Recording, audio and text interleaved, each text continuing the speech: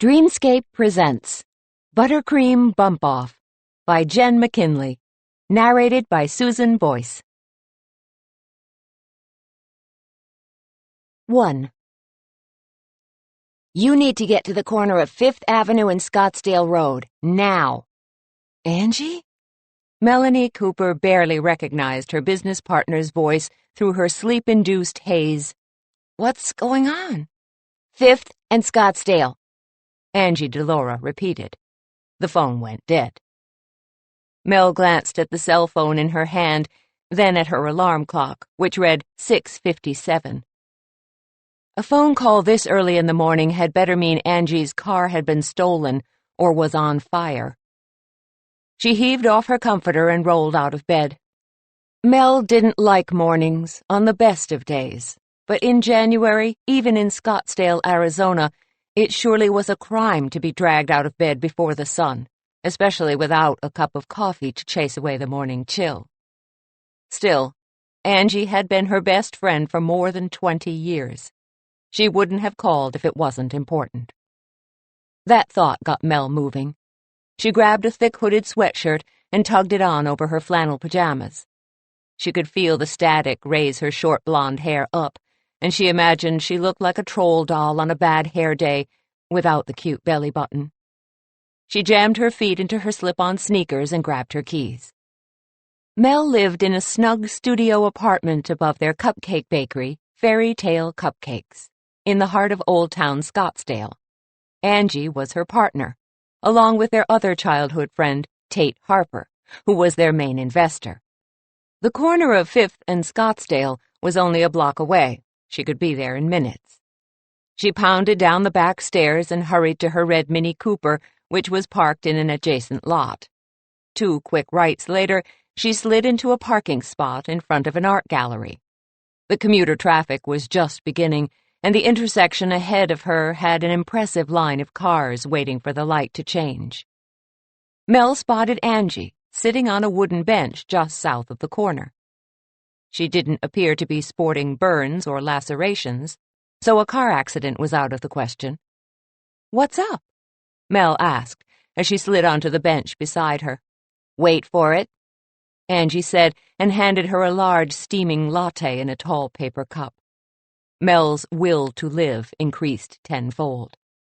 "Wait for—" Angie held up her hand, and Mel took a sip from her cup, knowing it would do no good to press. Angie was stubborn like that. The steaming swallow of Java was halfway down her throat when she glanced up and saw a 6-foot-tall Cupcake come around the corner. Her coffee shot back up her throat, and she erupted into a fit of coughing, causing Angie to pound her on the back. Mel shoved her aside as soon as she could drag in a breath and goggled at the enormous pink confection strutting between the idling vehicles. It took only a moment to recognize her archenemy, but there was no doubt about it. The giant Cupcake was Olivia Puckett. She was wearing an electric blue satin skirt, pleated accordion style and topped by a pink puffy blouse, stuffed to resemble a gob of frosting and beaded to give it a sprinkle effect. She wore this over bright blue support hose and broad white high heels. A big round cherry sat on top of her head, tied under her chin like a bonnet. She was handing out hot pink flyers, one of which Angie shoved into Mel's hands. "Free Cupcakes," it read in bold print. It was a coupon for anyone who entered Confections, Olivia's rival bakery. "Do you think it's a felony to hit a cupcake with your car?" Mel asked. "Hard to say. You might want to check with Uncle Stan first," Angie said. Mel's Uncle Stan was a detective with the Scottsdale Police Department. She supposed she could ask him, but somehow she didn't think she'd like the answer. The light changed, and they watched as the enormous Cupcake was caught in the crosswalk and had to hustle her pleated derriere out of the way before the rude honks escalated to rude hand gestures. It was then, as she tottered onto the curb trying to catch her balance, that the giant Cupcake spotted Angie and Mel. She gave them a calculated glance, as if she considered them potential customers, But then recognition kicked in. Her ingratiating smile morphed into a look of haughty disdain. Impressive, with a cherry the size of a bowling ball on her head, and she turned away from them with her nose in the air. You'd think after her shenanigans last year, Olivia would strive to maintain a lower profile, Angie said. You'd think, Mel agreed. But what kind of nemesis would she be if she crawled off and disappeared? True, Angie said. Where would we channel all of our misdirected rage if we didn't have Ginormica Cupcake? A horn blared, and they glanced up to see a silver Lexus pass by Olivia, who dropped her basket of flyers in surprise. The Lexus zoomed past, and Mel recognized the driver as Tate, their business partner. Before she could retrieve her basket, Olivia's pink coupons were scattered by a blast of exhaust from a passing Escalade. The scene looked like an impromptu ticker-tape parade. Mel felt Angie nudge her as a motorcycle cop with his lights flashing pulled up alongside the giant Cupcake. Over the roar of traffic, it was impossible to hear the conversation, but judging by Olivia's wild hand gestures and bobbing cherry hat, it wasn't going her way. Just then, Tate pulled up beside them and said, "What we're dealing with here is a complete lack of respect for the law." "Buford T. Justice, Smokey and the Bandit," Mel said, identifying the line. "That's such a man movie." "It's a classic," Tate said as he pushed open the passenger door. Mel glanced up and saw Olivia pointing in their direction. The police officer was studying them over the top of his sunglasses. "We can debate what constitutes a classic later," Angie said, and gave Mel a shove into the car. "Get in. Put the pedal to the metal, Bandit." Tate stepped on the gas, and they shot out into traffic. Mel and Angie smiled and waved as they passed Olivia, while the officer scribbled a citation on his pad, tore it off, and handed it to Olivia with a flourish. She looked ready to spit sprinkles at them, and Mel sank back into her seat, clutching her latte with a smile. "Well, that was worth waking up for," she said. Tate circled the block and parked in front of Fairy Tale Cupcakes. He opened the car doors for Angie and Mel and said, "We should probably wait before we go get your cars." "Good idea," Mel said. "I have to prep for my couples cooking class tonight anyway." "Ah, yes, your lead-up to Valentine's Day," he said. "How's that going?" 5 couples for 4 weekly nights of baking fun, Mel said. "Other than the Bickersons, it's going well." "Bickersons?" he asked. "That's what we call the Bakersons," Angie said. "Neither one of them knows a pastry bag from a garbage bag, but they'll fight to the death about it." "Some couples are like that," Tate said. Angie fished the keys to the shop out of her purse and led the way into the bakery. Mel glanced at Tate out of the corner of her eye as she followed him into the shop. It had been 3 months since his fiancée had been murdered, and even though he had been duped into getting engaged to her, she had been a wily one, Mel wondered if the upcoming lovers' holiday was making him wistful. "Thank God I don't have to buy anyone flowers or candy or even a card," he said. He shuddered in his impeccably cut navy blue Armani suit. Well, that answered that. Angie glanced at him with a small smile. "Hearts will never be practical until they can be made unbreakable." "The Wizard of Oz," Tate said, identifying the quote.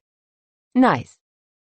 Angie bowed her head in acknowledgement before flicking on the overhead lights. "For the record, my heart is not broken," he protested. "Merely dented." Angie grinned at him, and Mel felt an anxiety butterfly flap its wings down in her belly. How could Tate not see that when Angie smiled at him, her heart was in her eyes? She literally lit up from the inside. A beautiful girl to begin with, when she looked at Tate, she was breathtaking. Mel was torn between wanting to smack Tate into getting a clue and keeping him ignorant for the sake of their friendship. After all, what if Angie and Tate did get together? She'd be shut out of their coupledom. She wasn't sure she was ready for that. The three of them had met when they were in junior high school. Mel had been a chubby candy freak with no friends until she'd met Tate, who was the consummate geek with thick glasses, starched shirts, and a love of math. Along came Angie, the new kid, with her hot temper and knuckle-cracking ability, and their threesome was formed. A mutual love of old movies and junk food sealed their friendship all of those years ago. And even now, they still spent almost every weekend together, watching old movies and eating jujubes and milk duds. There was an ongoing contest between them to see who could stump the others with movie quotes. Mel couldn't help but worry that if Angie and Tate became a couple, she'd be left out. Tate pushed back his starched cuff and checked his slim omega. Gotta go. Big meeting with the shareholders. Call me if the giant cupcake causes any more trouble. Will do, Mel and Angie answered together. Tate hugged each of them in turn and then left. The bells on the door handle jangled in his wake. Mel and Angie exchanged a look, and Angie shook her head. No, I'm not going to tell him how I feel. But, change of subject, please, Angie said as she pushed through the swinging door into the kitchen beyond. Like, when are you and Joe going to start playing cars and garages? Playing what? Mel followed her. Then it clicked. Oh, I get it. What makes you think we haven't? Oh, please. If you and Joe had slept together, I'd know, she said. Mel couldn't argue the point. Well, she could, but it would be futile. Angie had known her forever, and Joe was Angie's older brother, the middle one of her 7 older brothers, so she'd known him even longer. There was no hiding from Angie. Mel had lusted after Joe DeLaura from the first time she clapped eyes on him when she was 12 and he was 16. And now they were actually dating. Sometimes she had to pinch herself to believe it. But then, when she remembered they hadn't progressed much past hand-holding, she began to fret. Change of subject, please, she said. Angie gave her a knowing nod. Fine. What are we baking tonight? Kiss me cupcakes. It sounds as if we could both use a batch of those. Describe, please. Angie dropped her purse on the steel work table and headed straight for the coffee pot. Mel talked while Angie started a fresh pot. It's a mint chocolate chip cupcake with red and white swirled mint icing and a big Hershey's Kiss planted in the middle. Wrapper on or off? On, Mel said. I like the silver foil as a decoration. Agreed, Angie said. Oh, hey. One of our couple's payments for class didn't clear. I left the paperwork on your desk. Do you want me to talk to them? Mel considered her partner for a second. She didn't think a shakedown from Angie would do anyone any good, so she said, No, I'll take care of it, but thanks. Okay, then. Do I need to run to Smart and Final for any supplies? Angie asked. Mel checked the stock in the large plastic bins they kept along one wall of the kitchen. Flour, check. Sugar, check. Baking powder and soda, check. Then she poked her head into the large walk-in refrigerator. Butter, check. Eggs, check. And last, she looked in the pantry for the specialty items. Peppermint extract, check. Chocolate, in all shapes and sizes, check. No, I think we're good, she said. I'm going to grab a shower. Give me 15 and we can get started. You got it, Angie said. You do realize, though, that the overstuffed cupcake has issued a challenge that can't be ignored. Don't you worry, Mel said. It won't be. I promise. 2. Mel pulled her pink bib apron over her head. Fairy Tale Cupcakes was scrawled in glittery script over the top, while the bottom half sported 3 roomy pockets. Angie wore a matching one. The aprons were as close to a uniform as they'd ventured. The mint chocolate chip cupcakes had been baked and cooled, and it was now time for the icing. Mel had mixed 2 batches of peppermint icing, one white and one red. She and Angie then worked in tandem, icing the tops of the cupcakes to look like round peppermint candies. Angie went first with the white icing. Using medium pressure on the frosting bag, she started in the center and moved the tip out to the edge of the cupcake, allowing the stripe to get wider as she veered to the right, giving it a small curve. Mel followed her lead, filling in the bare spots with red stripes. Mel had thought this would be a good project for their couples, as they would have to work together. When they finished the last of the 24 cupcakes, Angie went back and plopped a shiny silver Hershey's Kiss in the middle of each one. "Ta-da!" she said. "Kiss me cupcakes. Hey, if the Bickersons start fighting tonight, we can always rename these Kill Me Cupcakes." "Funny," Mel said with a smile. Angie hefted the tray of finished cupcakes onto her shoulder while Mel opened the door to the walk-in cooler for her. She then started to clean out her mixers. She had an industrial Hobart and a smaller pink KitchenAid, both of which she would run back to save if the building ever caught fire. Yes, they were covered by insurance, but they were also her babies. The rest of the day passed by in a blur of buttercream. 3 special orders were picked up, one for a mahjong club, one for a Girl Scout daisy troop, and one for the knitting club that met at the yarn shop down the street. Matt Mattazzoni, a favorite customer, stopped by to pick up a dozen Calamity creams, leaving their display case looking empty, which they didn't mind a bit. Between the regulars and the steady stream of foot traffic from tourists visiting Old Town Scottsdale, Mel and Angie rarely had a chance to sit down, catch their breath, or even take a potty break. It appeared that despite Olivia's attempt to steal their customers, Fairy Tale Cupcakes was doing just fine, thank you very much. "So, have you thought of how we're going to put a crimp in Olivia's cupcake?" Angie asked as she joined Mel in the kitchen to prep for their class. "Funny you should ask," Mel said. "I did have an idea." "Let her rip, former marketing genius," Angie said. She was referring to the years before Mel was a pastry chef. As a freshly minted alum from UCLA, Mel had jumped onto the fast track at a marketing firm in Los Angeles. She was a natural, thinking up new and creative ways to move products, and her clients loved her. Too bad she had loathed all things corporate and lived only for her daily sweets fix at her local bakery, which became the catalyst she needed to ditch the job and pursue opening her own bakery. Still, she had skills. "All I ask is that you keep an open mind," Mel said.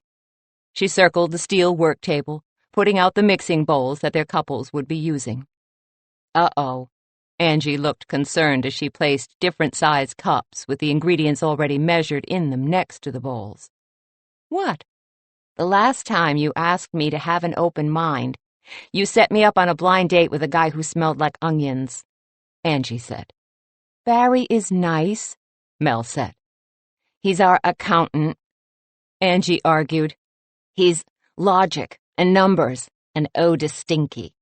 "I was just trying to help," Mel said. "Besides, you set me up with the wandering eyeball." "Clint is a good guy," Angie protested. "He just has a lazy eye." "Really?" Because the way it followed every pair of tatas that entered the room, it seemed to be getting quite the workout to me. Angie let out a put-upon sigh. "Change of subject? I get it," Mel said. "Now, why did we name our shop Fairy Tale Cupcakes?" "Because a yummy cupcake is our idea of living happily ever after," Angie said. "Correct," said Mel.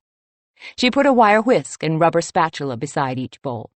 "Now, who always guarantees a happy ending in a fairy tale? The handsome, albeit devoid of personality, prince?" Angie guessed. "No." "Well, it's not the evil stepmother," Angie said. "And the mother is usually dead, so that leaves the furry woodland creatures?" "No." Mel shook her head. "Come on, think. Who's left? The fairy godmother? That's it." Angie glanced around the room. "And this works for us how?" "We'll raffle ourselves off as the lucky winners' fairy godmothers for one day, and we'll call it the Fairy Tale Cupcake Contest. Our oven is electric, Angie said. So you're not suffering brain damage from a gas leak. Oh, come on, it's a good idea, Mel said. I don't know, Angie said. I'm not really the fairy godmother type. I'm more the surly dragon who flames people. No flaming, Mel said. I figure we can launch the idea on our website and in a print ad in the Phoenix New Times. I'm thinking for every 4-pack of cupcakes purchased, the customer can fill out a slip and enter the drawing. So, what exactly will we be doing as fairy godmothers? Angie asked. The same thing fairy godmothers always do, Mel said. Make sure our winner and their date have a fabulous night on the town. So we're talking dinner and transportation? Angie asked. And cupcakes? Mel added. How are you planning to pull this off? Simple, she said. Tate's company has a car service. I'm sure he'll let us use it for one night. And you've heard of the chef, Chris Carlisle? The Iron Chef guy, over at the Orangewood Resort in Paradise Valley? That's him. Well, he can't make a pie crust to save his life, Mel said. He would have flunked cooking school if it wasn't for me. He owes me, and I think a romantic dinner for two may pay his bill. There was a beat of silence while Angie considered her with an expression that was equal parts dismay and admiration. I'm not going to be able to talk you out of this, am I? Mel paused to consider, and then said, No. Fine, Angie said. I'll check my closet at home and see if I have a pair of fairy wings hanging in there. That's my girl. Mel grinned. The bells on the front door sounded, and they both glanced at the wall clock. 7 o'clock. Time for class. The Bakersons, Irene and Dan, were the first couple to come in. Mel guessed them to be somewhere in their 60s. Irene wore her gray hair in fat curls all over her head. She was short and sturdy. In fact, she and Dan had similar builds. But where he carried his extra weight hanging low over the front of his belt, Irene carried hers more in the caboose. What was left of Dan's hair was combed over the large bald spot on the top of his head, fooling no one except himself into thinking he had anything close to a full head of hair. They both wore glasses and tracksuits, making them look like a matched set. You'd think a couple who chose to spend so much time together would get along better, but no, not these two. They both seemed to have a permanent cantankerous expression etched onto their faces, but only when dealing with one another. Mel could not understand what had possessed them to take her class, but she was too much of a coward to ask. You could have had the spot right in front of the shop, but that would have been too convenient. So now we have to walk a block and a half back to the car because Mr. Impatient just couldn't wait for anyone to pull out. Irene griped as they entered the kitchen. Dan looked at his wife, his gaze lingering on her pear shape, and said, The walk will do you good. Irene let out a huffy breath, plopped onto a stool, and promptly ignored him. 3 more couples, the Felixes, an elderly pair who lived in town, and the Kozlowskis and the Dunns, 2 senior couples wintering in Scottsdale, arrived, breaking the awkward silence from the Bakersons. As they filled in the stools around the table, the kitchen door swung wide, and the last couple, Jay and Poppy Gatwick, entered. As always, they looked as if they had just walked off the cover of Vanity Fair. Jay had ruddy masculine good looks and dressed in a Ralph Lauren at-play style that gave him a grown-up all-American boy appeal. Poppy was his perfect complement. She dressed her slender figure in St. John and wore oodles of expensive jewelry, but not the flashy kind. For her, it was all black pearls and delicate gold with pavé diamonds, which she slipped off her manicured fingers and tucked into Jay's pocket at the beginning of every class. The 5 couples pulled on their student aprons. For the women, it was a paler pink version of the one that Mel and Angie wore, and for the men, it was a nice, macho navy blue. The 5 couples pulled on their student aprons. For the women, it was a paler pink version of the one that Mel and Angie wore, and for the men, it was a nice macho navy blue.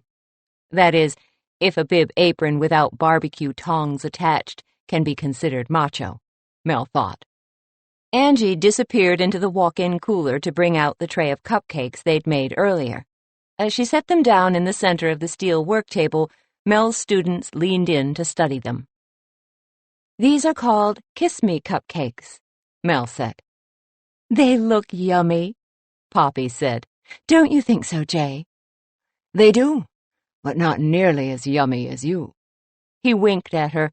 She playfully swatted him, and he grinned. "How come you never say nice things like that to me?" Irene glared at Dan. "Maybe if you looked like her, I would," he said. Irene huffed, and Mel pressed on before it got ugly. "These are mint chocolate chip cupcakes with peppermint buttercream and a Hershey's Kiss on top." "Oh, I love mint chocolate chip," Candace Dunn said. "We both do," said her husband.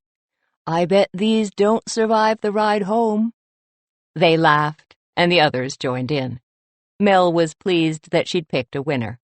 "Let's begin, shall we?" Mel and Angie circled the tables, instructing the couples and jumping in to help where they needed it. First, they used a whisk to cream together the butter and sugar. As she watched the couples, Mel saw Mrs. Felix rub the knuckles of her right hand. Mr. Felix patted her shoulder and took over the whisking. Judging by the size of Mrs. Felix's large knuckles, she was suffering from arthritis. Mel knew the Felixes had been married for almost 60 years, and she marveled at the silent communication between them. They really were two halves who made a whole. "Give me that," Irene snapped at Dan. "You're doing it all wrong." "I am not," he protested. They each had a hand on the handle of their whisk, which was poised to fling butter and sugar all over the room. "Drop it," Angie ordered. It was her former elementary school teacher voice, which had been known to bring 25 wild second graders to a screeching halt. It worked on adults, too, as was evidenced when both Dan and Irene dropped the whisk and backed away. Mel retrieved their bowl and tilted it so she could cream together the ingredients and scrape the sides. "Dan, why don't you finish this?" Mel handed him the bowl. "Just like I was doing. And Irene, why don't you prepare to add the eggs?" Across the table, she saw Jay with his arms around Poppy as they whisked the batter together.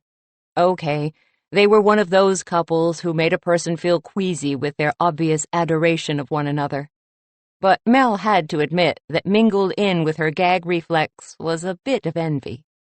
What would it be like to have a man look at her as if she were the center of his universe, the Juliet to his Romeo, like Jay looked at Poppy? An abrupt banging on the back door drew Mel away from her class. Standing outside the kitchen was her mother, Joyce. Mel crossed the room and unlocked the door. "Mom, what's up?" "The ceiling," Joyce quipped. "Hilarious," Mel said. "Seriously, I'm in the middle of a class. Is everything all right?" Joyce peeked over Mel's shoulder and finger-waved at the class. They gave amused and confused waves back. Mel looked closely at her mother. Joyce Cooper never left the house looking less than her best. She was always perfectly made up and coiffed. She lived by the principle that you never knew what might happen, so you should always look your best, taking the always wear clean underwear thing to a whole new level. Looking at her now, Mel felt a knot of worry tie up her insides. Joyce's blonde bob was windblown. She had no makeup on, and under her long jacket, Mel glimpsed pink thermal pajamas and fuzzy blue slippers. "Mom, are you ill?" Mel reached up to feel her forehead. It was cool, but not clammy. Angie came scooting over, wearing the same look of concern. "Joyce, are you okay? Should I call urgent care?" Joyce busted out with a laugh. "I'm fine. Better than fine. I have a date." 3. "What?" Mel staggered backwards until her butt hit a stool and she sat. I know. Isn't it amazing?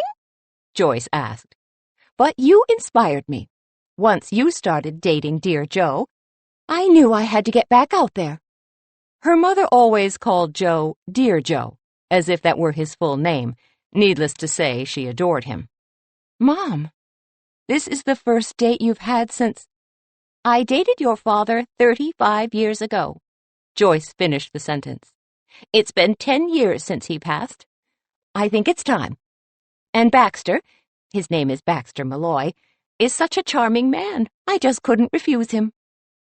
Mel had often thought her mother should start dating again, but as the years had rolled on and her mother hadn't, Mel had gotten used to the idea that her mom would stay as she was.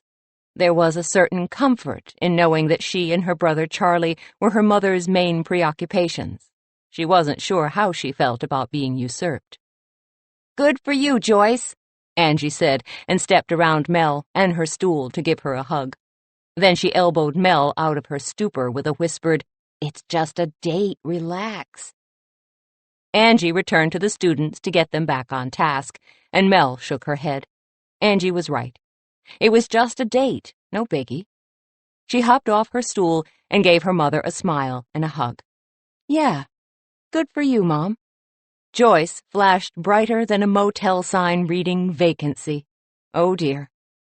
I'm so glad you think so, she said. Well, I don't want to keep you from your class. But, Mom, where did you meet him? Mel asked.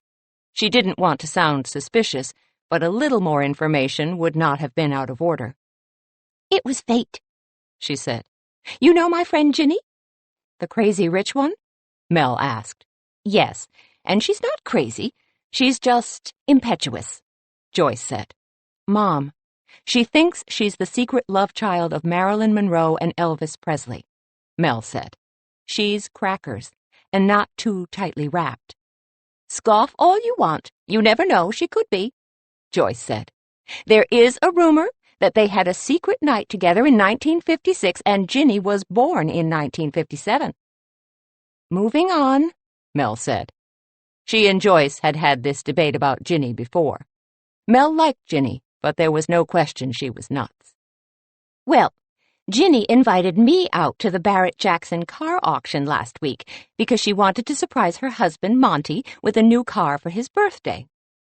Mel rolled her hands to signal her mother to speed up the story.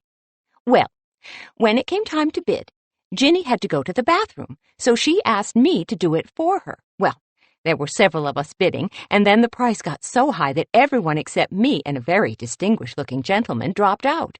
Well, you know Ginny. She never gives in, so I didn't either. I outbid him. And when it was over, he came over and kissed my hand and asked for my phone number. And you gave it to him? Mel asked. I did, Joyce said and clapped a hand over her mouth as if she had surprised herself.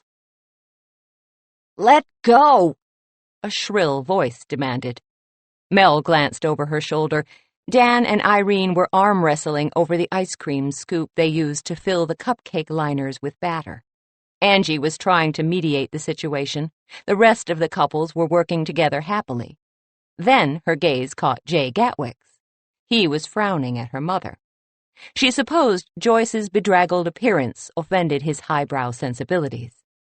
Mel turned and walked her mother to the door. I'd better get back. We'll talk more later. Call me. I'll do better than that, Joyce said. My date is Friday night. That only gives me 2 days to shop. I'll pick you up tomorrow for lunch, and we'll do some shopping. It'll be fun. They hugged, and Mel watched her mother cross the alley to the parking lot. She waited until Joyce was in her car before she closed and locked the door. When she turned back to the group, Jay was still watching her and looking concerned. Mel gave him a forced smile, and he turned back to his wife. She supposed in his world of wealth and position, having someone turn up at your workplace in their pajamas to announce that they had a date was simply not done, which was exactly why she'd left the corporate rat race behind and opened a bakery. She liked keeping the lines between her personal and her professional life blurry.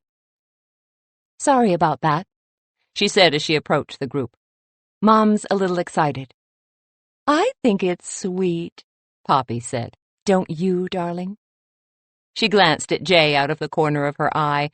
Mel noticed it was a measuring look, not one of adoration, like she had supposed, but more speculative, as if Poppy were checking to see how much attention Jay was paying to her. He gave his wife a warm smile. Very sweet, but not as sweet as you. Poppy looked mollified, and he turned to Mel. You must be feeling uneasy. Why's that? It sounds as if your mother hasn't dated in a while, and she's dating a man you don't know, he said. What was his name? Baxter something? Malloy. Baxter Malloy? Have you heard of him? Mel asked. No, I can't say that I have, he said. Well, I have, Mr. Felix said. He's one of those investment guys. His name is always in the business section of the paper. He's so good at making money that my company invested all our pensions with him. We're looking at a much more comfortable retirement now. He and Mrs. Felix exchanged a smile. Mel glanced back at Jay. Well, that sounds promising. It does, Jay said. Mr. Felix, I had no idea you had such a head for business. Oh, I don't, he said with a shake of his head. I just try to keep up with where my money is going. What about you, Dan? You're an accountant. Have you heard of Baxter Malloy? Dan started to splutter and cough, and Irene whacked him on the back. That's what you get for snitching the Hershey's Kisses. Red-faced, Dan glared at her, and the rest of the class looked away.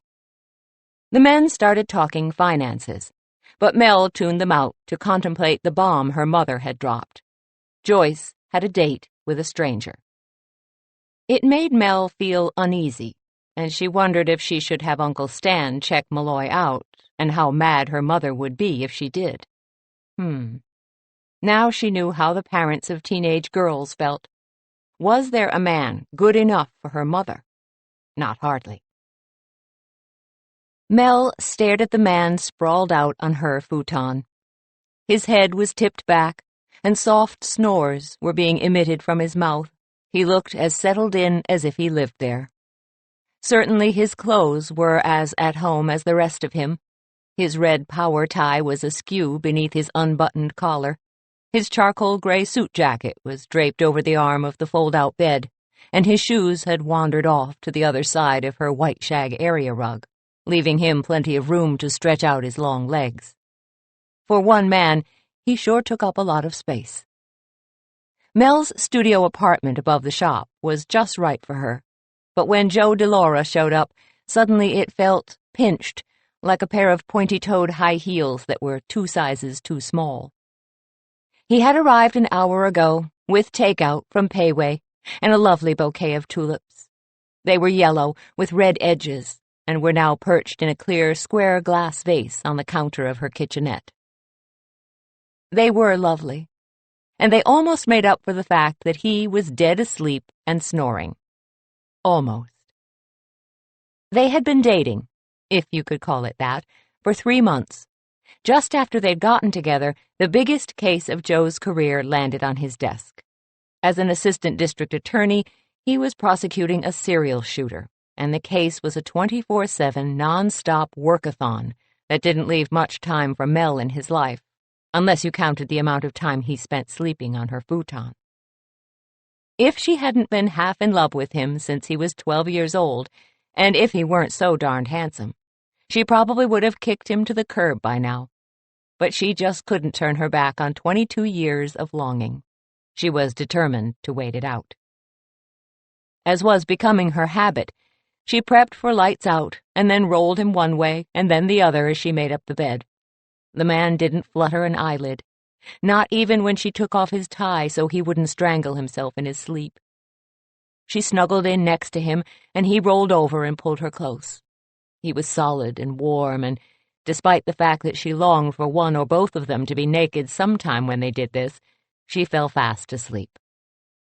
Mel woke up to the sound of a mug of coffee being plunked onto the table beside her head. There was no better sound in the world. She cracked an eyelid, and there hunched Joe, giving her a wry, "There's a crick in my back, but you're worth it" smile that meant more to her than even the tulips he'd brought the night before. "I fell asleep on you again," he said. Mel hummed in agreement. "I'm sorry," he said. "It's this case. It's a killer." She finished for him. "Sorry, couldn't resist." He grinned at her. Leaning close, he pulled her into his arms. "As soon as this case is over, I am whisking you away to a place where no one can find us." He lowered his head and whispered in her ear, "Then I am going to have my way with you, repeatedly." Mel felt her entire body grow hot. "Sounds like a plan." Her voice came out in a froggy croak, and she cleared her throat. Joe kissed the top of her head and said, "I'll call you later." She watched him leave and decided he was definitely worth the wait. Does this make my butt look big? Joyce spun around in the three-way mirror at Dillard's, and Mel stifled a yawn. 7 hours, 13 stores, a number too high to count of rejected outfits, and the beginnings of a blister on her heel, and Joyce had yet to pick a dress for her date. Mel was at her end. "No, Mom, you look fabulous," she said. "You're not even looking at me," Joyce chided.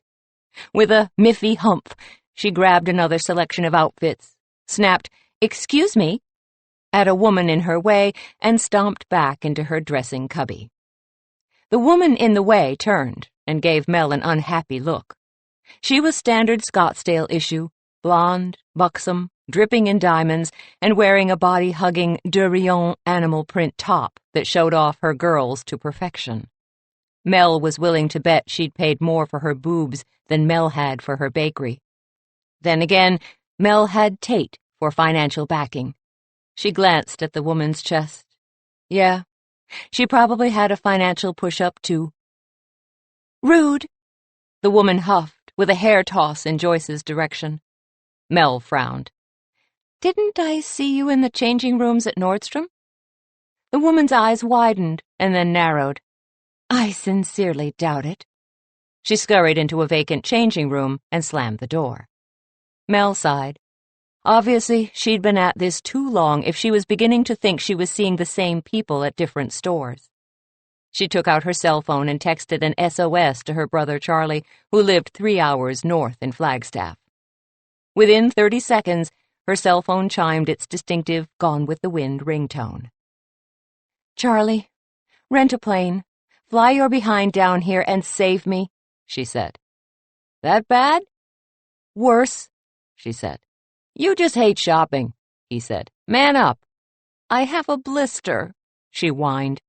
"And if I get spritzed by one more department store perfume girl, people are going to start thinking I'm a hoe." "All right, sis," Charlie said. His voice sounded strained, as if he was trying not to laugh. "Here's what you do. When she comes back out, you need to sell her on whatever she's wearing once and for all." "I've been trying. Don't you think I've been trying?" Mel's voice came out in a pitch so high she was sure only dogs would be able to hear her. "It's time for backup," Charlie said. "You need a man. If a man says she looks great, she'll buy whatever she's wearing, even if she looks like a pumpkin." "I'm in the women's dressing room. Where am I supposed to find a man?" "Pop your head out and see if there's one of those old guys holding his wife's purse by the door," Charlie said. He always could think on his feet. "Fine. I'll call you later." Mel ended the call and poked her head out the door, glancing at the cushy seats to the right. Sure enough, 3 oldsters had been parked with shopping bags and handbags. The oldest was wearing lime green Bermuda shorts with black socks and loafers. No, Joyce would run for plastic surgery if he told her she looked good. The one in the middle had a waxy sheen to his complexion and was pulling at his ear hairs. No. The third one had thick white hair, sparkling blue eyes, and was dressed in perfectly creased khakis and a polo golf shirt. Perfect. Mel sidled up to him. "Hi," she said. "Hello," he replied. "Nice day, isn't it?" "Sure is," he said. "Mel? Mel, where are you?" her mother called from the dressing room. So much for the lame cocktail party-type chit-chat. Mel needed to get this guy up to speed fast if she ever hoped to see the inside of her bakery again. "I need a favor," she whispered. "My mother, an older version of me, is about to walk through that door. Please, I beg of you, tell her she is the most beautiful woman you've ever seen." The man's eyes widened as if he thought Mel was deranged, or maybe his pupils were dilating in reaction to the fog bank of perfume Mel was wearing. Either way, before he could answer, Joyce came strolling out of the dressing room, wearing a royal blue designer dress with bolero-style shoulders and three-quarter-length sleeves. Even with mussed hair and chewed-off lipstick, she looked amazing. "Melanie, I was looking for you," she said. "Oh, my dear lady," said the man beside Mel as he rose out of his seat and reached for Joyce's hand. "You are a vision." Joyce's face turned bright pink, and she did a demure half-twirl as she put her hand in his. "Do you think so?" He kissed the back of her hand and leaned back to study her. "You are exquisite." "Why, thank you," she said. Suddenly the man reared back and dropped Joyce's hand. One of his hands clutched at his chest while the other fumbled in his pocket. "Sir?" Mel asked. "Are you all right?" "My angina," he grunted. "In my pocket, my pills." "Mom, go get help," Mel said. Joyce dashed away while Mel helped the man sit down and fish the pills out of his pocket. She unscrewed the top off the prescription bottle and shook a few out with shaky fingers. "Do you need water?" she asked. He shook his head and opened his mouth. Mel tucked one inside, and he closed his eyes, as if waiting for the pill to kick in. The men in the chairs beside him leaned away as if cardiac arrest might be contagious. "Henry?" An older woman shrieked from behind Mel. "Henry, are you all right?" He patted his chest and gave a nod. Joyce and a clerk came racing back. "We've called 911, the clerk said. The older lady muscled them all out of the way, and as they stood waiting for the paramedic, Mel whispered to her mother, "I suppose you want to get a different dress now." "Why would I want to do that?" Joyce asked. "I don't know. Bad juju?" "Are you kidding me?" she asked. "I gave a man a heart attack in this dress. I'm going to buy one in every color." "What are we watching?"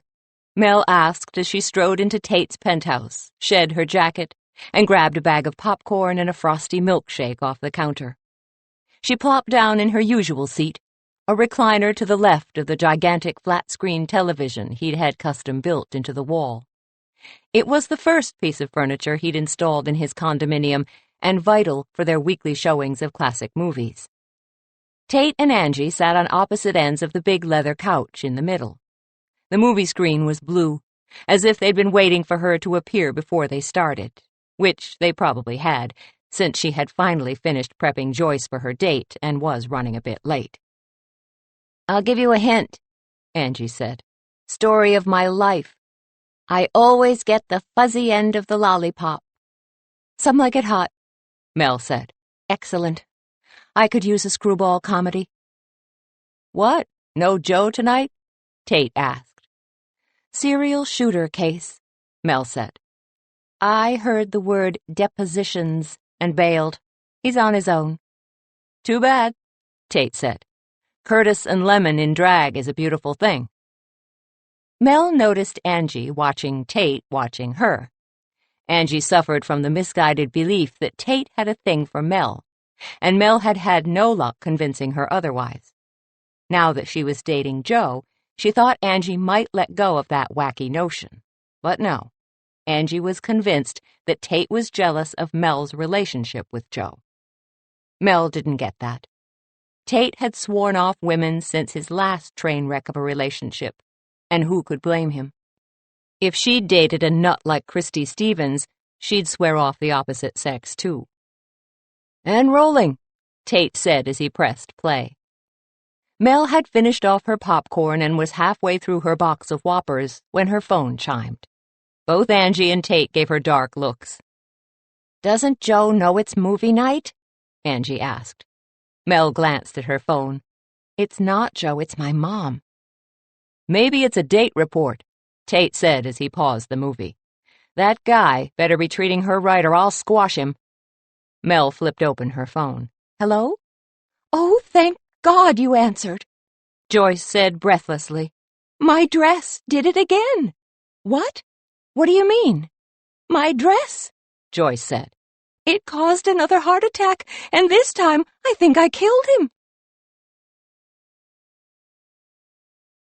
4. "What? Baxter?" Joyce said. "He's dead. Where are you?" Mel demanded as she sprang to her feet. Tate and Angie watched her, wide-eyed, obviously picking up from her tone that all was not well. "At his house," she said. "His house? On a first date?" Mel asked. Tate jumped up, looking like he was ready to pound someone. Angie was right behind him, looking equally ferocious. "It's not like it sounds," Joyce said. "The ambulance is here. I have to go." "Address, Mom. Give me the address," Mel said. "Oh, I'm not sure. It's the big house on Saguaro Road, just past 42nd Street, she said. "I'll be there in 10 minutes, and I'm calling Uncle Stan," Mel said.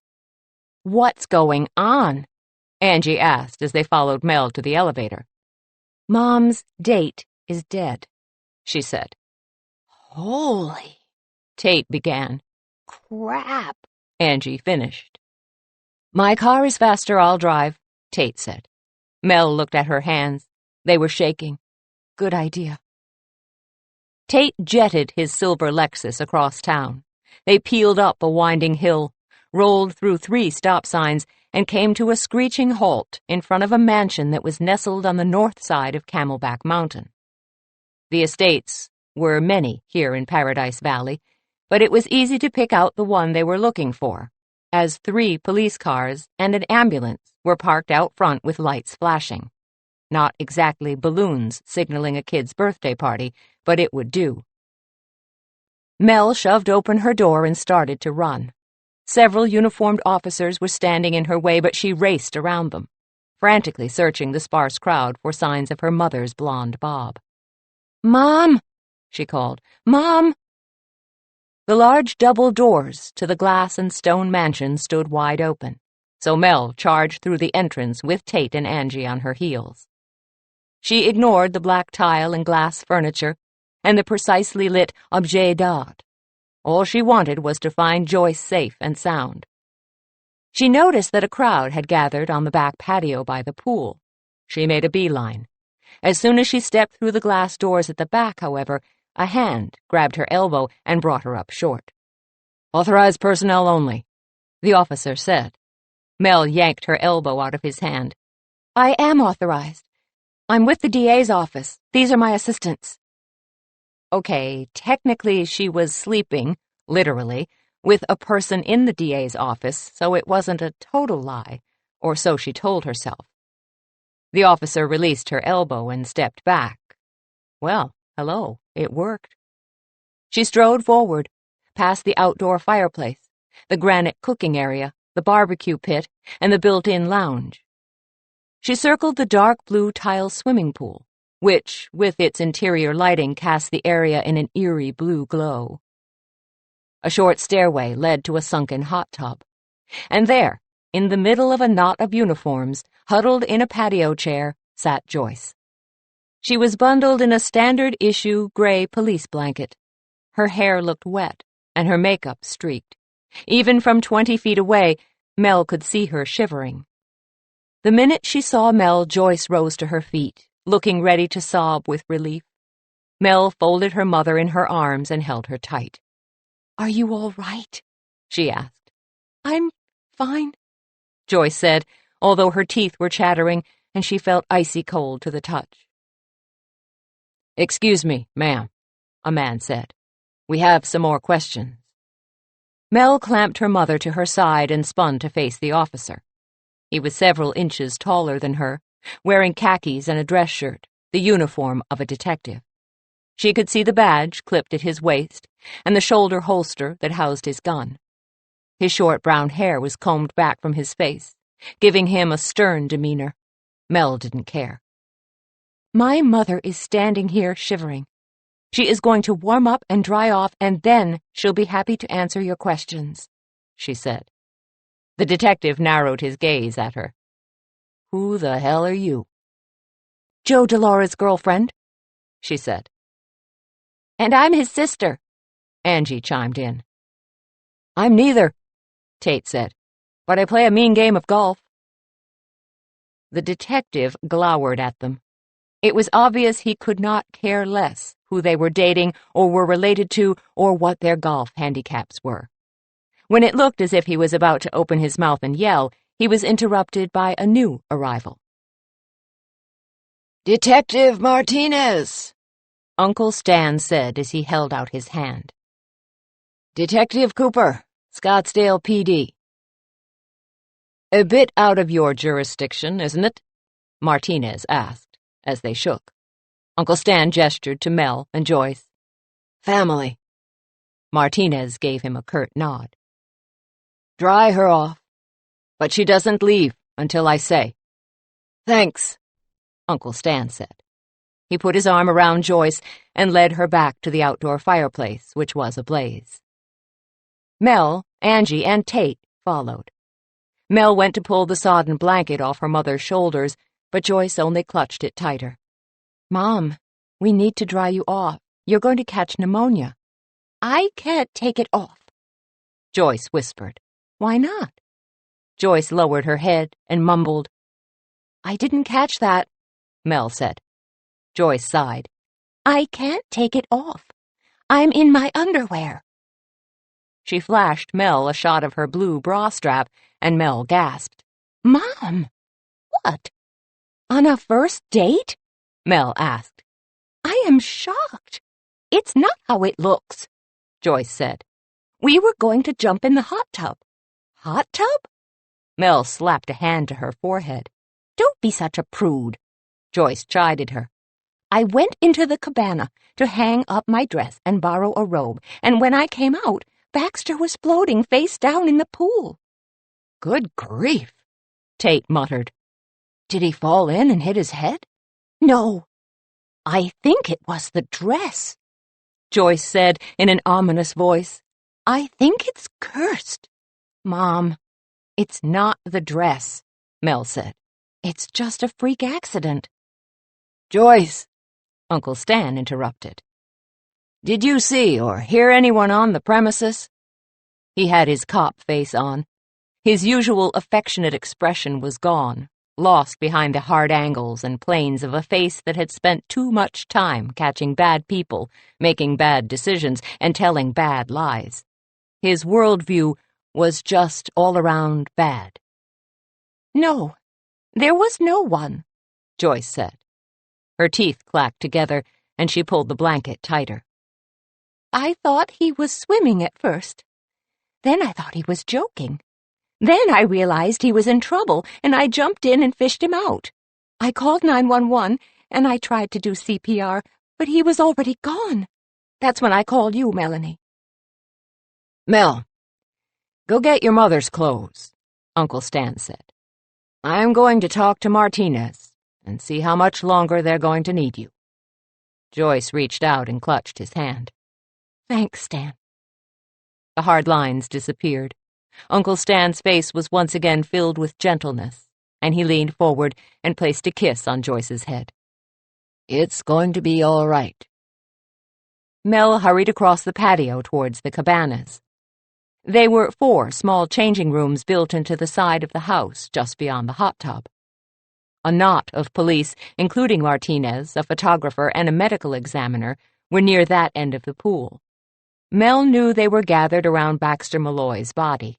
And just like at the scene of an accident on the highway, she felt herself slowing down, rubbernecking, to get a look-see at the man her mother had been out with. She saw a shock of white hair over a very tan face, unnaturally tan, in fact. He was splayed out on his back with his arms wide. He was still clothed, thank heavens, from his dress shirt and slacks to his loafers. Obviously, he hadn't gone into the pool by choice then. She felt a pair of eyes watching her, and she glanced up to see Detective Martinez studying her. He was younger than she had first realized, and handsome, too, in a testosterone-laden, I-put-away-bad-guy sort of way.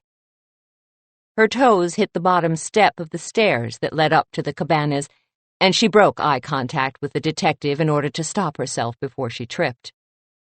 She failed, and had to catch herself on the steps, narrowly escaping a full splat against the hard stones. Grace in motion? Hardly. When Mel glanced back up from her stooped position, Martinez was watching her, and he looked amused. She pushed herself into an upright position and felt her face get hot with embarrassment. She stomped up the stairs. Served her right for gawking at a dead man, she supposed. She found her mother's blue dress on a hanger in a tiny closet in the second cabana. Her shoes had been carefully placed on the floor beneath the dress. Joyce was always tidy. Even at someone else's house, there was a place for everything and everything in its place. She took the dress and shoes and trotted back to the fireplace. When she got there, Detective Martinez was holding a large brown envelope and a small notepad and was asking her mother questions while Uncle Stan hovered protectively behind her. "Can you identify this, Mrs. Cooper?" he asked. Mel saw Detective Martinez hold out a clear plastic bag containing one nude thigh-high stocking with lace-trimmed edges. "Oh, that's mine," Joyce said. "Can you explain how this came to be in Mr. Malloy's pocket?" he asked. Joyce's face turned a shade of red only found on small bitter-root vegetables. We..." she stammered. She glanced skyward as if hoping a meteor might plummet to Earth at that very second and spare her this conversation. Mel glanced up, too. Clear sky. No such luck. With a heavy sigh, Joyce said, "We were playing shoe salesman, and Baxter took my stockings off for me." It was safe to say every single person in the group was now hoping for a meteor to hit.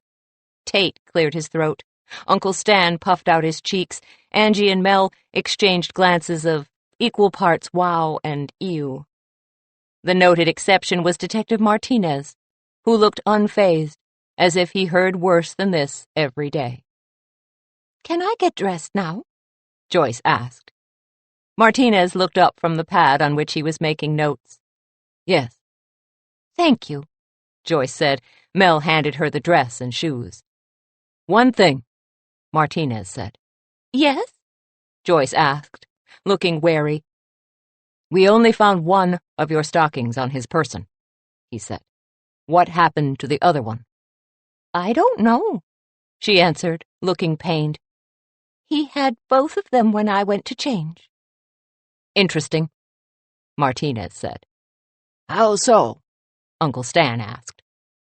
"The medical examiner seems to think Mr. Malloy didn't just have a heart attack and fall into the pool," he said.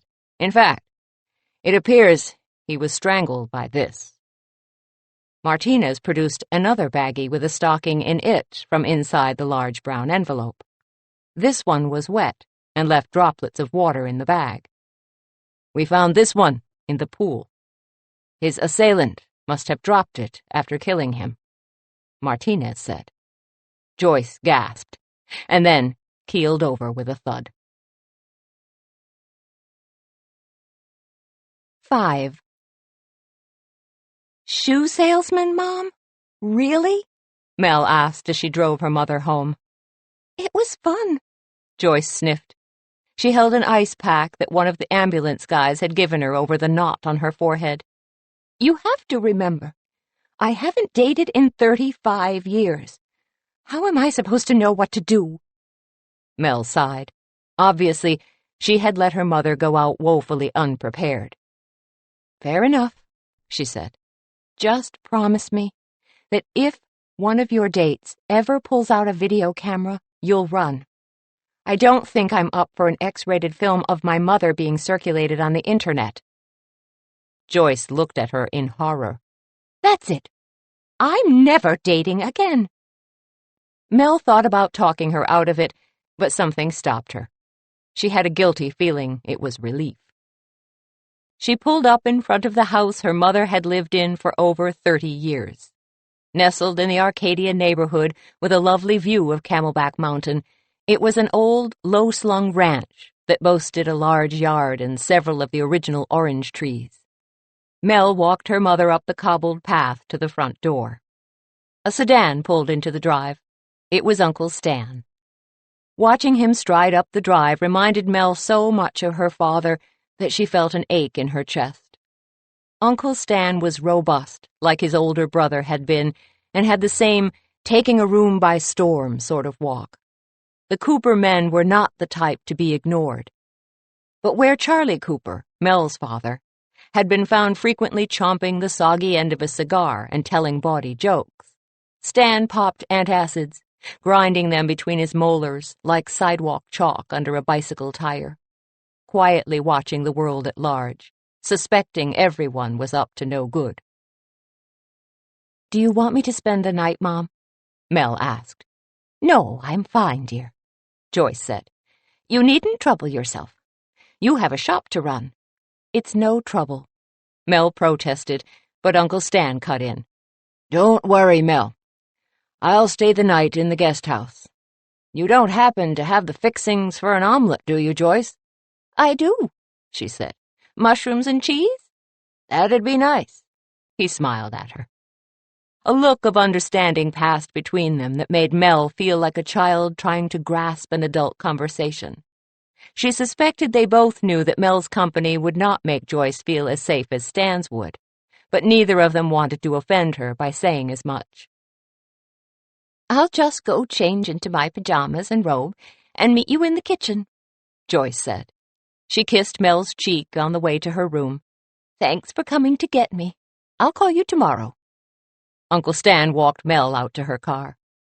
Don't worry, he said. I'll keep an eye on her. Thanks, she said. He opened his arms, and she stepped into them. He wrapped her in a huge bear hug that somehow made her feel like everything was going to be okay, even as it made her miss her dad all the more. Mel arrived home to find Joe sitting on the steps that led up to her apartment. Angie called me, he said. He gave her a quick hug and stepped back to study her. Are you okay? Is your mom okay? We're fine, Mel said. What a crazy night. She walked up the stairs to her apartment with Joe following. Once inside, she dropped her purse, kicked off her shoes, and landed on the futon with a thump. Joe sat down beside her and pulled her close. You know, you could have called me. It didn't seem right, Mel said.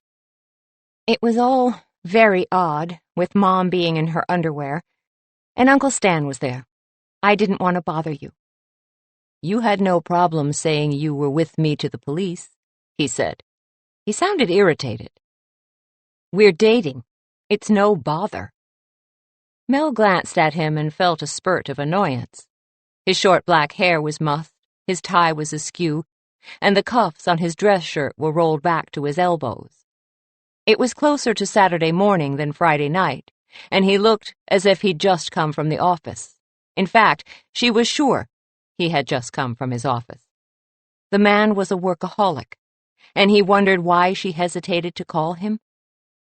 We're not dating, she argued, feeling cranky. We're roomies. On nights you drive your sorry carcass over here and pass out. My mother was half naked and playing shoe salesman. I think she went further on her first date than we have in months. Is it really any wonder I didn't call you? Joe frowned at her. By birth order, he was smack dab in the middle of Angie's 7 older brothers. A smart kid, he had turned that spot into his niche, always being the sibling mediator, the peacemaker, the one everyone turned to with their troubles. Really, it had surprised no one when he became a lawyer. He liked to be the fixer. He liked to be needed. He did not like to think he was blowing it big time. Shoes? Would that do it for you? he asked. He looked at her sock-clad feet. I could probably get one of those metal foot-measuring things on eBay.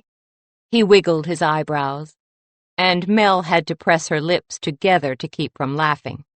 You're missing the point, she said, trying to maintain her ire and failing spectacularly. Listen, he said.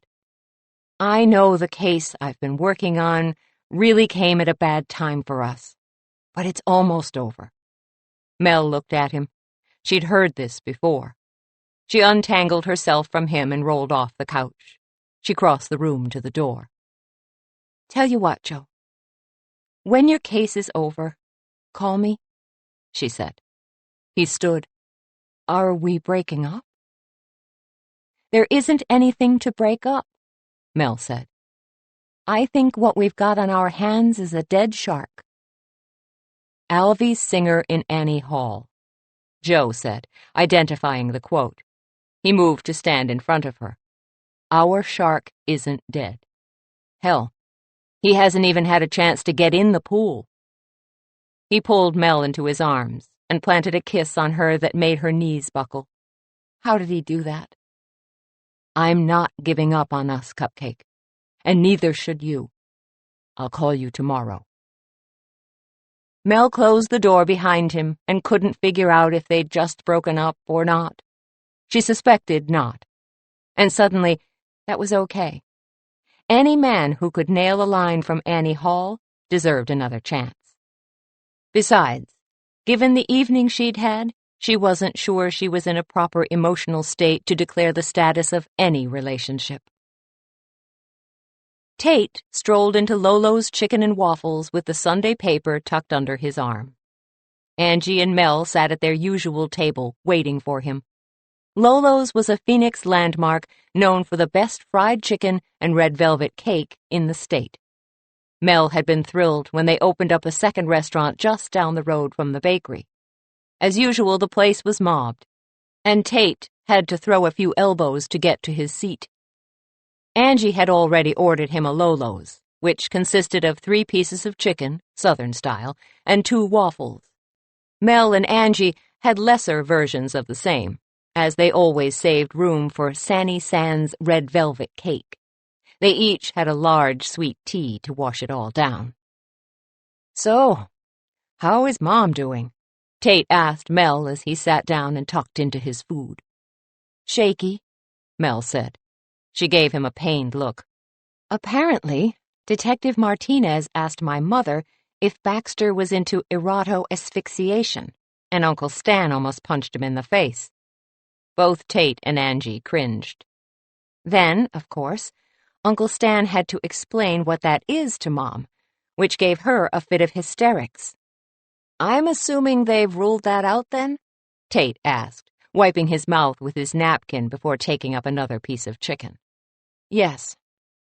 So far, it looks as if they believe Mom was just an innocent bystander, but until they come up with another suspect, she's on the hot seat.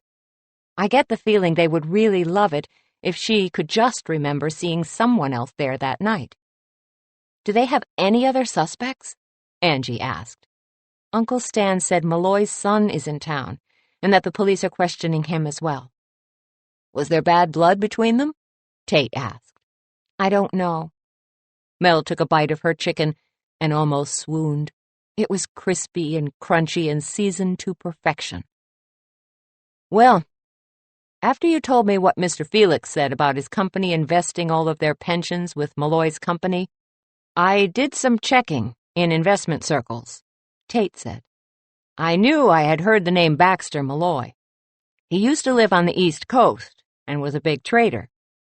There were a lot of rumors about him, however, that something wasn't quite right. Can you find out more? Mel asked. I've already put my feelers out, Tate said. The rest of lunch passed in silent, chewing appreciation of Lolo's, with the occasional debate about what to view for their next movie night. Angie was lobbying for a romantic comedy, since Valentine's Day was rapidly approaching. Mel was hankering for an over-the-top Carmen Miranda musical, like she always did in times of stress. Tate was favoring any of Clint's classic spaghetti westerns. "So what we need is a singing, fruit basket on the head heroine falling in love with a funny hero, while they ride off into the sunset together, having gut-shot a bunch of bad guys," Tate said. "That'd do it," Angie said. "I'll see what I can come up with," he said. As they lingered over their sweet tea and red velvet cake, Tate handed out sections of the newspaper. Mel took the life section first. She scanned an article about teeth care and then turned the page. Her heart stopped in her throat. "Oh, fudge," she said. 6. "What? What is it?" Tate and Angie asked together. Mel flipped the paper open so they could see. On a quarter page, in bold pink, was their advertisement for the Fairy Tale Cupcake contest. For every 4-pack of cupcakes purchased, customers could enter a drawing to win a night on the town, courtesy of Fairy Tale Cupcakes. "In all of the hullabaloo, I completely forgot," she said. "Me too," Angie moaned. "You have to go through with it now," Tate said. "Besides, it's not that much work. All you have to do is sell cupcakes and fill that raffle box. The dinner is all set, and so is the car. It'll be fine." "I hope you're right," Mel said. "My heart is really not in it right now." "No, but just imagine Olivia Puckett's face when she picked up the paper this morning. I bet she about had a stroke," Angie said. "I can rally for that," Mel said. "Thought you might," Angie said. "Come on. If we're kicking this off tomorrow, like we say in the ad, we have to get to the shop and get some work done." "Right behind you," Mel said. They hugged Tate goodbye and hurried out of Lolo's and back to the bakery. It was a quiet afternoon at Fairy Tale Cupcakes. A few tourists popped in wanting individual cupcakes, and Angie took 2 phone orders for cupcakes for the next week, but otherwise all was quiet. Mel decided they'd better come up with a raffle box for the contest, so she took some leftover silver wrapping paper and a large cardboard box she'd been hoarding in her office for just this sort of thing. She had just finished covering the box with the silver paper when the front door banged open, shoved with more force than necessary, by an angry-looking man. He was tall and lanky, dressed in jeans and a flowing white shirt with a thread count that was so low she could see the ink of the many tattoos covering his arms through the fabric. He had long, straight black hair, a hook in his nose, as if it had been broken repeatedly, full lips over a stubborn chin, and piercing pale blue eyes. He was attractive in a bad boy, your mom would have a coronary if you brought him home kind of way. He did not look like a lover of cupcakes, or anything else sweet for that matter. In fact, Mel would place odds that he was a salt guy. He stalked across the room, stopping by the booth where she was finishing the box. "May I help you?" she asked. He looked her over with an insolence that crossed the border into rudeness. "That depends," he said, his upper lip curled slightly in what would have been an attractive Elvis-like sneer if it hadn't carried a buttload of hostility with it. "Are you Ms. Cooper?" "Yes, I am," she said. She tried to place him. Had they met before? Did he have a reason to be mad at her? Had she cut anyone off while driving lately? Or worse, had she dated him at some point and forgotten? She glanced at his face. No, she'd remember those eyes. Although he did look familiar, she just couldn't figure out why. "You're a little young for him, don't you think?"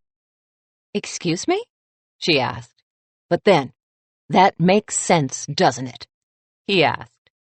"No, actually. I have no idea what you're talking about," she said. Angie came through the swinging doors from the kitchen with a full tray of death-by-chocolate cupcakes for the display case.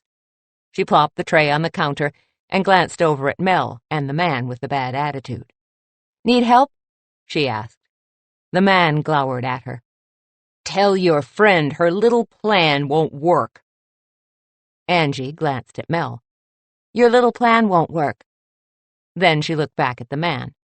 She cocked her head and studied him. "Just to clarify, what plan would that be?" "To get away with murdering my father," he said. He glared at Mel. "I heard the old man was running around with a blonde." Mel opened her mouth to protest, but he gave her a scathing head-to-toe sweep with his eyes. "I don't know what you have to gain by killing an old man, but I plan to find out." Mel felt her eyes pop. But she was rendered temporarily speechless from sheer shock. Angie, however, was not. "What are you talking about?" she snapped.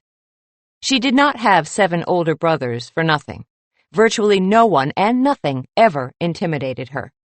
She stomped around the counter, and despite her diminutive stature, she managed to get right under the angry man's nose and give him what for. "Who do you think you are, coming into our place of business and accusing one of us of murder? Why, I ought to—" She paused to look for a weapon, and in a show of good sense, the angry man backed up a few steps. Not that it helped him any, as, unable to latch onto a suitable weapon, Angie pursued, keeping her face inches from his chest while she jabbed him in the belly with her pointer finger. "Apologize, you big dummy, and make it quick, because I am losing my patience." The man raised his hands in surrender and looked at Angie as if she were the most marvelous thing he'd ever seen. I'm sorry," he stammered. "The police said Miss Cooper was with my father when he died. After they got done questioning me, I just lost it. I called information, and they gave me this address." "Is that the best you can do?" she challenged. "I am very sorry," he said, looking over Angie's head at Mel. "Please, forgive me." "You're Baxter Malloy's son?" Mel asked. "Yes," he said. Mel stepped forward and put her hand on Angie's shoulder, easing her back from the man. "He just lost his father," she said. "Let's give him a break." Angie squinted at him and finally muttered, "Okay." "Would you like to sit down?" Mel asked. The man nodded and slid into an empty booth. His rage was gone, leaving him looking bewildered. Mel knew how it felt to lose a father, and she couldn't help but feel sorry for him, even if he had wrongly accused her of being involved. "Can I offer you a cupcake?" she asked. "Thanks, but I'm not really a sweets guy," he said. Mel nodded. She'd figured. "How about a glass of iced tea, unsweetened?" Angie offered. She looked as if it pained her to do so. The man smiled at her, and the grin transformed his face into one of pure charm. Again, Mel felt sure she had seen him somewhere before. "Thanks. That would be great." Angie went to the kitchen, and Mel took the seat across from him. "I'm Mel Cooper," she said and extended her hand. "My mother is Joyce Cooper. She's the one who had a date with your father." He shook her hand, looking chagrined. "Oh, I really did step in it, didn't I?" "Barefoot," Mel confirmed. Angie returned to the booth with a tray of 3 iced teas. She slid in beside Mel. "I'm Brian Malloy," he said. He held out his hand to Angie, who took it grudgingly. "Angie DeLaura," she said. "I'm sorry for your loss." "Thank you," he said. "Honestly, my father and I were not close. He didn't approve of my life, and I thought his was, well, I guess I didn't approve of his either. It made for some tense family holidays, until we finally scrapped the whole thing after my mother died. I moved to Los Angeles 3 years ago, and we haven't spoken since." "I'm sorry," Angie said. Mel glanced at her and realized that her sympathy was heartfelt. Angie was all about family. Her brothers drove her crazy, but she'd take a bullet for any one of them, and vice versa. Angie always felt badly for people who didn't have that unconditional love in their families. "Me too," Mel said. A thought wriggled in the corner of her mind, however, and she had to ask. How is it you're here now if you live in Los Angeles? Quite a coincidence, isn't it? Brian said. He tossed his long black hair over his shoulder with a humorless laugh. The police really loved that one. But the fact is, I'm on tour, and I'm just passing through. I was in rehearsal for our gig at the time of his death. Angie sat bolt upright. Oh, now I recognize you. You're Roach. You're the drummer in the band The Sewers. I love you guys. Na na na, na na na, step on this, yeah, step on this, like this, yeah. Angie sang with a mean air guitar riff. Unfortunately, Angie was not known for her singing. Brian gave her a small smile. Thanks. An awkward silence filled the booth. Now that Angie and Mel knew they were sitting with a celebrity, it felt different. Roach took a long sip from his glass while Mel and Angie stared at him, trying to process the information that they were sitting with someone who had 3 platinum albums and was on a world tour. Well, I guess I'd better get back to the hotel. Our manager wants me to do a press conference about my dad's murder. Something about damage control. Oh, yes, of course, they said. As one, they rose and followed him to the door. Roach grabbed the door handle and said, Thanks for the iced tea. Any time.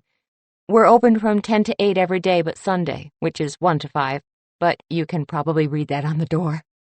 Mel stammered to a halt, and Angie gave her a look that told her quite plainly she sounded like an idiot. She clamped her lips shut. Hey, Roach said, looking at Angie. If I leave a ticket for tomorrow night's show at the box office, will you come?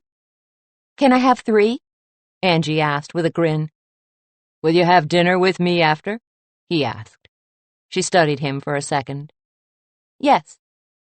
Then you can have as many as you want, he said.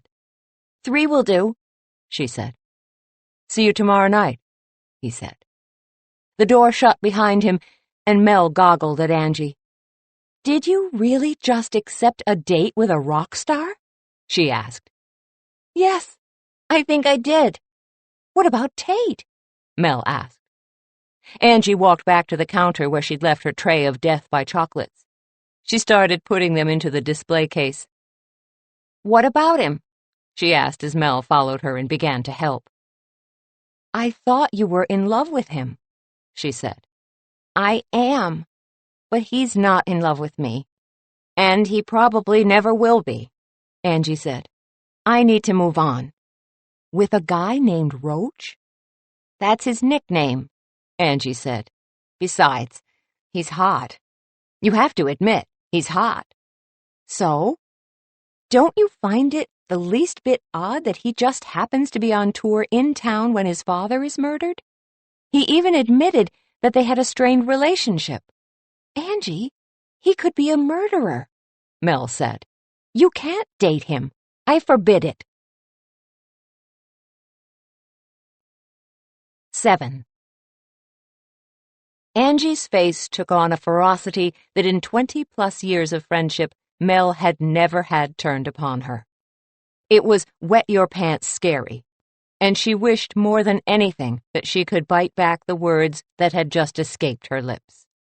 Don't tell me what to do, Angie said. The words were even more intimidating because they were said quietly. Mel raised her hands. My bad. Sorry. You're right. It's your life. I'm just concerned because I love you. In a blink, Angie's face softened, and she reached out and hugged Mel. I'm sorry, she said.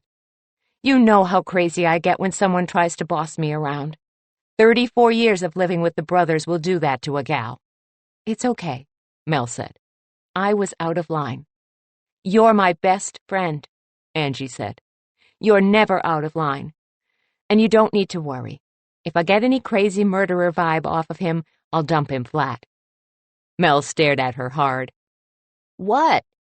I don't like this. It's just dinner. So was my mother's date with his father, Mel said. Mel, relax. I'll be fine. Now, bigger picture. It's a free concert, And I scored tickets for you and Tate, too. So how cool am I? Pretty cool, Mel admitted with a smile. Mel's phone began to ring its distinctive Gone with the Wind ringtone. She fished it out of her apron pocket and glanced at the screen. It was her mom. "Hi, Mom, how are you?" "I need you to come over and take away the dress," Joyce said. "The dress?" Mel asked. "Yes. I am sure it's cursed. It's killed 2 men already. I can't let it kill another." "Mom, the man at Dillard's didn't die, and the medical examiner said Baxter was strangled," she said. "He didn't have a heart attack. It had nothing to do with the dress." "You don't know that," she insisted. "Please, I need you to come and get the dress." "What do you want me to do with it? Take it to Goodwill?" "Oh, goodness, no," Joyce said. "Then some poor unsuspecting person will suffer the curse? No, you have to destroy it." "Will you feel better if I do?" "Yes," Joyce sighed. "Okay. Then I'll come over after work and get it." "Thank you." "Any time," Mel said. Angie looked at her with raised eyebrows. "I have to get rid of the dress," she said. "Makes sense," Angie agreed. Of course it made sense to Angie. She was Italian and had a very healthy superstitious streak running through her. If her palms itched, she was convinced she was going to have good luck. She even wore an amethyst pendant of her grandmother's to ward off the malecchio, the evil eye. "No, it doesn't," Mel said. "It's just my mother being weird.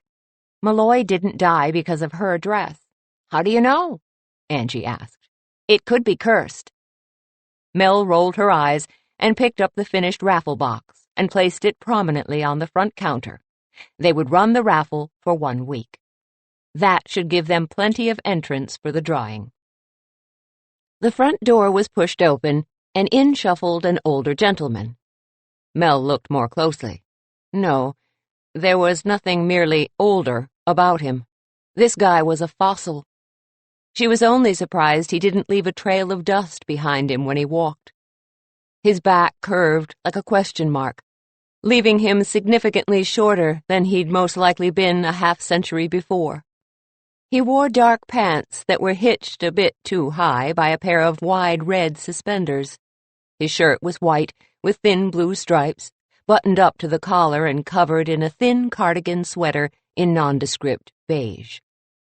He wore gold-rimmed glasses that slid low on his nose, and his hair, well, it was more of a removable hat in a shade of reddish-brown that his head had not produced on its own in at least 30 years.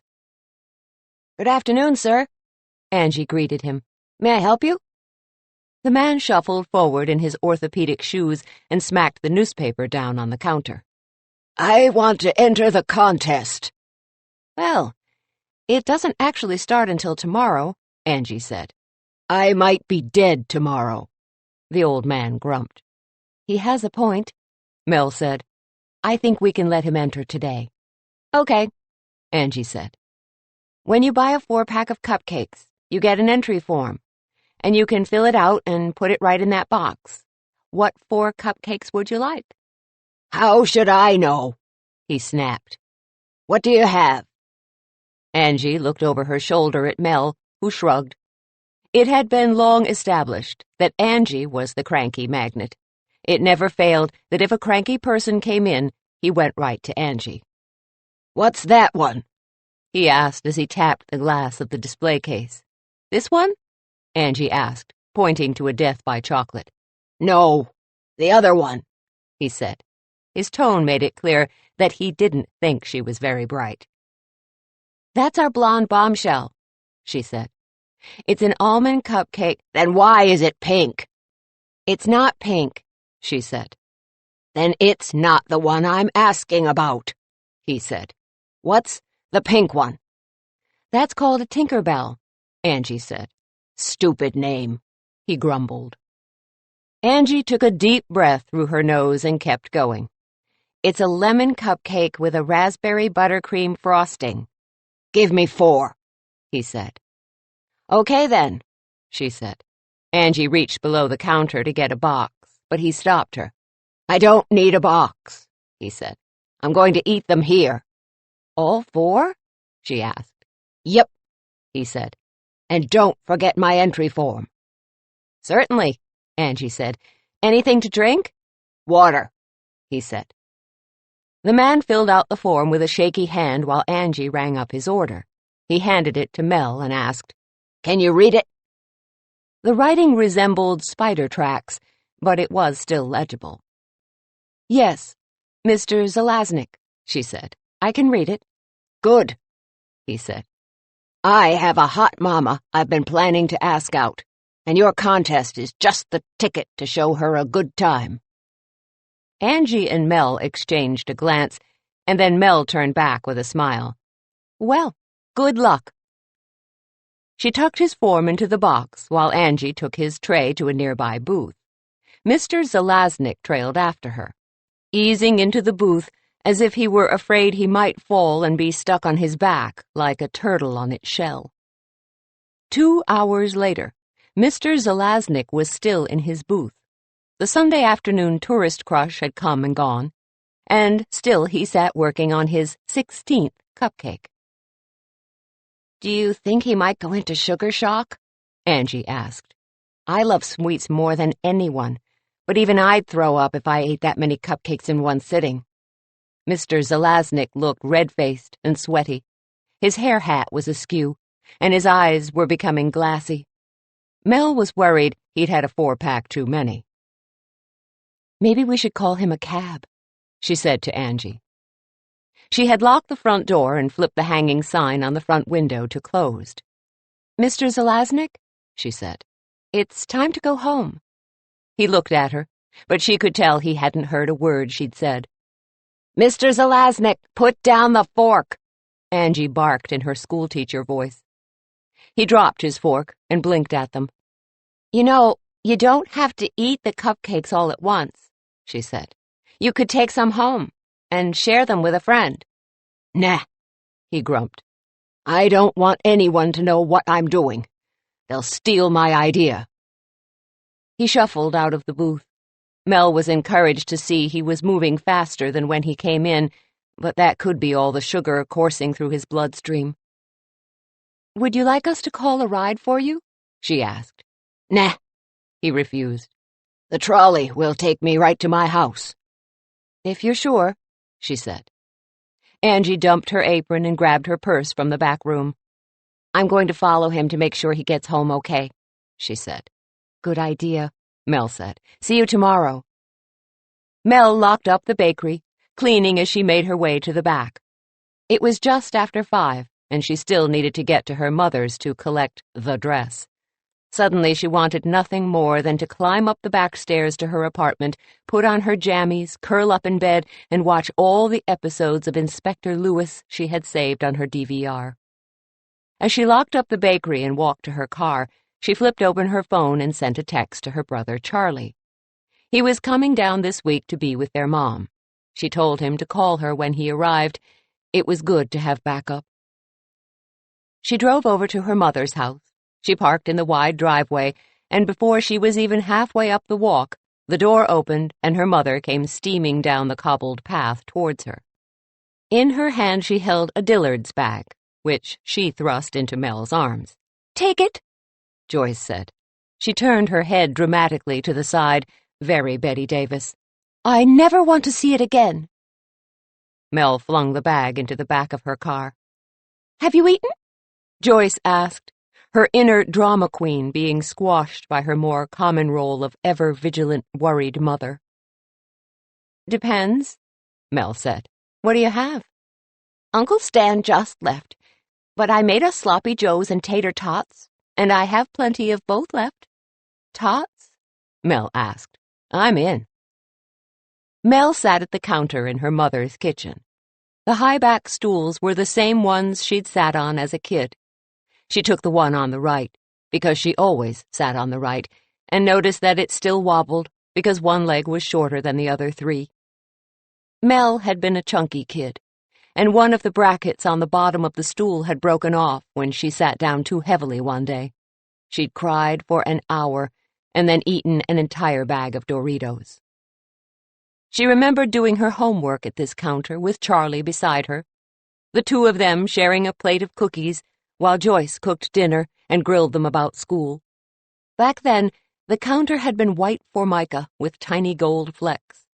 Now it was brown and gray granite. It was colder to the touch than she remembered, and suddenly she longed for the old formica. She missed it like she missed the feeling of absolute safety she'd had as a child. No matter what happened, it would be okay because her mother and father were there to take care of things. All of that had changed 10 years ago when her father had died. Sometimes she was shocked by how much she still missed him. "What are you thinking about?" Joyce asked as she slid a plate and a glass of milk in front of Mel. Somehow, a small side salad had appeared on the plate next to the tots and the hamburger bun filled with sloppy joe. Mel smiled. That was so like her mother, bribing her with tots and sneaking in a salad. "I'm thinking that I'm lucky to have you, Mom," she said. Joyce teared up and patted her hand. "I miss your dad, too." Mel decided to change the subject before they both got soggy. "Is Charlie coming alone? Or is he bringing Nancy and the boys?" "They're all coming," Joyce said.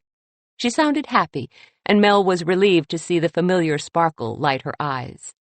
Joyce loved her grandsons.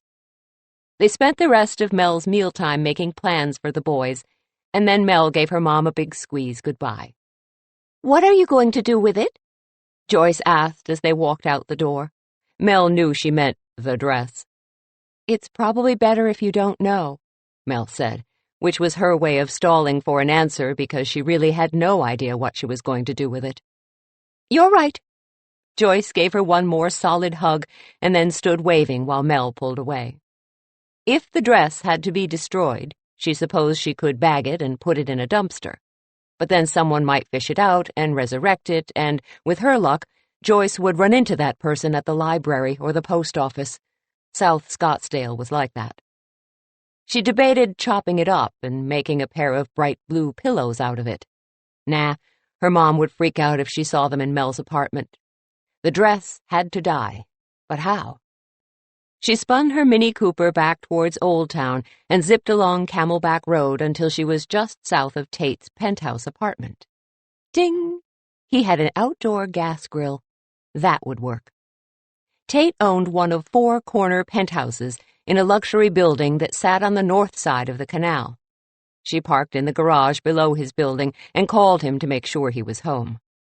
Then she zipped up to the top floor, clutching the Dillard's bag. When the elevator announced her arrival, the doors slid open to reveal a marble foyer, tastefully decorated with large topiary bushes and long mirrors. Tate was standing in the open door of his penthouse, looking as if he'd been about to go to bed. "Of all the gin joints in all the towns in all the world, she walks into mine," Tate said, doing a very bad Humphrey Bogart impression. "Casablanca," Mel said, identifying the quote. "Way too easy." "I know, but I just caught the end of it on the big screen and now it's stuck in my head. He never should have let her get on that plane." "Agreed." "So, what brings you here?" Tate asked. "I need a favor," she said. "I have to burn my mom's dress." "What did it do to you?" He ushered her into the apartment. "Not me, her. She's convinced it's cursed." "That's crazy," Mel supplied. "I was going to say highly imaginative." They paused in the kitchen where Mel stopped to get a glass of water. "So, can I fire up your gas grill?" she asked. "Have at it," he said. "That thing burns so hot it's almost an incinerator." "I know. Remember those steaks we cooked when you first got it?" "You mean the charcoal we made?" "Yeah, I remember. It took weeks for my eyebrows to grow back." They stepped through one of the open glass doors that led to the veranda. More topiary plants, trimmed into the shape of flying birds, decorated the marble balcony. The view of downtown Scottsdale was all plush dark sky and twinkling lights, with the city of Phoenix visible beyond in another layer of lights. Mel felt a peace settle over her as she looked down at the hustle and bustle of the streets below. A soft breeze blew across the balcony, and she waited while Tate started up the grill and set it for optimum heat. "Have you talked to Angie today?" she asked. "No. I sent her a text earlier, but I haven't heard back. Why?" Mel wondered what to say, if anything. Oh, who was she kidding? Angie had a date. This was news. "She's probably busy," she said, "shopping for her date and all." "Her what?" Tate whipped around. "What did you say?" "Her date. Angie has a date." The thermometer on the grill was reaching its high point. Tate stared stupidly at her while Mel lifted up the lid on the steel grill. A blast of heat hit her face, and she felt as if it had singed her eyelashes. Quickly she took her mother's dress out of the bag and tossed it on the grill. There was a loud whoosh sound as the blue fabric ignited. A terrible smell filled the veranda, and Tate reached around her to slam the lid shut. "Good grief! What is that thing made of, formaldehyde?" They both gagged and stepped back from the grill. "Hey, you don't think the police would find it odd that you just torched the dress your mother was wearing on the night she had a date with a man who was murdered, do you?" Mel looked at the grill and back at Tate. "Now? You point that out to me now? Not before I toss it on the flames?" "Sorry, I just thought of it," he said. "Well, I'm sure they could make something of it, but that would be ridiculous. I mean, it's just a dress," Mel said. "Right?" "I need a drink," Tate said, and led the way to the other side of the veranda, which housed a wet bar with a mini fridge. He reached in and grabbed 2 beers, fat tires, and handed one to Mel. They were quiet for a while, watching a noxious dark gray smoke seep out from under the lid of the grill. "Angie hasn't had a date in—" He paused. "a long time." Actually, it had been since Angie and Tate had flown to Paris to visit Mel while she was taking a course at a culinary school there. According to Angie, it had been a passionate flight over the pond in Tate's private jet, but Tate had stopped it from becoming a habitual thing for the sake of their friendship. Angie thought it was because he was in love with Mel, but Mel didn't agree. In 22 years of friendship, she had never gotten that feeling from Tate. Never. Not once. No. Mel suspected that Tate was afraid that if he and Angie hooked up, then their triad of friendship would suffer. Given that it was the thing that had seen them through awkward adolescence and turbulent college years, and now maintained their stability in adulthood, well, she understood why he hesitated. Mel had only discovered recently that Angie had been in love with Tate since they were kids. Mel had never guessed, would never have guessed, if it hadn't been for Tate's recent engagement. Angie had been beside herself, and Mel had finally figured out that it was because she was in love with Tate.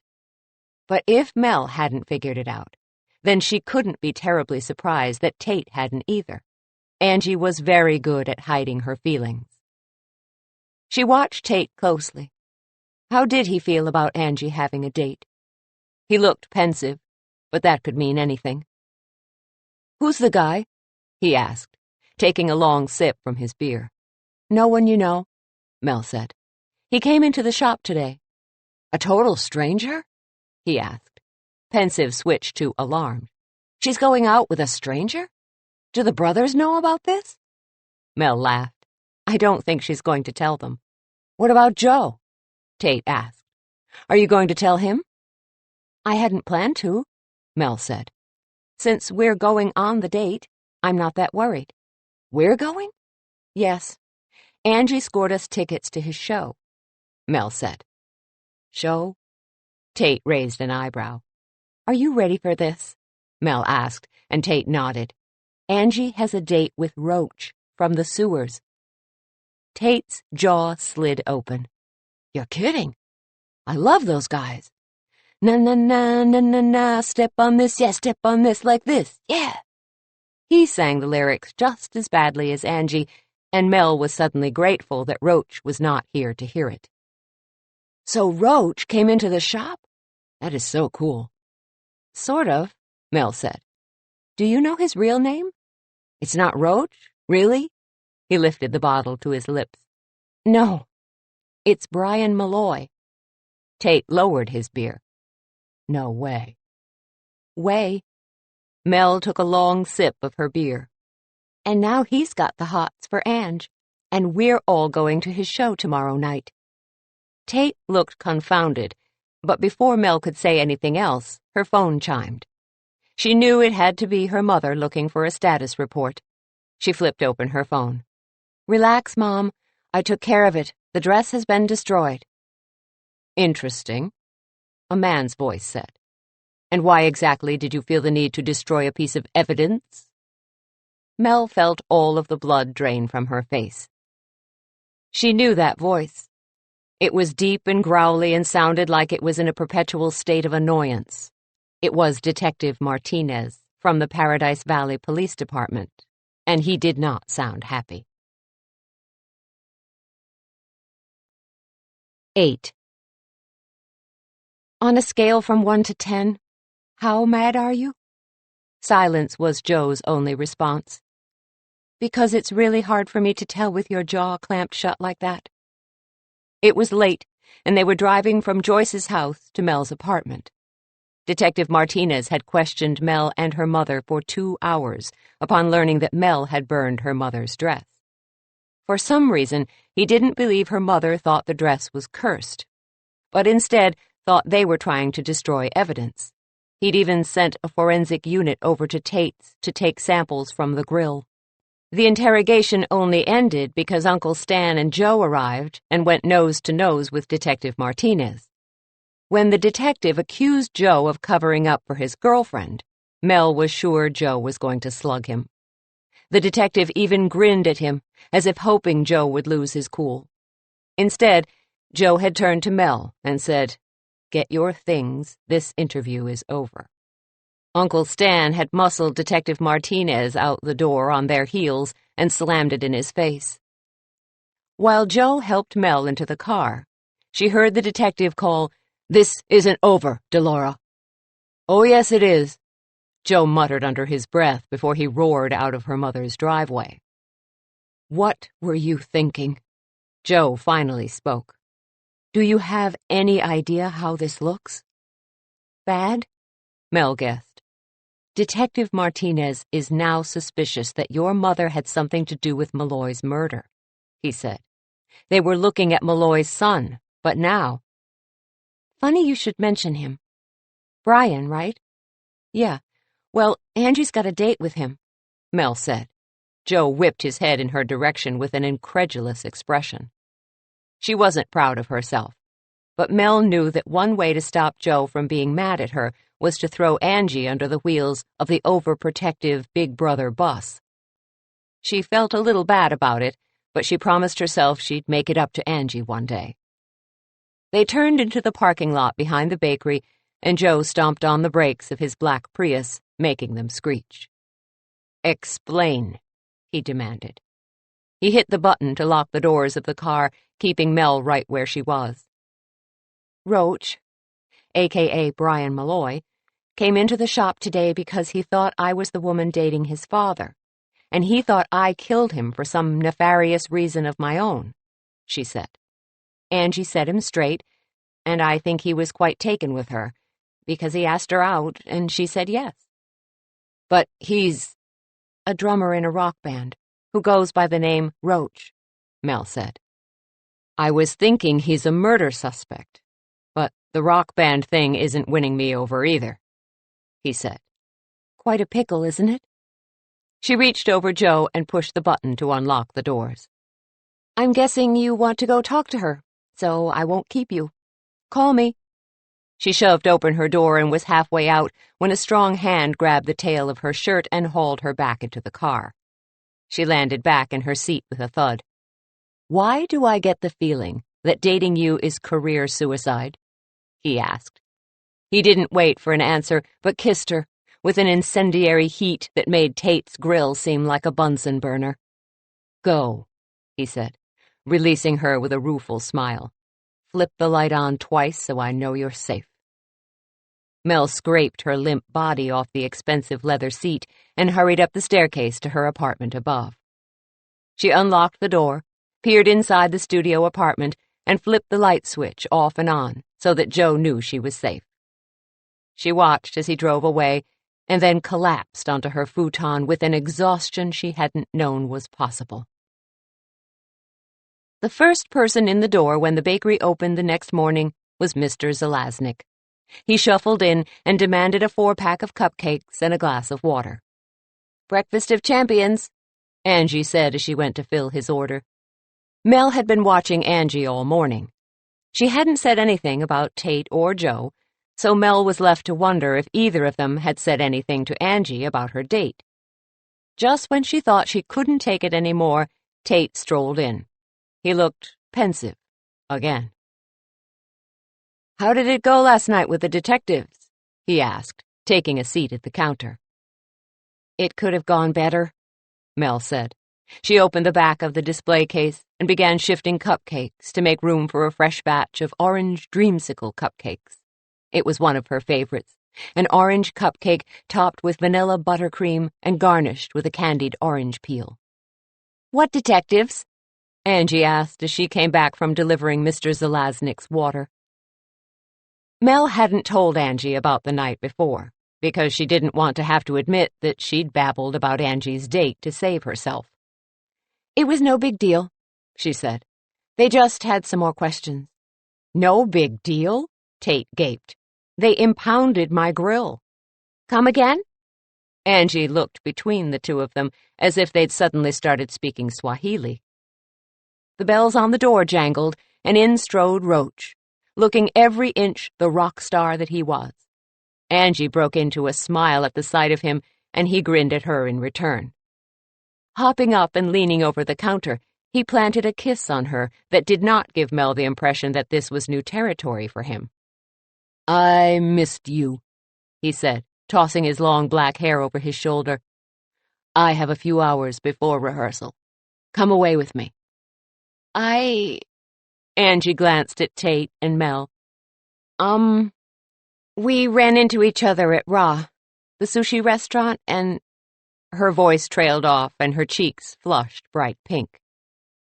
"And I don't think..." Tate began, but she froze him with a hard stare and said, "Let's keep it that way." Angie glanced back at Roach. Then she took off her apron and tossed it onto Tate's shoulder. "You can cover for me, right, partner?" But I..." Tate stammered. "I'll meet you guys later for the show," she said. She tucked her hand around Roach's elbow, and with a wave, he led her to the door. It shut behind them with a soft sigh, and Tate turned to Mel. "She's dating that? Our Angie is dating that? Tate, you knew it was Roach from the sewers. He looks just like he does in his videos. What's the surprise? How is it he knows her well enough to kiss her like that? I guess they had a good time last night." Mel shrugged.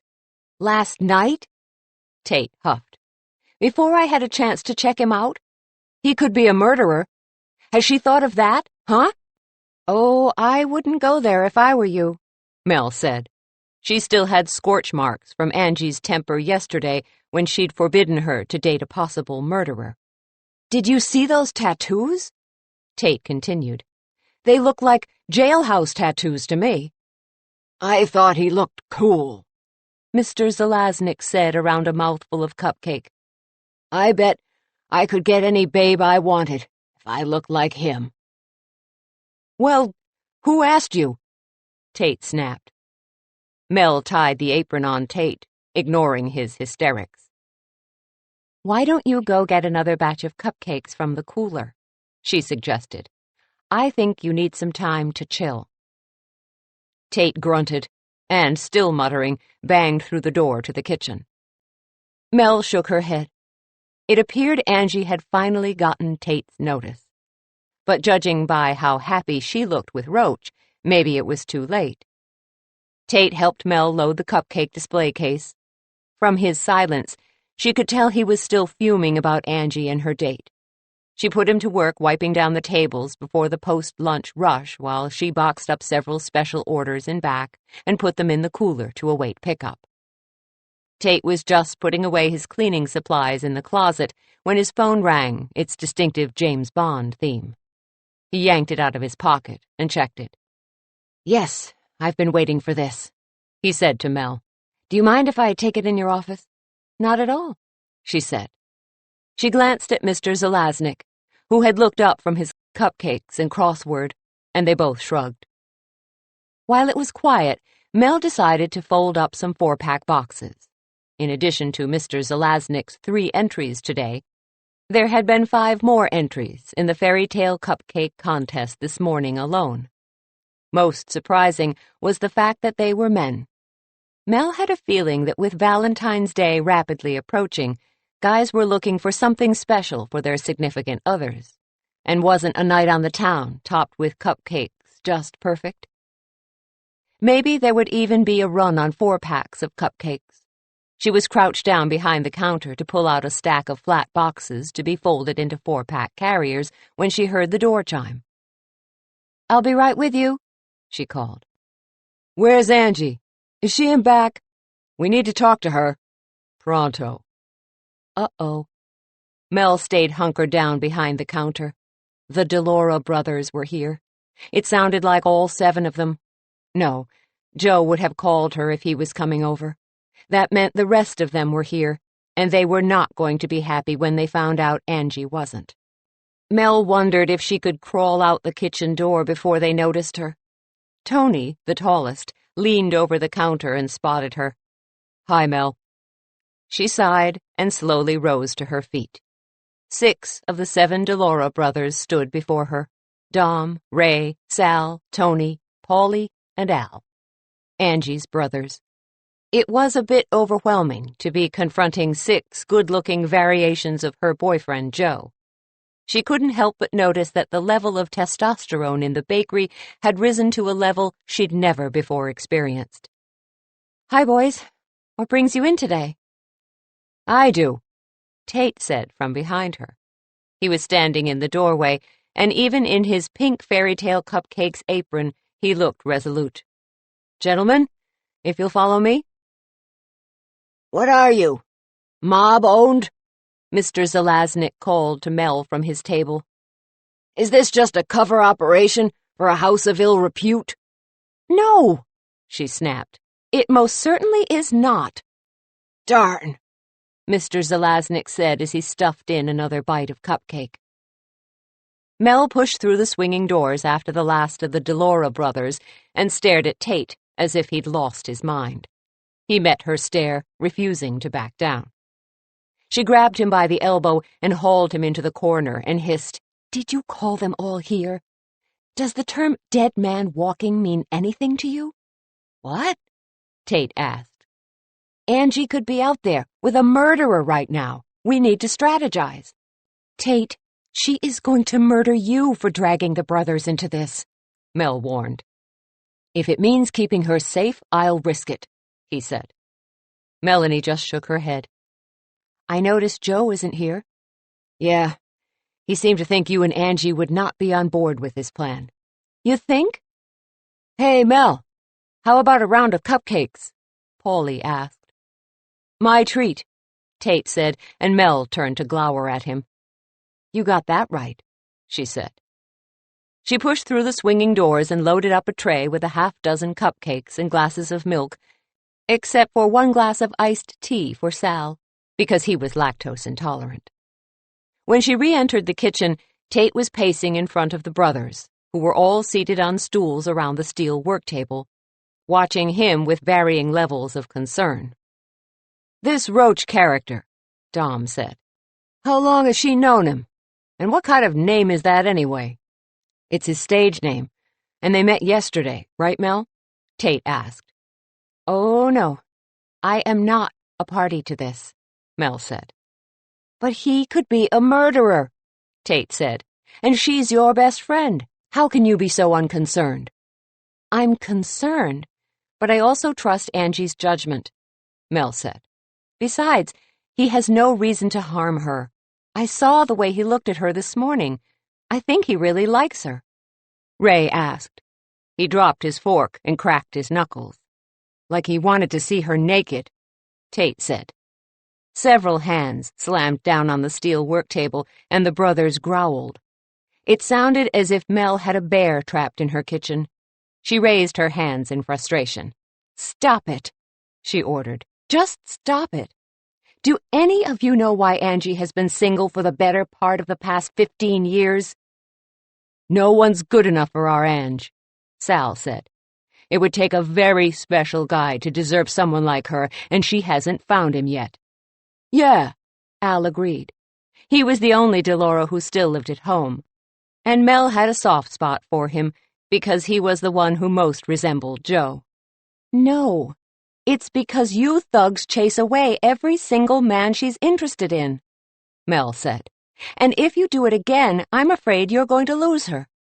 "What do you mean, lose her?" Tony asked. He shoved in the last of his cupcake and swallowed. "I mean that Roach is a rock musician who lives in Los Angeles and goes on tour quite a bit. If you try to mess this up for Angie, she may leave to go on the road with him," Mel said. "Nah, this is Angie we're talking about," Paulie said. "She could never leave her family." "Don't be so sure," Mel said. She glanced at Tate, who looked as determined as a bulldog tracking a bone, and she felt like whacking him on the head with her tray. She resisted the urge. Barely. "Mel, remember that I told you I was going to check out Baxter's business? Well, I've gotten some disturbing information," Tate said, "which is why I think Angie needs to stay as far as possible from anyone connected with Malloy, especially his son." "What kind of information?" "Baxter. That's the dead guy your mom went out with, isn't it?" Tony asked. "Yes," Mel said. "Oh, and please thank your mom for the lasagna she sent over after the, incident. It was very thoughtful of her." "Will do," Al said. Baxter Malloy, or Bastard Malloy, as some of his former business associates called him, was operating a Ponzi scheme. "A whatty scheme?" Ray asked. "Ponzi," Sal answered. "It's when you offer fast, high returns to investors, but it's based on nothing but getting them to invest even more, so you're always paying them with their own money. Eventually it implodes, and the more people who have invested, the more spectacular the losses." "Exactly," Tate said. "Well, Malloy had hooked in some big money.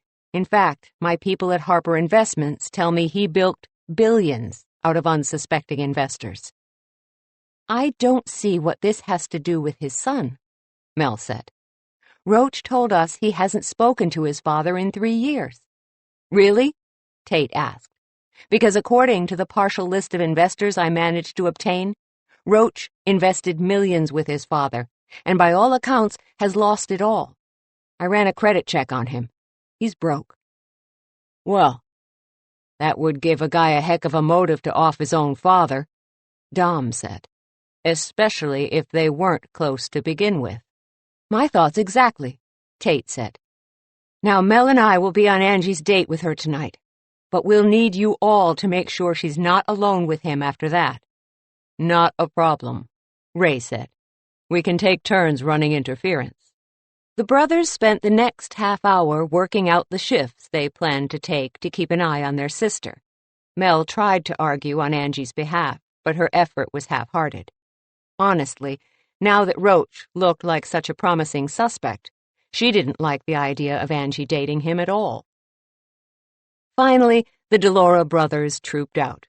Mel and Tate followed them back into the main room, where Mr. Zelaznik was still sitting. "You do realize what will happen if Angie finds out?" Mel asked. "I'll deal with that if that happens," he said. Mel didn't have the heart to tell him that it would happen, no doubt about that. She just hoped that Roach was more of a fling than the real thing for Angie. Otherwise, she didn't think Angie would ever be able to forgive Tate. "Mel, there's more," Tate said. Something in his voice caused her to go still. "Spill it." "Malloy's list of investors," he said. "Your mother's name is on that list, too." 9. "What?" Mel asked. She was certain she must have heard wrong. The detectives will be getting the same list, if they don't have it already, Tate said. You can be sure they're going to ask your mother questions. Like what? Mel asked. She didn't know him. They'd just met. If she'd invested with him, I'm sure it was through a third party. I don't think the police are going to care how her money ended up in Baxter's care. Oh, my God. This is a nightmare. On the upside, Tate began, but Mel interrupted. What upside? From the peek I got. Malloy's investor list reads like the white pages for South Scottsdale. Virtually everyone who is anyone had something tied up with him. That should make my mother look innocent, right? Except for the fact that she was barely dressed with his body floating in the pool, yeah, he said. Your mother got naked with that shyster? Mr. Zelaznik called from his booth. Half naked, Mel snapped. Think she'd go out with me? He asked. He looked as eager as a puppy. Even his hair hat stood a-quiver at the thought. No, Mel and Tate said together. Mr. Zelaznik slumped down in his seat. We need to find out who had the most invested with him, Mel said. But how? That's easy, Tate said. They're all attending the annual fundraiser luncheon at the Scottsdale Museum of Contemporary Art. How do you know this? Mel asked. Tate pulled an invitation out of his pocket and said, Because anyone who is anyone in South Scottsdale was invited. Harper Investments has a table, she said. Naturally. So, shall I squeeze you in? Mel took the invitation. Scanning the back, she read the list of restaurants contributing to the event. Dessert was being provided by Confections, featuring Cupcakes. Surprise, surprise, the giant cupcake Olivia Puckett had wormed her way into the charity event. Mel thought about it for a moment. Sorry, Tate. You're not going to the luncheon. What do you mean? You're going to be too busy keeping Olivia from delivering her dessert to attend. I'm going to what? You heard me, Mel said. But I'm going to need another body. She tapped the invitation against her chin. If only Angie were here. She could get her to help. Oh well, she was out of options. Mr. Zelaznik, how would you like to earn 3 free raffle entries for the fairy tale cupcake contest? He looked warily at her. Depends on what I have to do. You don't want me to whack anybody, do you? No. Do you own black pants and a white shirt? She asked. Yeah. Still, he looked suspicious. Can you pose as a waiter? She asked. He lifted a scrawny old man arm and patted his bicep. I think I can manage it. For 10 free entries. 5, Mel countered. 7, he haggled. Done, Mel agreed. Let's get to work, fellas. We're going to crash a party. Either I'm off my nut, or he is, or you are, Tate said an hour later while they stuffed Mel's Mini Cooper with boxes of cupcakes. George Bailey, in It's a Wonderful Life, Mel said, citing the quote. And I'm not off my nut. People talk more freely around the hired help. It's a fact. How do you think you're going to waltz into a luncheon and pass yourself off as Olivia Puckett? Please. I've done this catering shtick 1,000,000 times. I know the drill. Tate didn't look convinced. For his part, Mr. Zelaznik looked more than game. In his crisp white shirt and snappy black bow tie, he carried himself with a certain dapperness that had been missing beneath his well-worn cardigan.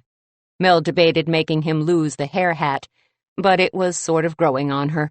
Besides, she didn't have time to argue if he kicked up a fuss. He and Mel drove to the museum in her car while Tate headed out to stall Olivia. His grand plan so far was to double park behind her big pink refrigerator van so that she couldn't leave to get to the luncheon. Mel pulled into the loading dock next to 2 other catering trucks.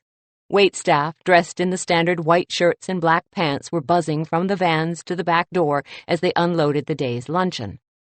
Mel found the event coordinator in the kitchen and introduced herself. "I'm here with dessert," she said, intentionally vague.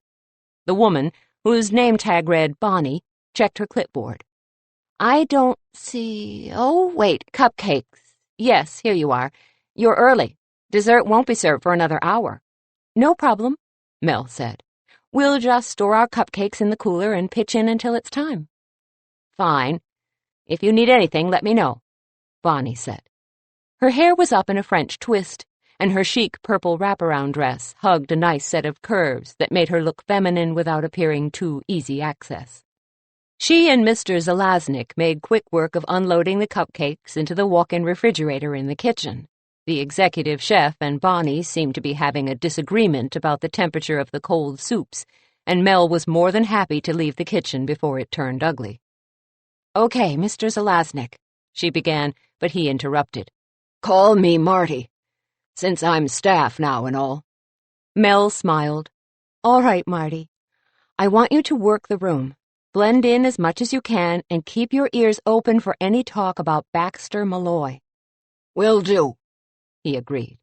Report back to me in the kitchen in 45 minutes, Mel said. She watched as he shuffled off in the direction of a cluster of ladies. Go, Marty, go. Meanwhile, she headed in the opposite direction, into the museum. As soon as she stepped through the door, she paused to check out the crowd. It was made up of the same people who always made up these events. You had your Generation O, as in old. These were the folks who still wore cowboy hats and chunky turquoise jewelry, who had been residents of the city since the 1950s, when Frank Sinatra used to sing for his supper at the safari, and when the introduction of air conditioning made Arizona more habitable. Then you had your younger, more newly minted money, usually discernible by the amount of cleavage and leg being shown, although some of the older ladies were giving healthy glimpses of their gams, too. Zapping those pesky spider veins with lasers will do that for a gal, or so Mel had heard. The men all looked the same. Old or new money, they sported pot-bellies and receding hairlines, thin gold watches, and citrus-scented cologne. Conversation revolved around golf handicaps, exotic cruises recently taken, and how much money they had spent on luxury cars for their wives. The women ran the gamut of shapes and sizes. The only thing they all seemed to have in common were expensive clothing, expensive hairdos, gobs of jewelry, and a withering disdain for the husbands who provided it all. Mel grabbed an empty tray from a side table. She wandered through the room gathering empty glasses, keeping her head down and her ears open. She saw two women whispering together and leaned in close. She's had more work than Joan Rivers. Botox? Collagen, an acid peel, and a full lift. Look, her eyebrows practically reach her hairline. Mel glanced up to see who they were whispering about. In a too-tight micro mini-dress, she was easy to spot. Under a huge blonde weave, the woman's face looked as if it were molded from plastic. When she spoke, her face didn't even move. Creepy. Mel shuddered. The guests were ushered into one of the larger galleries, where banquet tables had been set up. Mel deposited her tray in the kitchen and grabbed a water pitcher, heading back out to the banquet room to fill up glasses as the guests seated themselves. I heard Malloy was bludgeoned to death with a Marc Jacobs stiletto. Bingo. Mel circled back to stand near a gossipy gathering of women. The one speaking was one of the Generation O's. She was stout, dressed in clothes designed to hide extra pounds. Her fingers sparkled with many rings, and her short hair was dyed the color of champagne. Her voice was hushed as she repeated her gossip, but it also carried a note of macabre delight. You would be wrong, Doreen, said another woman. She was also of the older set. She was rail-thin, and her silver hair was cut in a stylish bob. She wore a Dolce & Gabbana floral dress with black trim, which set off a stunning onyx necklace with matching drop earrings and a large ring on her right hand. She adjusted her napkin in her lap with the air of one who is used to commanding attention. The 9 ladies dining with her all leaned forward, and one of the younger-looking ones whispered, "Oh, Beverly, what have you heard?" Mel found herself leaning in as well. A dribble of ice water ran over her hand, and she jerked herself back, remembering that she was supposed to be a waitress. She snatched up a glass and began to fill it while the woman named Beverly spoke. Well, he was not bludgeoned. He was strangled.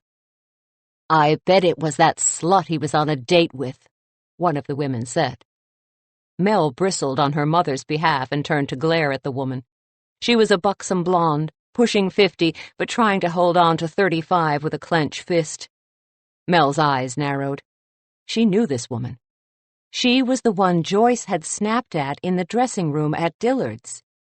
I actually saw her the day before the date, the woman said. You didn't, another woman gasped. I did, the woman said. She looked smugly pleased to have the attention of the entire table. Her name is something pedestrian. Joyce. That's it. I imagine she has oodles of money. Otherwise, I can't imagine what Baxter saw in such a frumpy little woman. Mel wanted to dump the entire pitcher of ice water into the shrew's lap, but the older lady named Beverly in the onyx jewels lifted her water glass, and Mel had no choice but to fill it or blow her cover. Beverly frowned at the blonde. It was obvious from her pinched expression that she did not like sharing the limelight.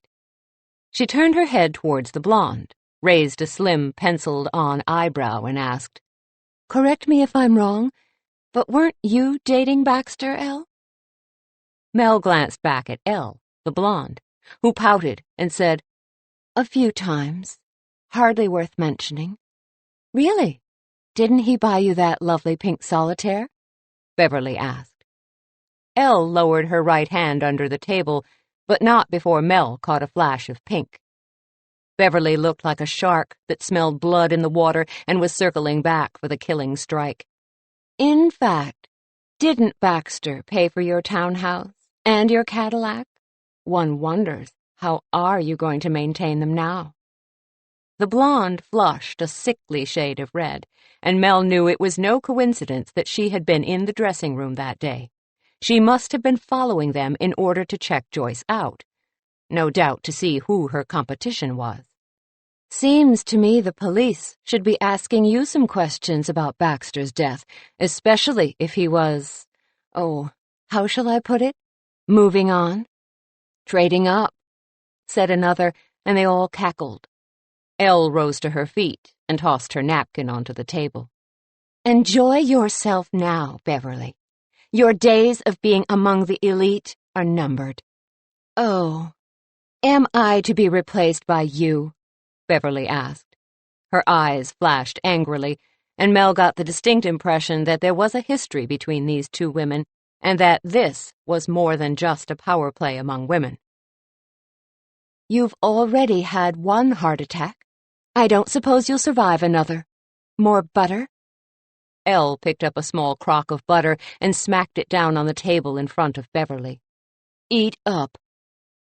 She whirled around, her hot pink Alexander McQueen dress flashing like a strobe light as she strode out of the room with a fury that spewed behind her like exhaust fumes. I never liked her, the woman named Doreen said. She's just trash. I can't believe she thinks she can get away with talking to you like that. Mel glanced at Beverly, who seemed completely unaffected by Elle's outburst. In fact, she wore a small smile of satisfaction. She glanced around the table at the ladies and said, Oh, she won't get away with it. Do you see that tall gentleman by the door? He's a police officer. The women all turned to stare. Mel did too, and her breath tripped on her inhale and left her gasping. Leaning against the wall watching their group was Detective Martinez. She could hear the blood rushing through her ears and felt her face get hot. Had he seen her? How would she explain? As she watched, he turned and followed Elle as she stomped out the door to the museum. Mel went limp with relief. Do you really think it was Elle who killed Malloy? One of the women squeaked. She had pointy features and short hair dyed a startling shade of red. She leaned close to the other women, as if nervous. She had an awful lot to lose if he dumped her, one woman said. I heard the police found his date buck naked and drunk in the jacuzzi while he was dead in the pool, said another. No, gasped another woman. Now Mel had to curb the urge to dump the ice water on the lot of them. So, who was she, this Joy or Joyce person?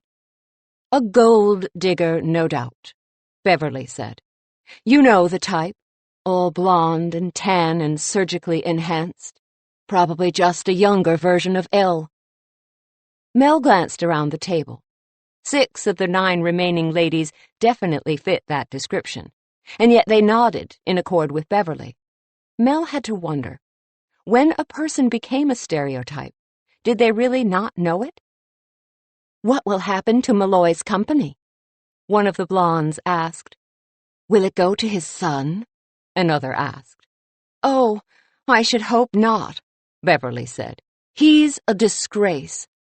All those years at Juilliard, and he plays in a rock and roll band. She sniffed in disgust. The woman's contempt made Mel feel warmer towards Roach, even though he was possibly a murderer and currently out with her best friend, than she would have if Beverly had approved of him. Oh, look, there's Jay Gatwick, the pointy-featured woman said. All eyes turned towards a table across the room. How did Poppy manage to bag him? I heard that they met on the Ponte Vecchio in Firenze, Doreen said. He took one look at her and knew he had to marry her. A collective sigh went around the table, emitted by every woman except Beverly. She was looking at the Gatwicks with a contemplative stare. He is divine, isn't he? One woman asked. I don't know, Beverly said. You know the old expression, if something seems too good to be true, it usually is. Now, Beverly, just because he isn't your Morty doesn't mean he isn't a fine man, Doreen said. A flash of pain crossed over Beverly's face, and Mel recognized it for what it was, grief. She'd seen the same anguished look on her mother's face. So Beverly was a widow then. Mel decided to forgive her for her uncharitable comments about her mother. She couldn't help but feel empathy for anyone who had lost her spouse. No, he isn't Morty, Beverly said. No one is. Mel glanced back over at the Gatwicks. Even though they were students in her Cupcake class, she supposed it would be bad form to go over and say hello, seeing as she was posing as the hired help under false pretenses and all. As the table went on to discuss the Gatwicks and the latest party Jay had thrown in honor of Poppy, Mel figured the good gossip was over and it was time to get back to the kitchen. As she wound her way through the crowd, she tried to keep an eye out for Detective Martinez, on the off chance he reappeared and recognized her. Hopefully, he wasn't looking too closely at the waitstaff. She was halfway through the room when she felt a tap on her shoulder. Hello, Melanie. It was Jay Gatwick. What brings you here? Dessert, Mel said, gesturing at her white shirt and black pants. Oh, I didn't realize you were catering, he said. I thought it was some other bakery. Poppy's on the board, you know, and recommended you, but apparently the baker they had in mind has been doing it for years. Poppy got the distinct impression that the other board members were afraid of her. Something must have happened. I was a last-minute fill-in, Mel said. It wasn't a complete lie, she told herself. Well, aren't we the lucky ones? We get to enjoy the ambrosia of your ovens. That was the charm of Jay Gatwick. He could say the dopiest things and not sound at all like a dork. Very Cary Grant. Thanks, Mel said. I owe you an apology, by the way, he said. You do? Yes. The other night at class, when you asked me if I'd heard of Baxter Malloy. Well, I guess we've all heard of him now. Yes, Mel agreed with a heavy sigh. Poppy and I were wondering. Jay paused as if uncertain of how to continue. Mel decided to save him the trouble. Yes, it was my mother he was with when he was found dead. Oh. Jay looked away. I'm sorry. That must have been awful for her. She was shaken up, but she'll be all right, Mel said. She's survived worse. I'm just afraid the police have fixated on her because she actually had money invested with Malloy and didn't even know it. Jay gave her a hard look, and then in a hushed voice he said, "That describes most of this room." "What do you know?" Mel asked. Jay took her elbow and steered her towards the wall. "Look over my left shoulder," he said. "See the man in the gray suit at table 12? The one with the Magnum P.I. mustache?" she asked. Jay smiled. "Scotty Jensen. Played for the Dodgers. Headed for the Hall of Fame. Lost everything. I heard they foreclosed on his house yesterday." "That's terrible," Mel said. "Check out table 20, Jay said. "See the old couple in matching sweaters? His and hers Norwegian knits? That's Lester and Miriam Hargrave. Malloy wiped them out of billions." "Billions?"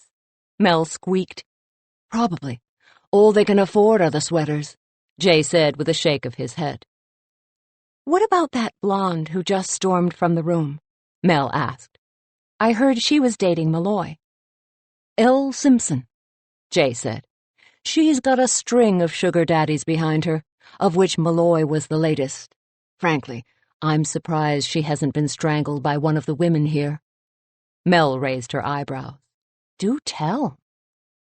Jay tipped his head in the direction of the table Mel had just left. "Beverly Logan, queen of the socialites, would love to see Elle swing for Malloy's murder. Apparently, Elle had a torrid affair with Beverly's beloved Morty just before he died." "So that explains the tension between those two," Mel said. "Wow." "What I'm saying is, don't worry about your mother. She'll be cleared. There were too many people with real motives." "Thanks, Jay," Mel said. He made her feel better. "Hey, if you hear anything else, would you let me know?" "You mean if I hear something suspicious?" he asked, with a wiggle of his eyebrows. "Yes. If someone happens to mention over the shrimp cocktail that they strangled Malloy in a fit of pique, that would be fabulous," she said. He gave her a dazzling grin. "My ears are at your service." "Excuse me, shouldn't you be in the kitchen?" Bonnie, the event coordinator, approached Mel with her clipboard. "Dessert is coming up fast. You need to be plating your cupcakes." "Oh, yeah," Mel said. She gave Jay a small smile. "Duty calls." Marty met her in the kitchen. Under the hustle and bustle of kitchen noise, he told her what he'd heard. The rumors of Malloy's murder were even wilder and included Malloy being eviscerated by a broken martini glass. Mel could only assume the wealthy really enjoyed the drama of a grisly murder in their midst. He, too, had heard that Elle was Malloy's lover, and that she was angry that Malloy had been dating someone else. He'd also heard that the Hargraves and Scotty Jensen, along with others who'd lost money to Malloy's investment company, were under police scrutiny. Still, the consensus of the room was that Baxter had been offed by his date. Using large circular trays, Mel quickly plated her cupcakes onto dessert plates, putting pink cocktail napkins stamped with the Fairy Tale Cupcakes logo under each cupcake. She used these when she catered, and even if she had muscled Olivia out of this gig, she wasn't about to let the other baker take credit for her cupcakes. There was a wide variety of flavors, from Death by Chocolate to Tinkerbells, so the guests wouldn't have to fight it out for the flavors they wanted. She shouldered a tray and headed towards the swinging doors when the cell phone in her pocket went off. She put the tray back down and went to shut her phone off. It would be bad form to serve with her Gone with the Wind ringtone blaring out of her pocket. She glanced at the display and saw that it was Tate. "Uh-oh. Tate, what's up?" "The baker is on the move," he said. His voice was high-pitched and a little hysterical. "What?" Mel asked. "The baker is on the move," he said. "I double-parked just like I planned, and she had me towed. Can you freaking believe that?" Yeah, that actually seemed reasonable to Mel. "What's her ETA?" Mel asked. 10 minutes, if she hits all the lights right," he said. Mel shut her phone. Marty, we've got 10 minutes. Move it. Mel and Marty hit the doors with their trays up high as if someone had lit their backsides on fire. Mel grabbed 2 waiters who were standing idly by and drafted them into helping. In minutes, every table was served. Mel didn't even take the time to feel gratified by the oohs and ahs her cupcakes received. Instead, she grabbed Marty and bolted for the door. "Let's go," she yelled. Mel ran as fast as she could while dragging a 70-something-year-old man behind her. Bonnie stood gaping as they passed her, obviously losing her powers of speech at the spectacle they created. They almost made it, too. 10. Mel hit the back door just as a pink refrigerator van screeched into the lot. "You!" Olivia jumped out. Her cheeks were flushed, and her corkscrew gray hair was wild on top of her head. Her nostrils flared, and Mel waited for her to paw at the ground with one of her rubber-soled shoes. "Marty, walk backwards really slowly into the kitchen," Mel instructed. He shuffled back, and Mel followed, never taking her eyes off Olivia. As if sensing her prey was about to escape, Olivia charged, shouting, "I know what you're up to, Melanie Cooper, and it won't work." Mel skirted around Marty, grabbed him by the hand, and, pulling him behind her, dashed into the dining room, thinking there was no way Olivia would interrupt the guests while they were eating. She was so wrong. They hustled around Bonnie to the bar. "Drink?" Marty asked. "A bourbon neat sure would hit the spot." "Get down!" Mel yelled and yanked him down beside her. The bartender gave them an alarmed look, but Mel put her fingers over her lips in a silent shh. "I know you're in here," Olivia shouted, and the entire dining room went silent. Mel imagined all 700 guests had turned to stare at Olivia. Mel could feel her heart thumping against her ribcage. How was she going to get out of this? "Stop! Stop eating those cupcakes right now!" Olivia commanded in a voice tinged with hysteria. Indignant mutters broke out across the room. "You're supposed to be eating my cupcakes. Mine!" Mel couldn't see what was going on, but it sounded like a ruckus had broken out. She glanced up from her crouched position at the bartender's face. His eyes were wide, and his mouth had slid open and stayed agape. "Give me that!" Olivia demanded. "Get your hands off my cupcake!" Mel recognized the voice as belonging to Beverly. "You're not supposed to eat that!" Olivia snapped. "You're supposed to be eating mine." "I don't want yours," Beverly said. "I like this one. The cake is moist, the frosting-to-cake ratio is perfect, and the buttercream, well, it's positively divine, the best I've ever tasted." Mel flushed with pleasure and almost popped up from behind the bar to receive her due. Marty shook his head at her, and she sank back down. "Ouch!" Olivia howled. "What happened?" Mel asked the bartender. "The crazy lady tried to take the other woman's cupcake, and the other woman jabbed the crazy lady with her fork," he said. "I'm going to have to ask you to leave now, Miss Puckett," Bonnie demanded. "You can't kick me out. I'm listed on the invitation. Confections is providing dessert."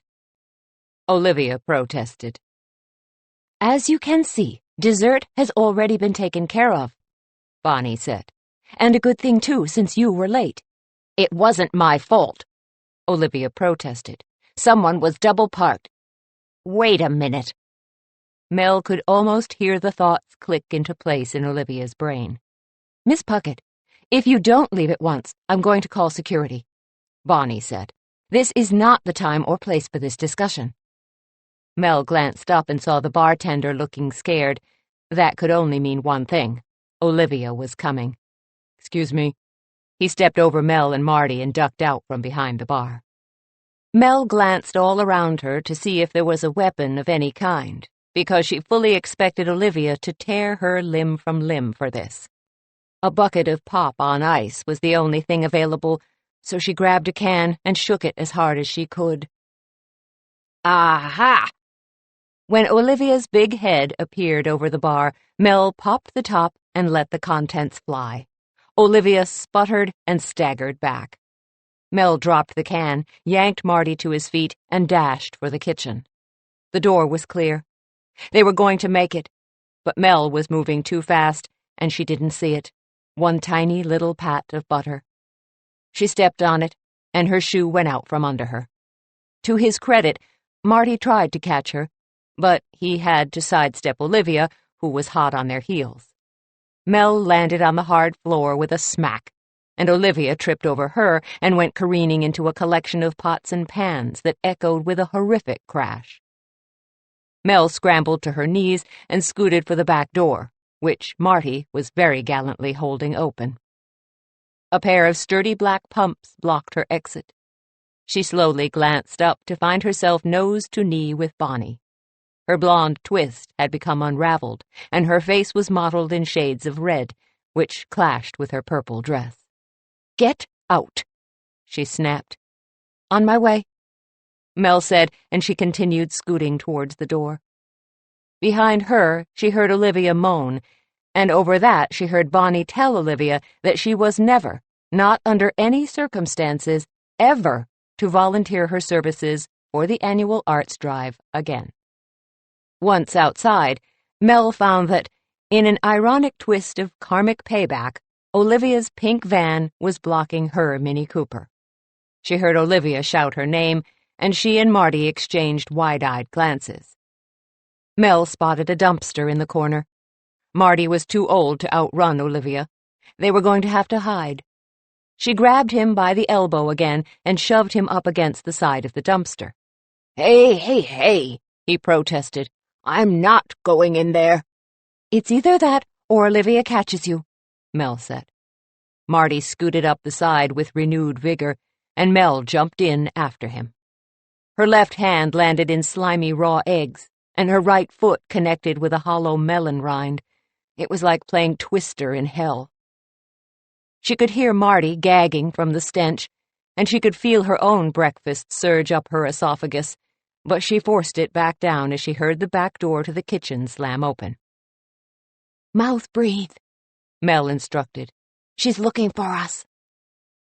Marty made an audible swallow and was silent. They listened as Olivia stomped around the loading dock. She yelled at a busboy having a smoke and at an assistant chef, demanding to know where Mel and Marty had gone. Mel prayed hard that no one had seen them. Finally, she heard Olivia's pink van start up and drive away. She and Marty disentangled themselves from the piles of cold pasta, sour milk, and fish heads. Gingerly, they climbed out of the dumpster and stood staring at each other. Marty had lost his hair hat, and his bald dome gleamed in the afternoon sun. Even covered in dumpster ick, he looked better without the hair. Mel figured she'd tell him later. A silver Lexus skidded into the lot, and Tate jumped out. "I thought she'd never leave," he said. Abruptly, his face turned a shade of pea green, and he pinched his nose. "I smell vomit. Gross." "Actually, you smell dumpster," Mel said. "Marty, can I give you a lift home?" He nodded as he flicked julienne carrots off his shirt front. "Better ride with the windows down," Tate said as he backed away. "I'll go man the bakery until you get back." "Thanks," Mel said. She and Marty climbed into her car. As her eyes watered from their collective stench, she figured she'd have to get the car detailed, or the stink might become a permanent part of her upholstery. They pulled up in front of the senior center where Marty lived. It was beautifully landscaped, with a large fountain and a planter overflowing with yellow and red lantana. Mel saw a hummingbird pop up from the flowers nearby and zip away. She wondered if it could smell them. Great. Now they were even offending nature. "That's her," Marty said, and he clapped his hands to his head in a reflexive gesture. "Hey, my hair. Where's my hair?" "I'm guessing you left it back in the dumpster," Mel said. "And you didn't say anything." His eyes were wide with panic. "She can't see me like this." He crouched down below the dashboard, and Mel looked out the windshield to see the woman who had him in such a state. She was young, black-haired, and beautiful. Her olive skin glowed underneath her workout clothes, which showed healthy curves and some serious muscle. She had a bag slung over her shoulder and was making her way towards them. "Don't let her see me," Marty pleaded. "Oh, for Pete's sake." Mel grabbed a newspaper from the back seat and draped it over him. The woman was just passing the car when she stopped and her nose wrinkled in disgust.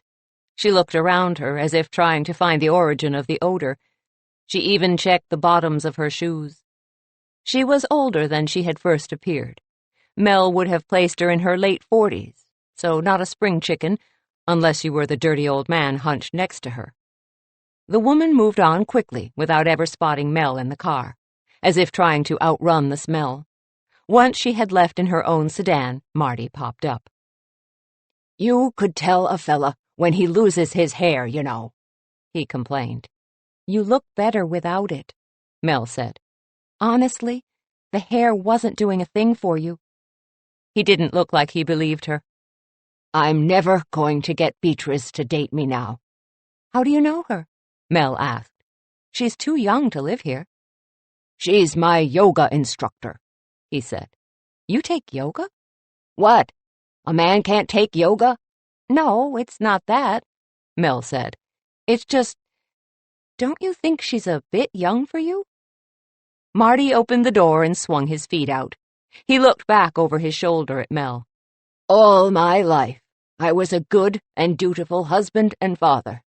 I worked hard and provided well and loved them with all that I had. Then the kids grew up and moved away, and Jeannie died."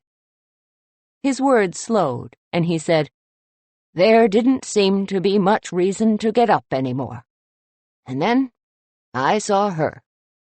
I've never dated a beautiful woman. You know, the sort of woman who can stop people in their tracks and make them forget what they're doing. So, if not now, when?" He shut the door gently behind him, and Mel watched as he gingerly walked towards the entrance of the building. A piece of linguine stuck out of the back of his pants, and a tomato slice dragged off the back of his right heel. If not now, when indeed? 11. Mel arrived back at Fairy Tale Cupcakes. Her eyes had stopped watering, and her nose was plugged up with snot, obviously a self-defense mechanism. She didn't stop in the bakery, but hurried up the back stairs to her apartment to scour the ick off in her shower. It took 3 lathers with soap and shampoo to get the stink out, but she finally managed it. Her stacked washer was already churning away at her clothes, but she figured she might have to run them through twice just to be sure. Her short blonde hair dried quickly, and after pulling on fresh jeans and a sweater, she slipped on her sneakers and dashed down the stairs and into the kitchen. She pushed through the back door, calling, "Tate!" but was startled by the sound of 2 men yelling and holding up her industrial-sized cupcake tins as if they were shields. "Ah!" She jumped back just as Tate came into the kitchen from the front. "Angie?" "No, it's Mel," she said. The other 2 men lowered their cupcake pans, and Mel bit her lip to keep from laughing out loud. Sal? Is there any particular reason you are covered in blue paint splotches?" she asked Angie's older brother. He glowered. She glanced at the other man. "You too, Tony?" He shrugged and went back to eating the vanilla cupcake on the table in front of him. "She ambushed us," Sal explained. "Angie?" Mel guessed. "She lured us into an alley, and then she splattered us with a paintball gun," Tony said. Tactically speaking, it was brilliant. "Huh," Sal grunted. He bit into his own cupcake and chewed. When he swallowed, he said, "Tate, has there been any word from Unit B2 or B3? "None yet," Tate said. "I'm getting worried. They should have checked in by now." "Tate, what exactly is going on?"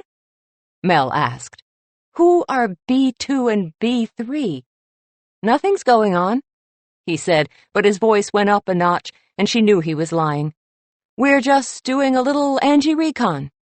B2 and B3 stand for Brothers 2 and Brothers 3. Angie recon? Mel repeated. Yeah, you know, making sure she's okay with that musician guy, he said.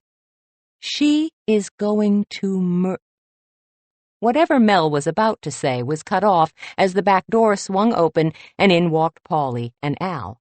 They were carrying what appeared to be the remains of some tires. We were right behind them, Paulie said. And the next thing I know, all 4 of my tires blew out. They had nails in them. I think she scattered those nails on purpose. You think? Sal asked, rubbing one of his blue eyebrows. Just then, Tate's phone sounded its distinctive James Bond chime. Base here, he answered. What? She did what? Well, how did she get that much shaving cream in your car? The brothers exchanged glances. Mel had to turn away before she offended them all by laughing out loud. Well, fine. Go home, then. He pressed a button on his phone and slid it back into his pocket. I can't believe that 6 grown men can't manage to follow their little sister on a date without her knowing. You should all be ashamed of yourselves. Sal, Tony, what's the matter? Joe DeLaura asked his brothers as he strolled in from the front room. You look a little blue. Funny. Really funny, Sal said. He jammed the rest of his cupcake into his mouth and stormed towards the door. Let's go, Tony. I suppose you 2 need a ride. Without a word, Paulie and Al followed. I'm calling her cell phone, Tate said, and he strode back into the bakery. What did I miss? Joe asked. Angie recon, Mel said. It didn't go well. Joe pulled her into his arms for a proper hello. When he released her, Mel had to steady herself by gripping the side of the table. Joe gave her a slow grin and then helped himself to an orange dreamsicle cupcake. Heaven, he muttered through a bite of cupcake. Are you just dating me for my cupcakes? Who said I was talking about the cupcake? He countered. His dark brown eyes lingered on her face, and Mel felt herself flush. Oh, dear. I wish Angie were here, she said, feeling a sudden need to change the subject. I'm worried. Sounds like the brothers kept her too busy to get into trouble, Joe said. Do you think she's in any danger? From Roach? Mel asked. I don't know. I wish he wasn't Malloy's son. I wish he wasn't a suspect. Me too, Joe agreed. His voice was grim. Tate and I are going to the concert with Angie tonight, Mel said. She put her hand on Joe's shoulder to reassure him. I'll check him out up close. Joe put his hand over Mel's. I don't like it. Promise me you'll be careful, and call me before, during, and after. Got it? Got it. I have to get back to the office, he said with a sigh. Don't forget. Call me. He kissed Mel goodbye and left through the back door. I hope I'm not interrupting anything, a voice said from the opposite door. Mel spun around to find Detective Martinez standing there. She had the feeling he'd been there watching them, and it irked her. Just saying goodbye to my boyfriend, she said. Assistant District Attorney Joe DeLaura, he said. Nice. Is there a problem with me dating him? Not for me, he said. He strolled around her kitchen and stopped at her industrial mixer. Nice, Hobart. Thanks. So, that was quite a luncheon this afternoon, he said. Mel blew out a breath. So that's why he was here. She decided to play it cool. Really? How so? I heard there was quite a scuffle between you and Olivia Puckett. She's very territorial and has some issues with my bakery, Mel said. The way she told it. You cut into her charity event, he said. I covered for her, Mel said. I teach a couple's cupcake class, and one of the women is on the board. I was happy to help out. Wow, Mel thought. Word choice is so very important when you are trying to avoid culpability without actually lying. Ms. Puckett seemed to think you set it up, he said. I expect she was distraught at being late. Detective Martinez turned back around to face her and crossed his arms over his chest. He resembled a brick wall. With his dark hair, dark eyes, dark skin, and sturdy build, Mel had no doubt that he was very successful at intimidating his suspects. Fortunately, she was not one of them. She just had to keep reminding herself of that. Yes, that must be it, he said. Mel glanced away but felt him watching her. Not a suspect, not a suspect, not a suspect. She chanted the litany in her head. Still, her palms were sweaty, and she felt the need to flee. Can I offer you a cupcake? She asked. No, he paused, and then said, Actually, yes. Mel was momentarily caught off guard. She had not figured him for a sweets guy and had just assumed he'd say no. Okay, she said. This would take some thought. She looked him up and down. His khaki pants were pressed with a stiff crease. His shoes were buffed to a gloss that would allow her to check her teeth for stray lettuce leaves. And his dress shirt was wrinkle-free and starched at the collar and cuffs. This was a man who paid attention to the details. Lemon, she said. He raised his eyebrows. Sit, she said. I'll be right back. Mel ducked into the bakery and came back with a fresh lemon cupcake, iced with a tart lemon buttercream. Milk didn't go very well with this one, so she poured him a glass of sweet tea to wash it down. Martinez studied her. How did you know? Know what? She asked. That lemon is my favorite flavor. Mel took the seat across from him. I just had a feeling. He cautiously sampled a small bite. His eyebrows lifted again, but this time in surprise. Wow, he said. You made this? Mel nodded. Impressive, he said. He tucked into the cake and didn't speak again until it was gone, and he drained his glass of iced tea.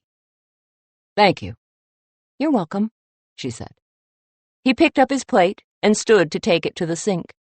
Mel stood at the same time, and they collided at the corner of the table.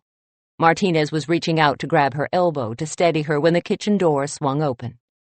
Mel, what are you doing? Tate stuck his head around the door. We have to go. Angie, the concert, remember? Concert? Martinez asked. We're going to see a friend of a friend, sort of, she said. Uh-huh. He studied her for a second and then said, Have fun. He strolled back out to the bakery, picking up a 4-pack of lemon cupcakes on his way. As soon as Tate rang up the sale, he bolted the door after the detective, and Mel was given no time to debate what the heck that had been about, which was probably a good thing, because she definitely did not want to acknowledge the flutter of attraction she had felt when she and the detective collided. Nope, she wasn't going there. No way, no how. Mel, snap out of it, Tate barked. They scrambled around the bakery, closing up, and Mel had just ditched her apron and changed her outfit when a car and driver pulled up to the curb. Showtime, Tate said. He had a manic light in his eyes that made Mel nervous. So, what do we know about this guy exactly? Tate asked Mel as they were driven to the Dodge Theater in downtown Phoenix in the Lincoln town car that Roach had sent for them. Angie was supposed to be with them, but she had texted Mel earlier that she'd meet them at the gig. He's Baxter Malloy's son. He and his father haven't spoken in years, and he likes Angie, Mel said for the 3rd time. She was getting tired of repeating herself. But why does he like Angie? Tate asked. He could have anyone. Why is he interested in a cupcake baker? You should probably ask him, Mel suggested. She was beginning to lose her patience. All I know is when Angie gave him static for coming after me, he was smitten. Probably he's not used to women who don't fall all over themselves for him. So, it's just a phase that will pass? Tate asked. Or it's the real thing, Mel said. Tate glowered at the back of their driver's head. She's meeting us, right? Yes, Mel answered. They'd covered this, too. At the back entrance. Good. He folded his arms across his chest and brooded. Mel heaved a sigh. She wished Joe was here. It would have been nice to have his input right now, but he had to work on the trial. She knew it was the biggest case of his career, and she wanted him to succeed. She really did. But sometimes she felt like she had an absentee boyfriend. We're here, the driver said as he pulled around the back. He parked in a narrow spot between two black tour buses and hopped out to open the door for Mel and Tate. Miss Cooper, Mr. Harper. A man wearing an earpiece and looking harried approached them with two black lanyards that sported a plastic-encased picture of the band and listed them as VIPs. This way, please, he said. Mel and Tate followed him up a staircase and through a heavy steel door. They were ushered down a hallway and led into a cramped room that smelled of incense. The room was packed with people, and Mel craned her neck to see over the group. She needn't have bothered. A much taller Angie waved at them over the crowd. She kissed Roach on the cheek and made her way towards them. "Isn't this hot?" she shouted over the crowd. Mel was speechless. Petite Angie was 5 inches taller, in red patent leather platform pumps that made her legs seem as if they stopped at her neck, a black micro miniskirt, and a white gauze shirt over a red bra. Her hair was big, her makeup was heavy, and she looked nothing like the former elementary school teacher they used to know. 12. Dozens of people spontaneously combust each year. It's just not really widely reported, Tate said out of the side of his mouth to Mel. I heard that. This is Spinal Tap, Angie said, identifying the quote. Very funny. Mel glanced down at her jeans, high-heeled sandals, and silk Alfani blouse, and felt like she might as well be wearing a muumuu. You look fine, Angie said, as if reading her mind. I'm just trying out the part of the rock and roll girlfriend. Girlfriend? Tate choked out the word. Isn't it a little premature to be labeling this fling as if it's a relationship? Fling? Angie asked with a laugh. Let me assure you, this is no fling.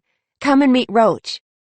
Tate looked as if he might stroke out, so Mel braced him by putting her hand on his elbow and steering him through the crowd after Angie. Roach was grinding on an enormous meatball sub. He had a gaggle of groupies around him, but he pushed them aside and pulled Angie up close against him. Hi, Mel, he said. Hi, Todd. Tate. Mel glanced at Tate, and his cold stare matched his tone of voice. She was surprised Roach didn't have frostbite. Sorry, man, Roach said, and held out his hand. Tate shook it grudgingly. Do you two want anything to eat? I have to load up before the show. Playing drums for 2 hours will wipe you out if you don't eat. No thanks, Mel said. We're good, Tate agreed. There was an awkward pause, and Angie looked between them as if hoping there'd be a spontaneous group hug. Mel could have told her not to hold her breath. Judging by the glower on Tate's face, the only thing he wanted to hug was Roach's neck between his hands. I got to sit in on the rehearsal today, Angie said. It was boss. Boss? Tate and Mel exchanged a look. Yo, Roach! A tall, skinny guy who Mel recognized as the lead singer yelled. We have a schedule meeting with Jimbo. On my way, he said. He picked up his sandwich and kissed Angie on the cheek. Why don't you go grab your seats? I'll meet you back here after the show. Okay, Angie said. Break a leg. Roach tossed his black hair over his shoulder and grinned at her. You are so cute. With another kiss, he disappeared into the crowd. All right. Just what the Mel cut off Tate's tirade before it could begin. Who's Jimbo? He's their manager, Angie said. Roach calls him the warden. I need a drink, Tate muttered. There's a bar over here, Angie said. Follow me. They wound their way through the crowd towards a corner bar. Mel ordered a glass of wine, while Tate had a whiskey straight up, and Angie had a beer. It was too loud to talk, so Angie led them up the stairs towards the main theater, where they found their seats, front and center, 3 rows back from the stage. As they worked their way to their seats, a woman stepped in front of Angie and planted her hands on her hips in a fair imitation of a Jersey barrier. An over-processed bottle blonde with a long face, fake boobs, and blood-red nails, she looked like something that would crawl out of a basement on a moonlit night. Well, if it isn't the flavor of the month. You know, you're just a shiny new toy for Roach, right? He's going to get tired of you, and he's going to kick your butt to the curb as soon as he's had his fill. She looked Angie up and down. Which shouldn't take very long. Word of advice? Don't get too comfortable in my seat. Angie gave her a withering stare. You are so not talking to me. Oh, yes, I am, the woman said. She moved into Angie's personal space and poked her with one of her talons. Bad idea. Mel and Tate exchanged an alarmed glance, but before they could intercept, Angie did a sweep kick into the other woman's left knee. The poor thing crumpled like a folding chair onto the theater floor. Meet the curb, Angie said, and stepped over the other woman to continue on her way. They settled into their seats with Tate in between them. I guess you'd better get used to that sort of thing, he said. You know, having groupies crawling all over your boyfriend and getting in your face, since you're dating a rock star and all. You're right. I'm going to need to brush up on my kickboxing, Angie said. Then she grinned. Man, this is going to be fun. Tate frowned. Obviously, that was not the reaction he had anticipated. Nice kick, Ange. A guy in a black t-shirt with electrical cords wrapped around his arm shouted from the stage. Anyone who can take down Clarice is okay in my book. I knew I liked you. Thanks, Carl, she said. Hey, these are my friends, Mel and Tate. They waved, and Carl jumped off the stage to shake hands. Roach says Carl is the best equipment man in the biz, Angie said. Carl laughed. Well, you're all in for a treat tonight. The band hasn't played in over a week, so they are gonna blow the doors off this place. Excuse me. Angie pulled her phone out of her pocket, checked the caller ID, and turned away to answer it. They haven't had a show in over a week? Mel asked. I thought these tours went from city to city with no breaks. Usually they do, but the guys wanted some downtime. And then that, thing with Roach's dad happened, so we haven't played since Vegas. So they've just been practicing? Tate asked. Carl burst out laughing. Man, these guys are pros. They don't need to practice. They could be half dead and moving towards the light, but if you put a guitar in their hands, they'd start playing. So they don't even rehearse? Mel asked. Nah, only if one of them writes a new song, he said. Anything new lately? Mel asked. No, just Ange, and she is the coolest, Carl gushed. Well, I'd better hustle. Enjoy the show. Thanks, they said together. Mel glanced past Tate. Angie was still on the phone and had her back turned towards them. He lied, she hissed to Tate. Who, Carl? No, Roach, she said. He told Angie and me that he was at rehearsal the evening his father was killed. Tate's eyes about popped out of his head. He opened his mouth to tell Angie, but Mel put her hand on his arm. No, not yet, she said. We only have Carl's information. We need confirmation before we say anything to Angie. I disagree.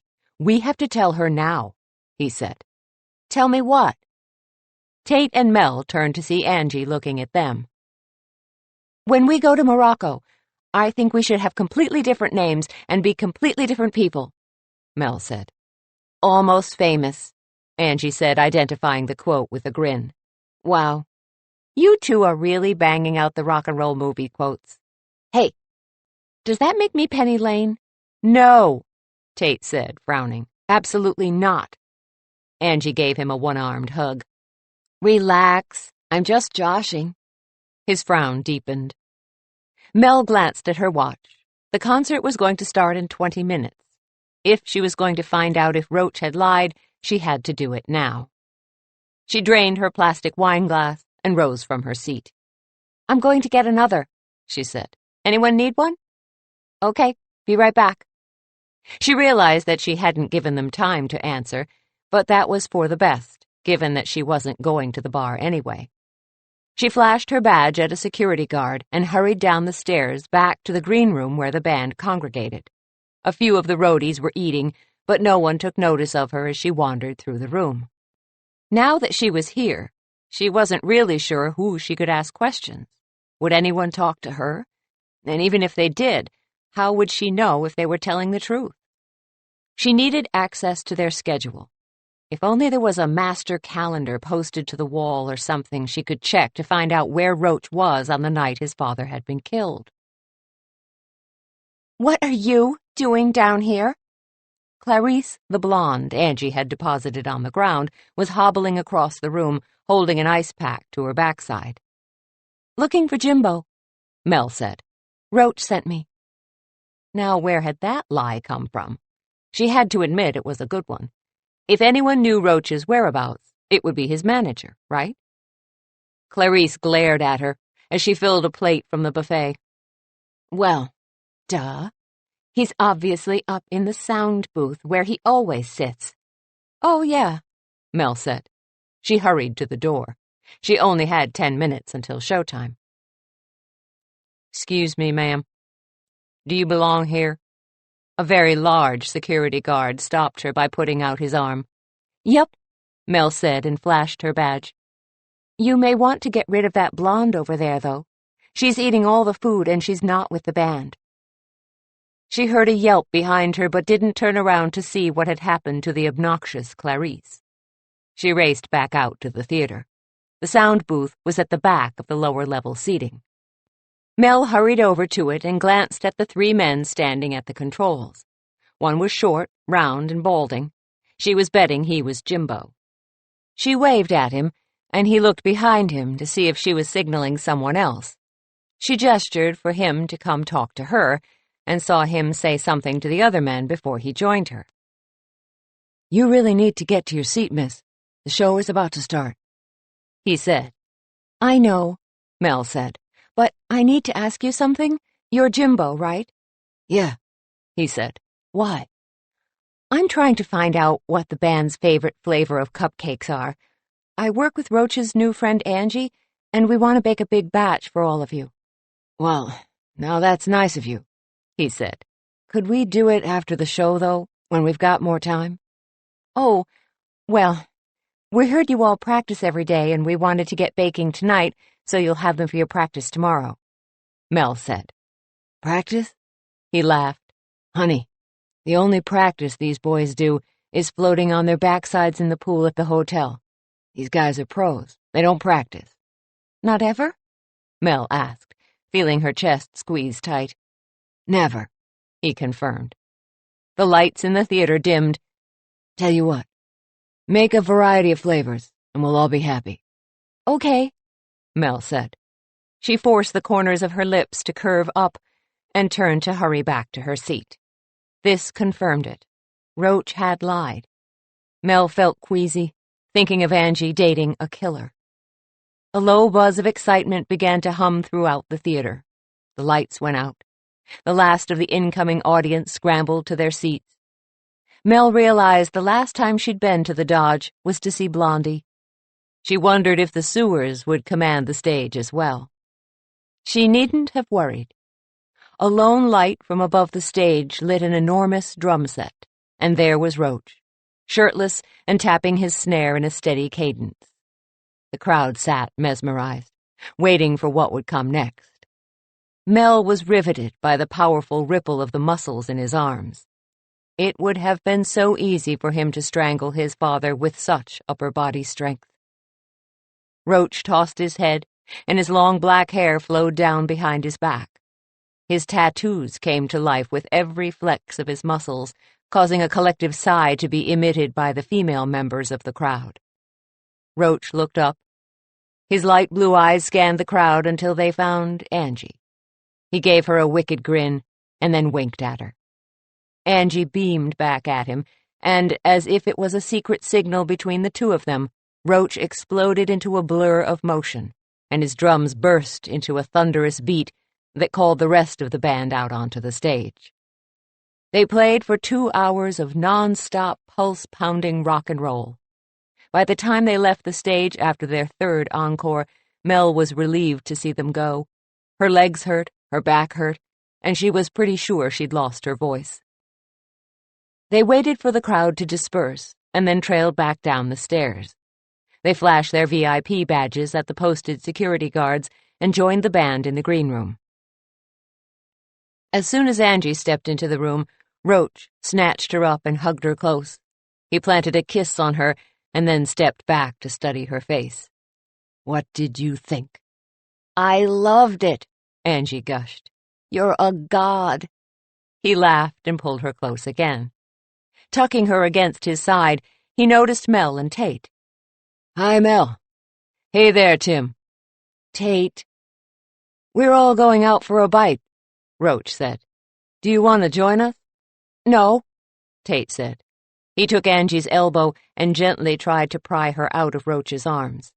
"And you have to be up early tomorrow for a business meeting." what business meeting? She asked. She shook him off and pressed herself back against Roach. We have to go over our quarterly statements, Tate said. With her ears ringing like they'd been slapped repeatedly by trash can lids, Mel was only catching every other word. Still, she wondered if Tate thought he was fooling anyone. No, we don't, Angie argued. What do you think, Mel? Are you up for dinner? Huh? Mel asked. I'm pretty much lip-reading here. You have to speak up. Roach busted up, laughing. I like you, Mel. You're a gas. Eat, Angie shouted. Do you want to? Bed, Mel said with a shake of her head. All I want is bed.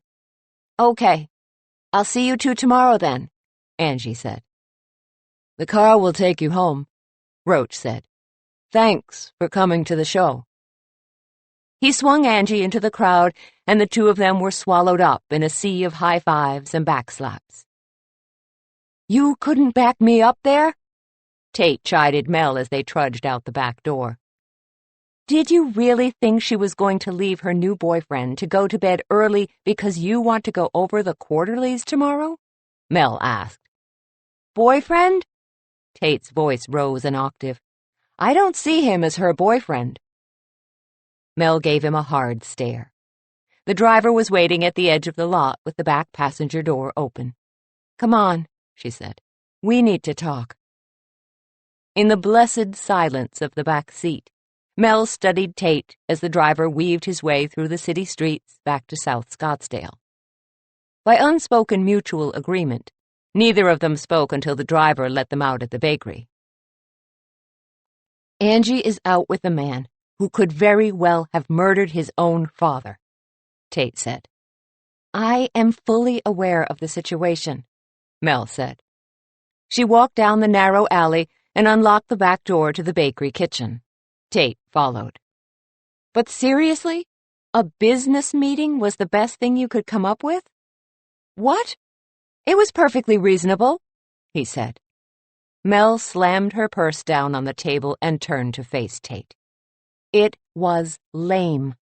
At least I tried, he said. You let her go. Because we need to talk, Mel said. Listen, I talked to Jimbo, the band's manager, and he confirmed that there haven't been any practices. So it's official that Roach was not at practice that night like he said. So, where was he the night his father died? Tate demanded. I don't know. But I don't like this. And you let her go eat dinner with him, he yelled. I hate this. I hate that she's out with him, and I hate that he's probably a murderer. Tate, relax, Mel said. We need to come up with a plan. Don't tell me to relax, he snapped. He looked like he was at the end of his rope, and Mel wondered if he was finally getting it.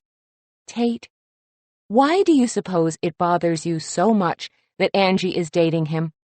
Because he's a killer, Tate retorted. And she's my friend. I'd be equally upset if you were dating a killer. No, you wouldn't, Mel said. Tate gasped in outrage. Yes, I would. Listen, I know jealous when I see jealous, Mel said. You are jealous. I am not, he protested. Yeah, you are, she said. Am not. Are too. Am, he began, but Mel cut him off. Oh, forget it. If you can't figure out why this bothers you so much, then you really are hopeless.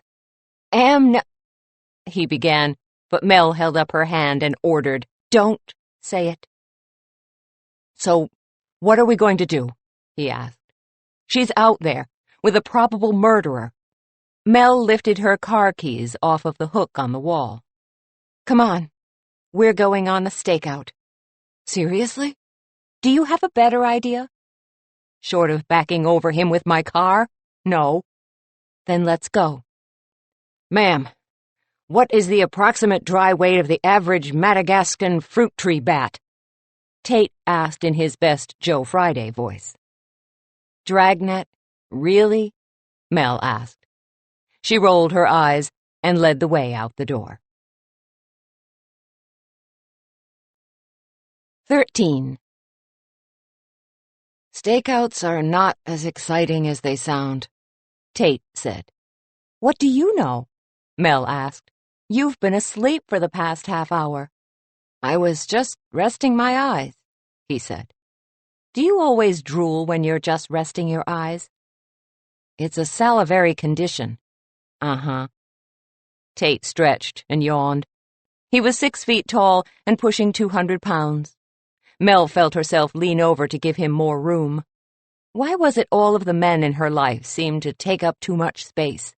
Specifically, her space. They were parked 2 houses down from Angie's duplex in the neighborhood just south of Old Town Scottsdale. Rectangular brick houses built on slabs, they'd probably popped up in 1959, like fruit on a prickly pear cactus. What did you mean when you said I was jealous? Tate asked. That's not self-explanatory? She asked. He shrugged. I'm just protective of you two, that's all. Deny, deny, deny, Mel said. How's that working for you? For me? He asked. How's it working for you and Joe? Are you ever going to get horizontal with him? Mel sucked in a breath. We get horizontal all the time. I'm not talking about unconscious horizontal, he said. What makes you think we haven't been conscious? Oh, please, Tate said. I know you. Every time you get intimate with a guy, you go on a baking bender. I do not. I do? 3 months dating Gary the barista, and you created the espresso shot cupcake. 5 months with the geologist from the university, and you came up with the crystal cupcake. Oh, yeah. We decorated the cupcakes with rock candy, Mel said. Those were cool. See? That's how I know you and Joe have not gotten naked together yet. You can sleep with someone without being naked, Mel said.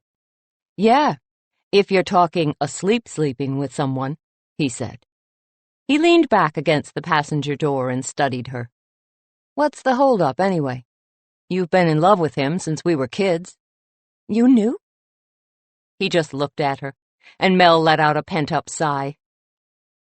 It's this stupid case of his. Not that the case is stupid. It's huge. It's just taking up all of his time. And when I do see him, he's dead tired, out before the light. Bummer, Tate said. Yeah. Given the direction of the conversation, Mel figured it was a good time to put to rest Angie's suspicions once and for all. So, it doesn't bother you that I'm dating him? Well, honestly, he began. But then he swore and crouched down, dragging Mel with him. Get down! It's them! A moving headlight illuminated the inside of the car. Mel wondered if Angie recognized it. It was a classic red and white Mini Cooper, so it wasn't unique, but still, Angie might be suspicious if she saw it parked on her street. Nuts! She should have parked farther away. What should we do? She asked. Poke your head up and see if you see her, he said. See if he's with her. Me? You do it. You're her best friend, he said. So are you, she argued. It's your car. I knew we should have taken your car, Mel said. What if she saw us? She'll be furious. She didn't see us. How do you know? The theme from Gone with the Wind flowed from Mel's purse. Still hunched over, she and Tate looked at each other in alarm. Are you expecting a call at 1 a.m? Tate asked. It could be Joe, she said and fished the phone out of her bag. Uh-oh, it's Angie. Maybe she's just reporting on her date, Tate said. Bluff. Hello? Mel answered, trying to sound as if she'd just woken up. Don't bother, Angie said. I see you. You know, if you want to be discreet, you really need to take the Cupcake antenna ball off your car. Damn. I'm sorry, Ange. What? Tate whispered. What did she say? Is she okay? Did he hurt her? Chillax, Mel whispered. She's fine, but she sees us. Oh. Tate sat back in his seat. Roach just left, Angie said. Why don't you two come in for some breakfast? At 1 a.m? Mel asked. Sure. It'll be like old times. On our way, Mel said. She shut her phone and started up her car. She pulled into Angie's small driveway and parked behind her Honda sedan. Angie was standing in the doorway that led from her carport to her kitchen. Tate and Mel approached with caution. Are you mad? Mel asked. Nah, Angie said. I know what you're worried about, but you're wrong. Roach didn't hurt his father. I know it. How can... Tate began, but Mel interrupted, finishing his sentence. You stand all those groupies. Angie looked at them and then pointed to her outfit. You're kidding, right? I think I am now the queen of the groupies. So where is he? Tate asked between his teeth. Roach has to get up early for an interview, so we called it an early night. A slow grin spread across Tate's face. What are you smiling about? Angie asked. Nothing, he said. It's just a nice night out tonight. Angie glanced between them and then raised her eyebrows in question at Mel, who shrugged. Come on, Angie said, stepping aside to let them in. I'll make you two some eggs.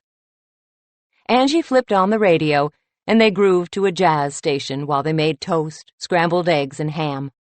The kitchen was warm on the cold night, and the old-fashioned aqua-tiled counters were welcoming, as if they'd just been waiting for friends to gather round.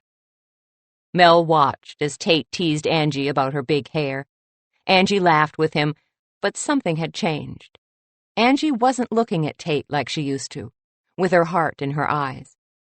Mel wondered if Tate noticed the difference. He seemed to be putting forth an even greater effort to make Angie laugh, so Mel figured he did notice the difference, even if it was on an unconscious level. Then she wondered when Tate would realize that he was in love with Angie. He was a man, so it could take a while.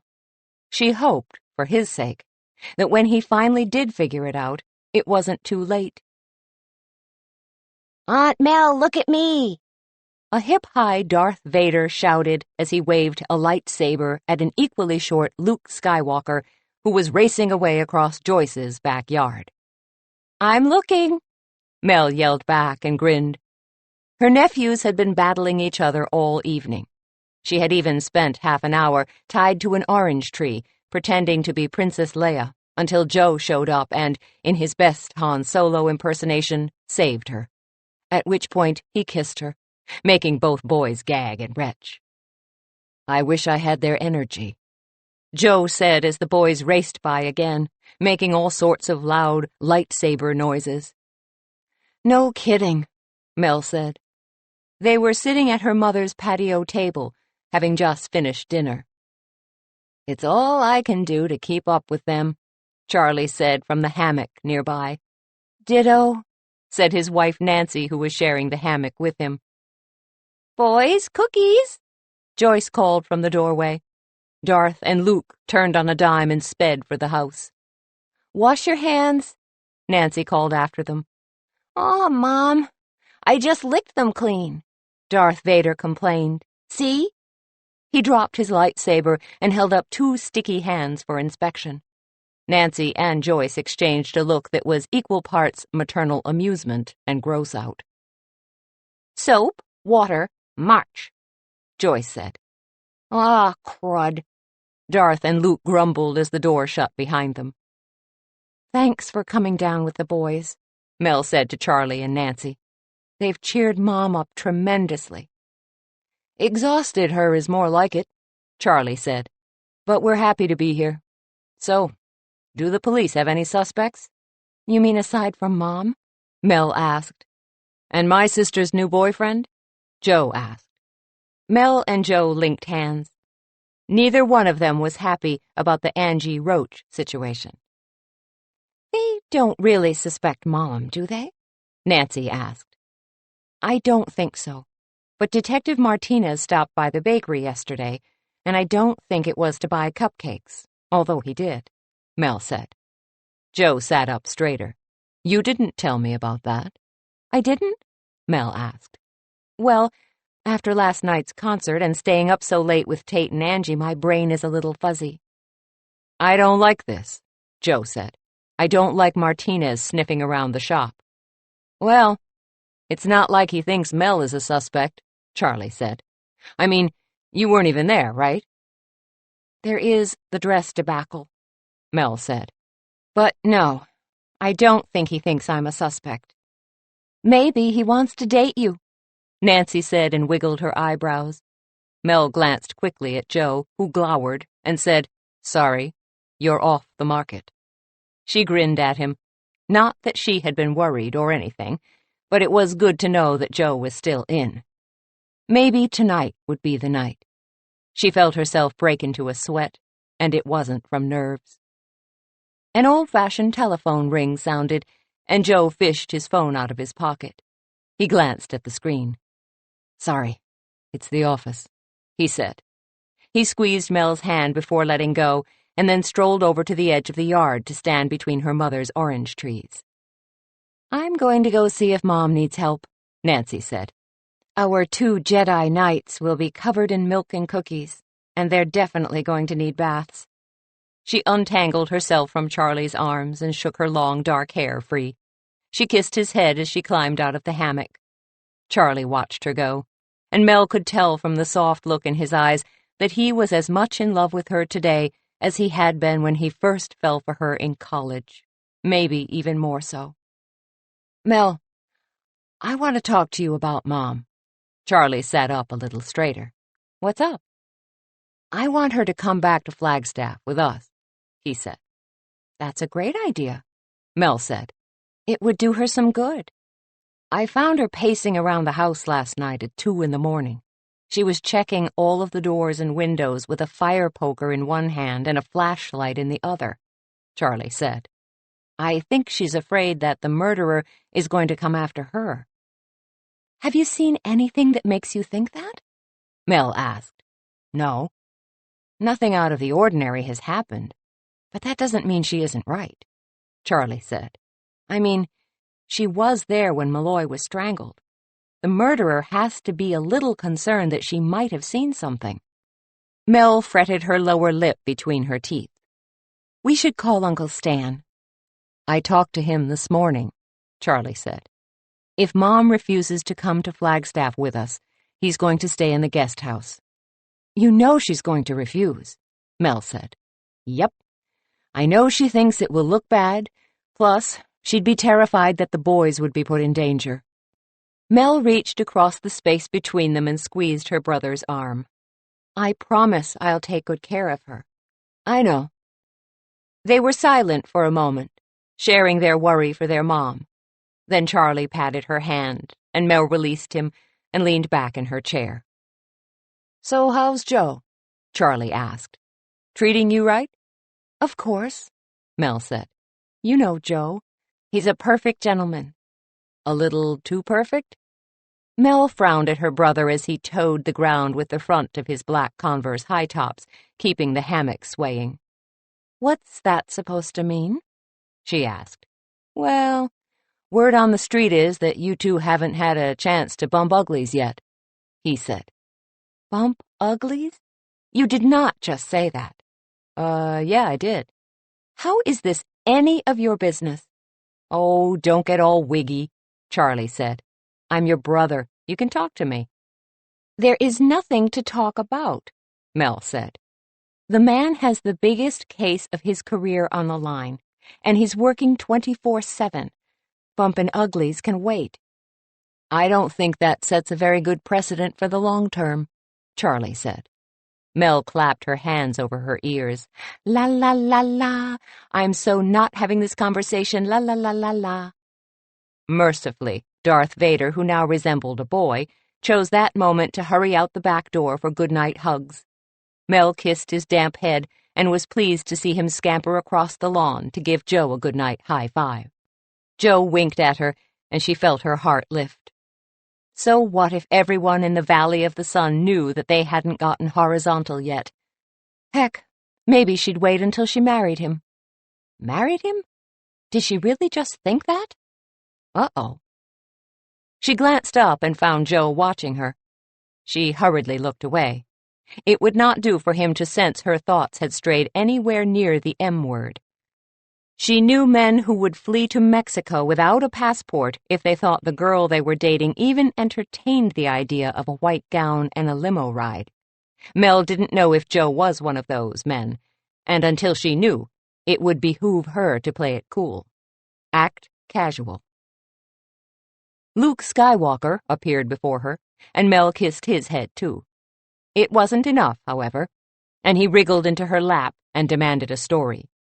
He handed her a beat-up copy of Curious George, and she remembered her father reading it over and over and over again to her and Charlie when they were little. She glanced at Joe, and he nodded, letting her know they had time for stories. She smiled and went in to read the two boys to sleep. She tried not to think about what it would be like to have a child with Joe. Would it have his dark hair and warm brown eyes? Mrs. Joe DeLaura? Eep. She smacked her forehead with the book. "What did you do that for, Aunt Mel?" Darth Vader asked. He pushed his mask up onto the top of his head to get a good look at her. "I was trying to smack some sense into myself," she said. "Did it work?" Luke Skywalker asked. "No, I don't recommend it," she said. Both boys nodded, and Mel hugged them close. Well, if she couldn't be a role model for what to do, at least she could model what not to do. Story of her life. "Okay," Mel said as she glanced at her reflection in the mirror. Joe was in the living room, waiting for her while she tried to make herself look presentable. Tonight was the night. She was sure of it. And it wasn't that she felt goaded on to the next level because everyone seemed to feel the need to comment on their lack of momentum in that direction. Not at all. It was merely a good night for it. Valentine's Day was coming. There were hearts and flowers everywhere you looked. Love was in the air. She adjusted the straps of her silky pale blue nightie and ran her fingers through her short blonde hair. Her teeth were brushed. Anything that needed to be shaved or plucked had been. She had spritzed herself with perfume, or more accurately, she had spritzed the air and walked through it. She was as ready as she'd ever be. Mel slowly opened the bathroom door and stepped out into her living room, which was also her bedroom. A grating sound, like a logger working a chainsaw, filled the room, followed by a rush of air. Joe had one arm draped across the back of the futon, and his other hand held the TV remote. He looked as if he'd been watching TV, and then his head had flopped back against the cushions. The man was as unconscious as a fighter who'd been KO'd. Mel wondered if she should wake him up, but somehow it just seemed cruel, given how tired he was. She knew this case was giving him trouble. The defense attorneys were charging that the evidence had been tampered with, and they were out to discredit Joe's best witness. In sleep, the man had some peace. How could she disturb that? She turned and went back to the bathroom, where she changed into her comfy pajamas. Then she went back out to the living room and pulled out the futon, shifting Joe as necessary. When she climbed in beside him, he wrapped his arms about her, and Mel smiled. Suddenly, she didn't care what anyone else thought. She and Joe had all the time in the world. Mel awoke to a hot cup of coffee on the table by her head and a note. It was short and sweet, but it sent shivers down to her toes. Joe had better be able to put this shooter away, and soon. Or she was afraid she'd have to shoot him herself. 14. "You're going to have to fire her," Marty said. He was wearing a blue fairy tale cupcake apron and wiping down the tables after a group of older ladies had flirted outrageously with him and eaten a dozen cupcakes. "I can't fire my business partner," Mel said. "She's just late. She'll be here." "She leaves early, shows up late, or not at all," Marty said. Without his toupee, the remaining wisps of his hair stood up in indignation. He looked every inch the cranky old man. "What kind of partner is that?" "She's going through something," Mel said. "We just have to give her some time." He heaved a put-upon sigh. "She'd better get it together quickly. You're not going to have my free labor to bail you out after the contest." "I appreciate your help," Mel said. "Angie will come around. You'll see." As if on cue, the front door opened, and in strode Angie. "Sorry I'm late." 2 hours late, little missy," Marty chided her. "You'd better have a good excuse." Angie looked from him to Mel. "I've been replaced?" "Marty's helping me out for free raffle entries." Angie glanced at the box. It was stuffed with slips. "Wow, that contest was a good idea," she said. "Let me dump my stuff, and I'll grab the front. I know you need to prep for class tonight." "Thanks," Mel said. Angie vanished, and Marty plunked his hands on his hips and gave Mel an outraged stare. "You're not even going to ask her where she's been." "She'll tell me if she wants me to know," Mel said. "You know, she was with that musician," Marty said.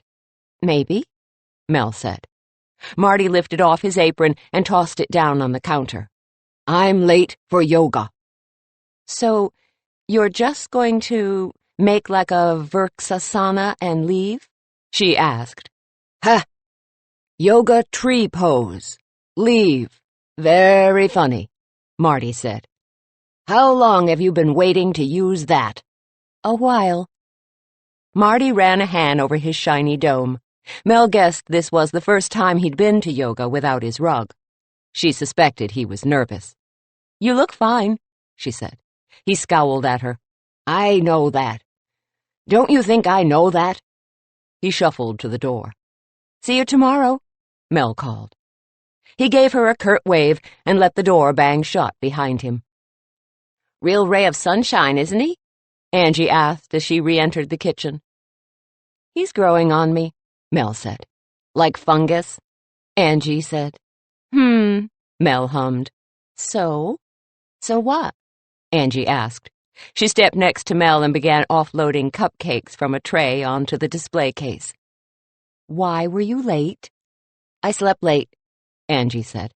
"Roach and I drove up to Jerome last night." "Jerome?" Mel asked. "That's almost 2 hours away, and it's cold up there." Angie grinned. "Yeah, it was so romantic. We ate dinner and then caught a local band called the Cartwheels at the Spirit Room." "Sounds nice," Mel said. She was happy for Angie. She really was. But there was a part of her that was jealous of the unimpeded romance that she and Roach had going. It felt as if she and Joe had never had that opportunity. Angie must have sensed what she was feeling. "Don't worry. As soon as Joe's case wraps up, you'll have this sort of time together." "Maybe," Mel said. She was unconvinced. What if Joe's life was always this hectic? The thought was depressing. "Shake it off," Angie said. "It will get better, I promise." Mel shook her head. "You're right. I know you're right." "Okay, so what are we cooking for our couples class tonight?" "A raspberry white chocolate cupcake that I call Cupid's Bliss." "Did you just make that name up?" Angie asked. "Yeah. Too much?" "Normally, I would say yes. But it is the season of love," Angie said. "The cornier the better." "I didn't think it was corny exactly," Mel said. "Well, it is," Angie said. "Still, white chocolate and raspberry, what's not to love?" "Exactly," Mel said. They set to work. Because of the high sugar content in the white chocolate, Mel decided to make smaller cupcakes and bake them longer at a lower temperature.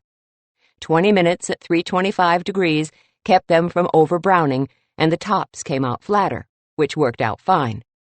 Using a star tip, Mel piped white chocolate cream cheese icing around the edge of the cupcake, connecting one end of the circle to the other. Angie carefully placed fresh raspberries inside the white chocolate ring, making sure the bottoms were all facing up. Then Mel drizzled a red raspberry glaze over the berries and the white chocolate icing. "Oh, wow. Can I have one?" a voice asked from the doorway. Mel turned, and there was Detective Martinez. He looked as buttoned down as ever in charcoal gray slacks and a white dress shirt. Today, he was even wearing a tie. "Sure, Detective," Mel said. She plated one of the cupcakes for him and gestured for him to sit down. Angie glanced between them and then hefted the tray of remaining cupcakes and headed for the walk-in cooler. "So, how was that concert?" he asked. "Concert?" Mel asked. "The last time I was here, you and your partner Tate were headed for a concert." He tucked his fork into the cupcake and scooped up a bite with cake, icing, and a raspberry. "Oh, yeah," she said. She glanced nervously at the cooler. What would Angie make of this? "We went to see the Sewers. It was great." "Brian Malloy is in that band, isn't he?" "Yes, he is," Angie said. Obviously, she had heard the entire conversation from the depths of the enormous refrigerator. "And yes, he is Baxter's son, and yes, they were estranged, and yes, I am dating him." Martinez looked surprised. "Oh, you didn't know that, did you?" Angie asked. Her face grew red, and she fidgeted with her apron pockets. "We just started dating a few days ago." Martinez took another bite of cupcake. "This is amazing." "Thanks," Mel said. Her throat felt dry, and she coughed. She had a bad feeling about this conversation. "How did you two meet?" Martinez asked. "He came here to talk to Mel," Angie said. "He thought I was my mother," Mel explained. "He thought I had something to do with his father's death." "Why would he think that?" Mel shrugged. "He was angry. He thought I was a gold digger." "How did he react when he found out you weren't the one dating his father?" "He was embarrassed and apologetic." Martinez finished off the cupcake. "How did you come to be dating him?" Martinez asked Angie as he took his plate to the sink and rinsed it. "He asked me," she said. "You are aware he's a murder suspect?" Martinez turned away from the sink and studied Angie with concern. "He didn't do it," she said. "He's a musician, not a killer." "Don't fool yourself," Martinez said. "I once had a case where a Sunday school teacher chopped up her husband and put him in the freezer because he kept leaving his underwear on the bathroom floor." "Well, that would grate after a while," Angie said. Martinez frowned. The jangle of the bells on the front door sounded from the front room, and Angie said, "I'll get that," as she hurried out of the kitchen. "Do you think Roach is guilty?" Mel asked. She wondered if she should mention what the roadie Carl and the manager Jimbo had said, that Roach hadn't been rehearsing on the night of his father's murder. She wondered if she should tell him that Roach had lied to them. Had he lied to the police, too? If Martinez said yes, she was going to tell and pull the plug on Angie's new romance. "I don't know," Martinez said. "He certainly had motive." "Who had motive?" a voice asked from the door. They both turned, and Mel started in surprise when Steve Wolfmeyer strode into the room. Wearing a perfectly tailored Brooks Brothers suit and Gucci loafers, he reeked of high-profile attorney, and Mel knew just from looking at Martinez's face that he knew exactly who Steve was, the most successful defense attorney in the Valley of the Sun. "Hi, Melanie," Steve said. "Long time no see." Martinez glanced from her to Steve and back again. He did not look happy. "Hi, Steve," Mel said. "What brings you here?" "Cupcakes, naturally," he said. He opened his hands wide in a trusting gesture she was sure had been well rehearsed before hundreds of jurors. She noticed that the lower button on the jacket of his pinstripe suit was unbuttoned, as if he were a male model, and she wanted to laugh. The man simply had no self-esteem issues. Not a one. "Why else would I be here?" "Why else, indeed," Martinez said with a shake of his head. He turned and looked at Mel. "Thanks for the cupcake. I'll be in touch." They watched as Martinez strode out of the room. "Oh, don't tell me I chased away the good-looking detective," Steve asked. "I think he might be allergic to you," she said. "They all are," he said with a grin. "But seriously, what's with the stiff? I thought you were dating DeLaura." "How do you know that?" she asked. "I have my sources," he said. "So, are you or aren't you?" "I am," she said. "Pity," he said. He glanced at her from beneath his lashes. "Yeah, right." Mel couldn't help but laugh. "So, why are you really here?" "I read about your mother's unfortunate situation in the Republic, and I wanted to see if there was anything I could do to help." He ran a manicured hand through his short, prematurely gray hair. Instead of making him look older, it made him look distinguished, and Mel was pretty sure he knew it. "Really?" she asked. "Is business that slow?" "Ouch," he said. He put a hand over his chest. "You cut me to the quick." "Sorry. Just trying to cut through the BS. "You don't like me much, do you?" he asked as he leaned against the table. "I like you fine," she said. "I just don't trust you." "But you do like me," he said with a wicked grin. "That's an excellent start." Mel found herself laughing again. Steve Wolfmeyer was known as the best defense attorney in town because he generally left his opponent in shreds. Nice to see he had an equal amount of charm to offer. "My mother isn't going to need an attorney," she said. "She's innocent." "Ah, but now your best friend is dating the prime suspect," he said. "Again, how do you know these things?" "I told you.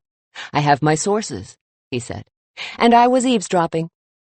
"Now it's all coming into focus. You're hoping we'll hook you up with Roach Malloy." "Big celebrity, very high profile. You still have my card, right?" he asked. "Unbelievable." "I know. Now, let's talk cupcakes," he said. He left just before Mel's class was to begin with a dozen cupcakes, one in every flavor. 15.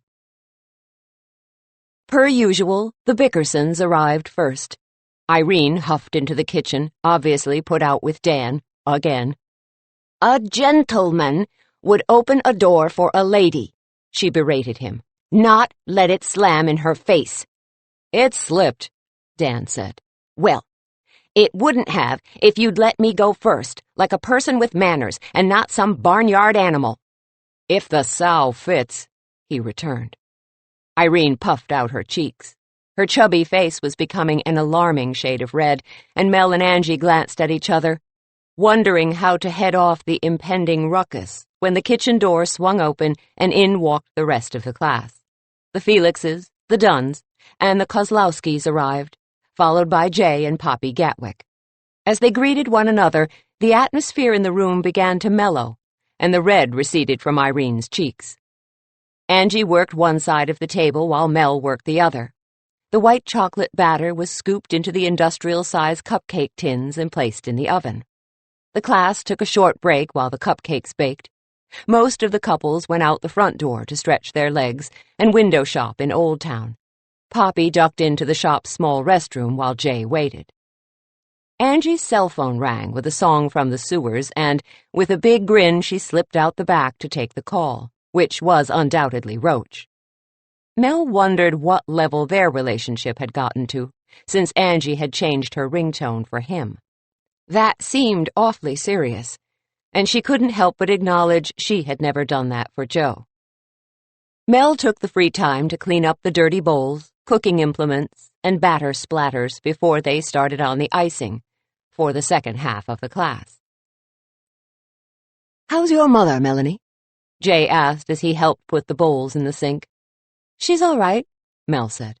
"My brother is in town, and that's keeping her occupied." "Good," he said. "Poppy has been so distraught. She seems to think there is a strangler on the loose and is afraid to be alone. I tried to tell her it wasn't a random act of violence, but she's still afraid." A vision of Baxter Malloy's body crossed through Mel's mind, and she had to agree with Poppy. The thought that someone was capable of strangling another human being to death was horrifying. "I don't blame her," Mel said with a shudder. "I want you to know," Jay said, "that I've been listening for any snippet of information that might be of help." "Have you heard anything?" Mel asked. She put her bowls in the sink and turned to face him. She knew it would relieve her mother's mind if there was a solid suspect out there. "The list of people who lost money in Baxter's scheme is daunting," Jay said. "And yet—" "Yet?" Mel encouraged him. "I keep coming back to the Hargraves," Jay said. "Can you imagine what it must have been like to lose billions?" "No, I really can't," Mel said. She felt terrible for the older couple, truly. "But you don't think Lester could have harmed Baxter, do you? The man must be at least 80. "He's 80 exactly," Jay said. "A depression baby. Going out the same way he came in. That has to be tough." "But would he have the physical strength to strangle Malloy?" "If he had help," Jay said. "Maybe from a former baseball star who recently lost everything." Mel gasped. "You think the Hargraves were working with Scotty Jensen?" "And maybe others," Jay said. "A conspiracy, then?" Mel asked. "Malloy certainly made enough enemies. I wonder if the police have thought of this." Jay shrugged. "I'm just glad I didn't have anything invested with him. Messy business." Mel nodded in agreement. Just then Poppy came tottering out of the restroom and looped her hand around Jay's elbow. She gave Mel a look that clearly said, "Mine." "Come on, let's go buy me something pretty," she said. Jay smiled indulgently. "Of course, darling. We'll be right back." "Take your time," Mel said. The cupcakes would be done in 5 minutes, but then they'd have to cool. She saw Mr. and Mrs. Felix in the main part of the bakery. She knew they had been banking on Baxter Malloy's investment for their retirement. She wondered how they felt about him now. "I love your bakery, Mel," Mrs. Felix said. She was examining one of the cupcake potholders Mel sold on their rack of cupcake kitsch in the corner. "It has such charm." "Thank you," she said. "Mr. Felix, I wanted to tell you how sorry I was to hear about Baxter Malloy's investment scam. I hope you'll be all right." Mr. Felix gazed at her with such sad eyes that Mel instantly regretted saying anything. "I can only hope he is burning in the fires of hell," he said. His eyes may have been sad, but his voice was so full of anger it shook, as if he barely had a handle on it. "Let's not talk about this," Mrs. Felix said. "You'll just get all worked up again, And the doctor told you to be careful about your stress level. You can't afford another heart attack." Now Mel really felt bad. She was only asking because she was worried about her mother, and here she was causing someone else untold grief. "I'm sorry," she said. "I shouldn't have said anything." "Don't think on it," Mrs. Felix said. "It's perfectly reasonable for you to worry about us. How is your mother, by the way? Was it terrible for her?" "Yeah, pretty terrible," Mel said. "I'm sorry for her," Mr. Felix said. "But I'm not sorry he's dead. The rat bastard." Mel met his gaze, and the banked anger within his eyes flared to life, and for an instant she could almost picture Mr. Felix causing Baxter Malloy harm, severe harm. The oven timer went off, and Mel found herself quite happy to excuse herself to head back to the kitchen. Angie bounced back in through the back door while Mel was pulling out the cupcakes. She placed them on the center of the table to cool, while Angie rambled on and on about Roach. Mel felt her mind wander, and she let it. It was better than hearing the sordid details of someone else's really cool love life, since her own had been downgraded to one step above co-ed napping on mats in preschool. "And then I lit my hair on fire and ran around the room naked," Angie said. "Huh? What?" Mel asked. She'd heard the words fire and naked and figured she'd better tune back in. "You're not listening," Angie said. "Sorry," Mel admitted. "It's this murder. I can't stop thinking about how someone murdered Malloy just feet from my mother, but didn't harm her. I'm grateful, but I can't help worrying that whoever it is might change their mind and come after her," Angie asked. "Yeah. Well, I know how you feel. I'm dating one of the chief's suspects," Angie said. She fretted her lower lip between her teeth. "I hate that the tabloids keep running stories about Roach. I'd really like to see them find the real killer." Mel thought Roach could very well be the killer, but she refrained from saying anything that might make Angie angry with her. She needed to keep Angie close so she could keep an eye on her. "I was talking to Jay, and he said that there are so many people who lost so much, he thinks there's more than one person involved in the murder," she said. "So they all took turns twisting the stocking around Malloy's neck?" Angie asked. "Somehow, I think your mother would have noticed a crowd outside her cabana." "Maybe it was just a group that did the planning," Mel said. "But why?" Angie asked. "That wouldn't get their money back. Unless they were trying to get Baxter to give it back," Mel said. "And they went too far." Angie shuddered. "I don't like this. Give me a crime of passion over a coldly plotted murder any day." "I wonder what the Hargraves are doing tonight?" Mel asked. "You're not going over there." "Why not?" Mel asked. "I'll pretend to be making a cupcake delivery and get the wrong house." "Mel, these people are billionaires," Angie said. "They have vicious guard dogs and security personnel. Shoot, they probably have landmines to keep the riffraff, which would be you, out." "They're not billionaires anymore," Mel said. "I'm going." "Fine, but you're not going alone. I'm coming with you," Angie said. When Mel began to protest, she raised her hand. "No arguing." Mel closed her mouth as her class returned, and she plastered on her encouraging teacher's smile. Meanwhile, she mentally reviewed what sort of cupcake would get her past a killer guard dog. Somehow, carrot cake did not seem likely. Sadly, she didn't have any bacon-flavored ones. "So what are you going to say?" Angie asked as they pulled up outside a large stone mansion perched on the side of Camelback Mountain. "I'm going to say I have a delivery," she said. "And then I'm going to bluff." "Fall back and punt," Angie said. "Nice. Remember, if you get into trouble, I'll be listening." Angie pulled back out onto the road and then took a sharp right into the narrow driveway in front of the mansion. There was a steep drop to the right, and Mel saw Angie's grip on the steering wheel tighten. What kind of an idiot builds an 11,000-square-foot house on the side of a damn mountain? She griped. I mean, really? How much space do two people need?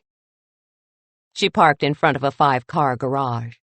Mel called her cell phone, and Angie answered. Their plan was to keep their cell phones on, so Angie could listen in and be ready if Mel needed backup. At least, the mountain wouldn't cut off their reception, given that they were on top of it.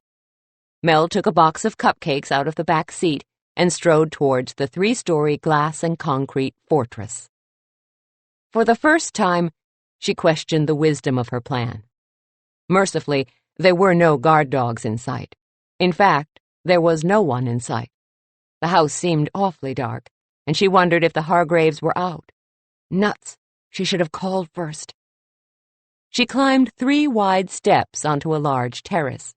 Large potted cacti stood like sentries on either side. Feeling edgy, she checked her phone. You there, Ange? Roger. We have to learn some better lingo. Shouldn't there be a code 4 or something? Quit stalling. Mel put the phone back in the front pocket of her bag. She crossed the terrace and paused in front of the massive wooden doors. She didn't see a doorbell, so she used the enormous iron door knocker that hung on the middle of the right door. It banged so hard against its base that Mel jumped. That's some door knocker, she said out loud for Angie's benefit. She waited. No one answered. She banged again. Still no answer. She stepped back and tried to peer into the windows above. There was no light, no movement. She took her phone out of her bag. I think this is a bust, Angie. No one's home. What? Angie began but was cut off by a deep grinding noise. Mel glanced up to see if it was coming from the house, but no, it was coming from where Angie was parked. Mel's phone suddenly squawked with profanity, and she heard a squeal of tires as Angie's car came shooting in reverse from in front of the garage right towards the edge of the mountain. 16. A huge mover's truck barreled out of the garage. The cab of the truck was caught in the headlights of Angie's car, and Mel could see that an old lady with gray hair was driving. A younger man was in the middle, and sitting shotgun was an old man. Mel at once recognized the 2 oldsters as the Hargraves. She raced to the edge of the terrace, half afraid the old lady was going to ram Angie down the side of the mountain. But Mrs. Hargrave turned the wheel hard to the right and missed Angie by a breath. Then she rolled down her window and yelled, "Take the house, you parasites, but you'll never take us alive." Mr. Hargrave shot them a rude hand gesture as the moving truck rumbled down the drive and away. Angie drove her car slowly forward. She parked it, got out, and sat on the ground. Mel rushed over and handed her a cherry bomb cupcake. "Thanks," Angie said. Her fingers were shaking, but she managed to peel the paper off and take a bite. "I thought that crazy old bat was going to send me to the big bakery beyond." Mel sat down beside her. She took another cupcake out of the box, a Tinkerbell, and bit into it. "I think my heart stopped," she said.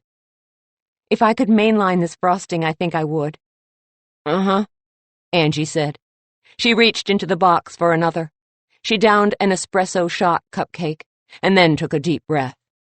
Mel reached for a Death by Chocolate, and only after she finished it did she feel a little better. At least her heart had resumed beating. "So, what do we do now?" Angie asked. Mel shrugged. "It doesn't look good that the Hargraves have flown the coop. I think Jay was right. I think they were in on something. But it sounded like they were running more from the bank than the law," Angie said. "I mean, you flip off a bill collector. You do not flip off the law." "But I came with cupcakes," Mel protested.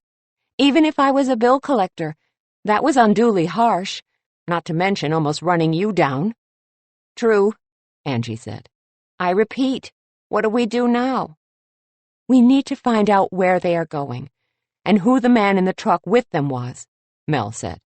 Hired muscle? Maybe, Mel said. We're here. Should we check the house? You think they left us a note telling us where to find them? Angie asked. Gee, how thoughtful. Sarcasm does not become you. Mel stood and brushed off the seat of her pants. Angie did the same. Really? I thought it was my best feature. Mel put the box on the roof of the car, and they walked up to the open garage door. It was dark, and Mel felt along the wall for a light switch. With a snap, light flooded the multiple bay garage. It was barren. Angie crossed the room, her footsteps echoing on the hard concrete. A short staircase led up to a door, which was ajar. The Hargraves had left in such a hurry they hadn't even bothered to close the door behind them. Hello? Angie called. Mel frowned at her, and she shrugged. Just being polite. They entered through a back hallway, which split into a large kitchen and living area. Mel fumbled along the way until she found another light switch. Recessed lighting in the cathedral ceiling cast a celestial glow down the walls. Is it just me, or are you feeling the need to genuflect? Angie asked. Shh, Mel said, but she had to agree. She was half expecting to find a pulpit. Well, now we know why they needed the muscle, Angie said. This place has been stripped. She pointed over her shoulder with her thumb, and Mel looked over the wide granite counter to the collection of gaping holes in the wall. It was easy to see where the appliances once stood. Wow, she said. I wonder if the whole house is like this. Let's check, Angie said. I'll take upstairs. She crossed the marble floor to the wide, winding staircase, flipping on lights as she went. Mel toured the vacant rooms on the first floor. A bedroom, 3 bathrooms, an office, a formal dining room, and the outside patio, all completely bare. Every fancy fixture had been removed, even the toilet paper holders. And the one speck of food that he left in the house was a crumb that was even too small for a mouse. Angie's head appeared over the balcony railing above. How the Grinch stole Christmas, Mel said, identifying the quote. He struck down here, too. Angie bounced down the stairs. This is some crib. Mel studied her. Are you going to keep talking like you're on an MTV reality show? What do you mean? Angie blinked. Forget it, Mel said. Angie had put up with her through a gazillion bad boyfriends and crash diets over the years. Surely, Mel could put up with her during her rock and roll romance. Let's go. As they wandered out into the chilly desert evening, Mel was struck by the stunning view.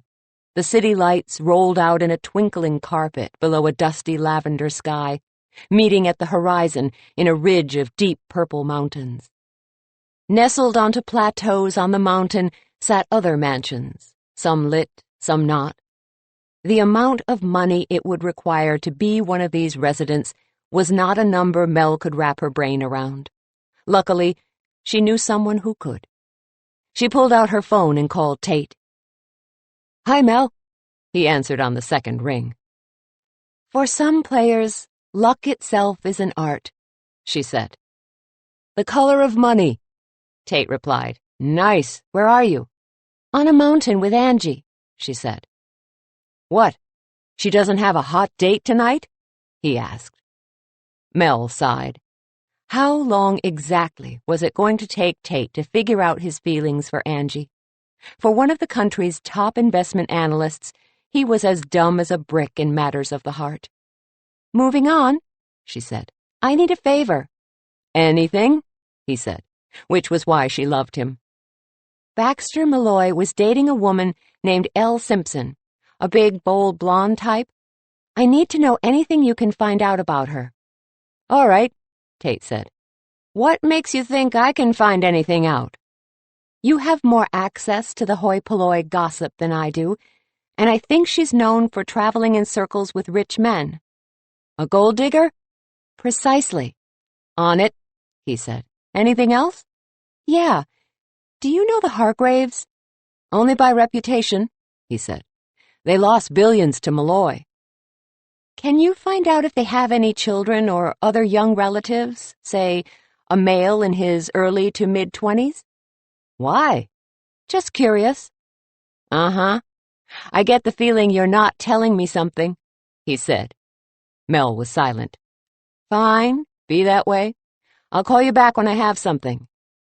Tate never called. Instead, he blew in through the front door of the bakery the next morning like a small tornado. You owe me, he said to Mel. She raised her eyebrows in surprise. Where's Angie? Not here yet, Mel said. Tate checked his watch. But it's, he began, but Mel interrupted him. I'm aware of the time. I keep telling her to fire that girl, Marty said. He was refilling the napkin holders in the booths. New employee? Tate asked. A temp, Mel said. Tate shook his head. Okay. I had to have my mother call my Aunt Penelope, who called her friend Beverly, who no one can stand. Mel remembered the silver-haired lady at the museum luncheon, who had not been fond of Elle. She'd bet her body weight in sprinkles that it was the same one. And, she prompted him, well, you were right. Elle Simpson is quite the money magnet. Before Baxter, she was shacked up with a Major League Baseball star, a TV producer, and a fast food franchise owner. Before that, she was a B-movie actress who didn't get much further than the cutting room floor. So she's been around, Mel asked. And how? Tate agreed. She likes them old, and she likes them loaded. So Baxter was perfect for her. Except he really wasn't that well off, Mel said. He was a scam artist. Sounds like a perfect match to me, Tate said. Except that if he was bankrolling her and then dumped her to find a wealthy woman to bail him out, Elle might have been a teensy bit upset. Enough to murder him? I don't know, Mel said. How about the Hargraves? They do have a nephew, Tate said. Word has it he was kicked out of Yale, Cornell, Harvard, and Princeton. Impressive, Mel said. Apparently, he has an utter lack of social skills. He's 28, still lives with the Hargraves, and has never held a job in his life. I think I must have dated him, Mel joked. So, why do you need to know about these people? They're the best suspects I've got for Malloy's murder, she said. Not the best, Tate argued. That would be Roach. Mel saw a spot on the counter and wiped it with the corner of her apron. You can't keep avoiding the obvious, he said. He is the best suspect. Then why haven't the police charged him? Mel asked. Because he's a rock star, Tate said. His voice was scathing, leaving no doubt in Mel's mind how he felt about Roach. All right, letting go of that for the moment. Angie and I went to the Hargraves last night, Mel said. What? Tate smacked his hand down on the counter. Are you crazy? Before he could continue his diatribe, Mel held up her hand and told him all about the previous evening. He listened intently and only grunted once or twice. So, I think we need to follow up and find out more about the Hargraves and Elle Simpson. How do you plan to do that? Tate asked. Mel tipped her head and looked him over. You're probably too young for her. We need someone older, who can get close to her and find out what she knows. You need a rich geezer, Tate said. They both turned to look at Marty. Don't look at me. The last time I went along with one of your brainiac ideas, I ended up in a dumpster, he said. This time, you'd have a babe on your arm, Mel said. Who'd have a babe? Angie asked as she pushed through the kitchen door into the bakery. Where have you been? Tate asked. He looked like an indignant mother waiting up past curfew. Breakfast, she said. At noon? He sounded outraged. Is he for real? Angie asked Mel. As a tick on a hound dog, Mel said. If you must know, the medical examiner has released Baxter Malloy's body. I was helping Roach work out the details of his funeral. Oh, Tate said. He looked away, obviously unwilling to acknowledge what a butt he was being. Angie rolled her eyes at Mel. He's managing. Thanks for asking. If he's the killer, I'm sure he is managing, Tate said. Managing to cover up his crime. What are you talking about? He's not the killer, Angie said. You can't know that, Tate said. He turned to Mel. Tell her. Mel trailed off awkwardly. Tell me what? Angie asked, glancing between the two of them. He lied, Tate said. Who lied? Angie asked. Roach lied, Mel said. 17. Lied about what? Angie asked. He told us the first day we met him that he was at rehearsal when his father was killed, but Carl and Jimbo told me that the band hasn't been practicing, Mel said. I'm sorry, Angie, but it doesn't look good that he lied. Angie stepped back from them and crossed her arms over her chest. Her lips were compressed as if holding back harsh words. Mel felt dread twist her insides. She didn't want to hurt Angie, but Tate was right. It was time to tell her the truth. Why didn't you say anything before? Angie asked. Mel shrugged. You've been so happy. I didn't want to ruin it for you. And even if he did kill his father, I didn't see why he'd want to harm you. I've seen the way he looks at you. He's smitten. So you said nothing? Even though I might be dating a murderer? My point exactly, Tate said. I knew we should have told you sooner. You're the best. Angie cried, threw her arms around Mel's neck, and hugged her close. If you were dating a murderer, I wouldn't try to wreck it for you either. You're all crazy, you know that? Marty said. Plumb crazy. Mel hugged Angie back. She was so relieved. Angie knew the truth, and she wasn't mad at her. Phew. What about me? Tate asked. Don't I get a hug? Angie stepped back and glowered at him. After sending the brothers after me? Tate stepped back. Angie stepped forward. What makes you think I had anything to do with that? He asked. He took another step back. You know how overprotective they are. Oh, please.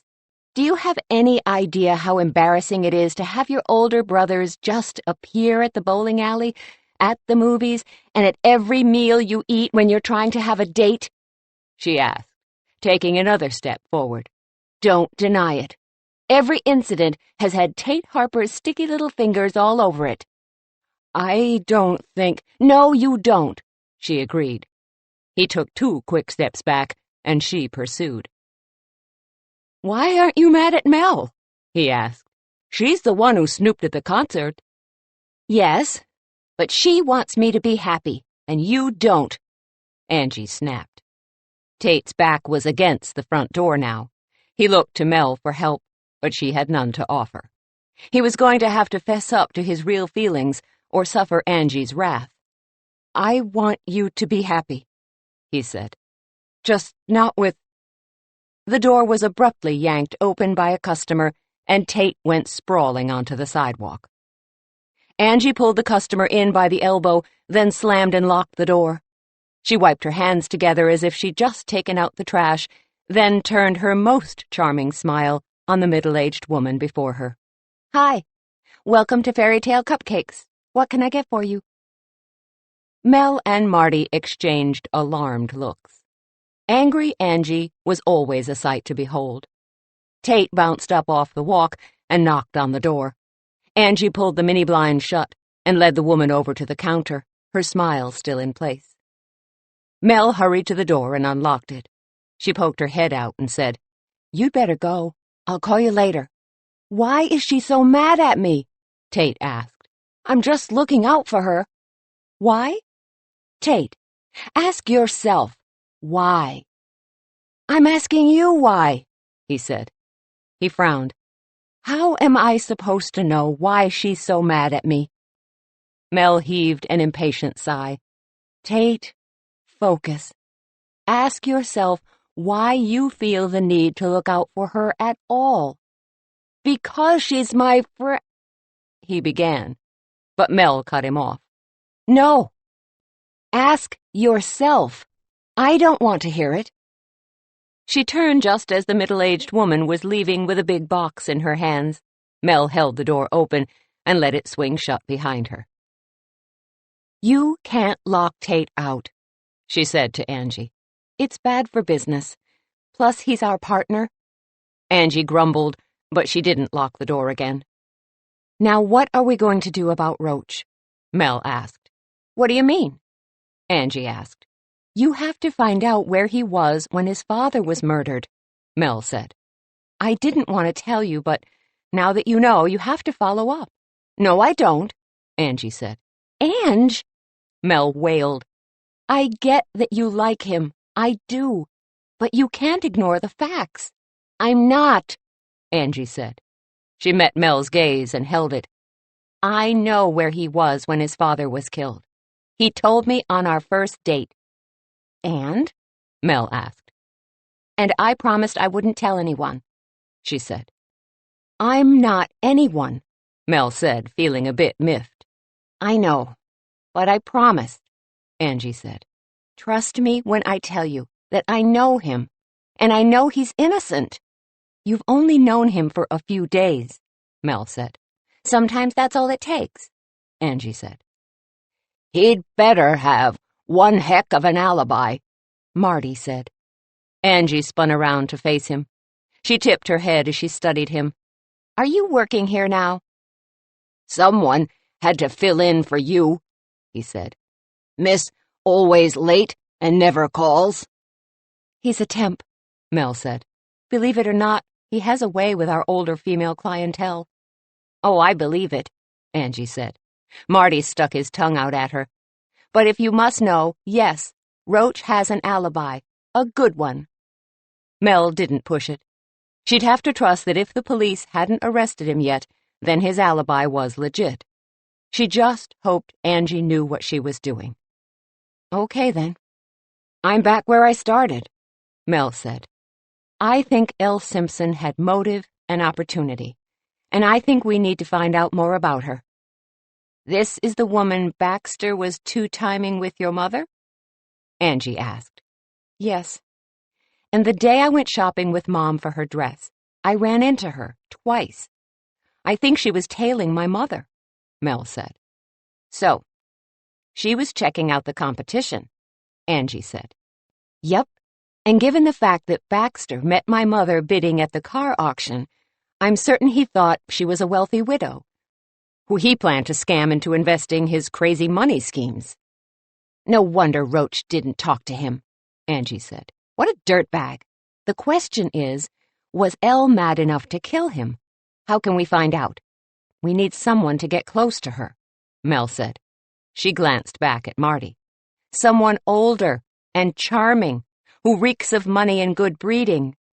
Oh, no, you don't. I still have a crick in my back from the dumpster, he said. Come on, Marty, Angie cajoled. She threw an arm around his shoulders.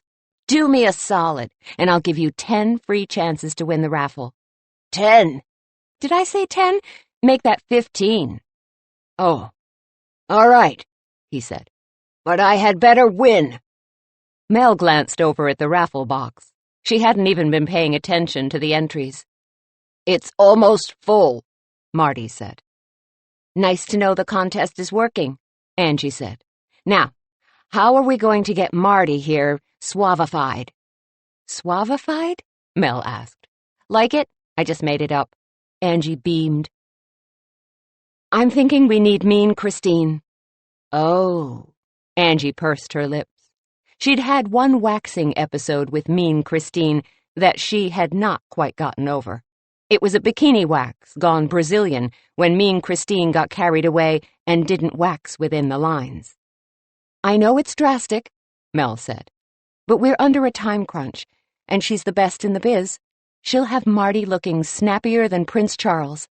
I think we can set the bar a little higher, Angie said. Come on, let's go. Who is Mean Christine? Marty asked. I don't like this. What are you two planning? Is this going to hurt? Only if you snivel, Angie said. Christine does not respond well to whiners. When Marty looked like he was going to dig his heels in, Angie and Mel each caught him by an elbow and led him out the door. Mel locked the bakery up behind them, and they strode down the sidewalk to the salon around the corner on Brown Avenue. A neon sign hung over the door. In swirling script, it spelled Christine's. No one actually called her Mean Christine to her face. A redhead, wearing a turquoise wraparound smock, sat at the front desk. Her hair was shoulder-length, with severely cut straight bangs. She wore bright red lipstick and gold hoops in her ears. A brunette wearing the same smock, earrings, and lipstick sat beside her. Christine liked to have her employees look exactly like her, so they all had the same haircut and wore the same colors, right down to their accessories. Mel tried to imagine Angie and herself doing that at the bakery. A snort escaped her, and she felt Angie shoot her a quick glance. Mel could tell by the smile on her face that she'd been thinking the same thing. May I help you? The redhead asked.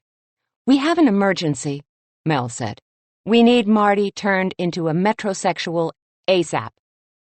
What? Marty started fighting their hold.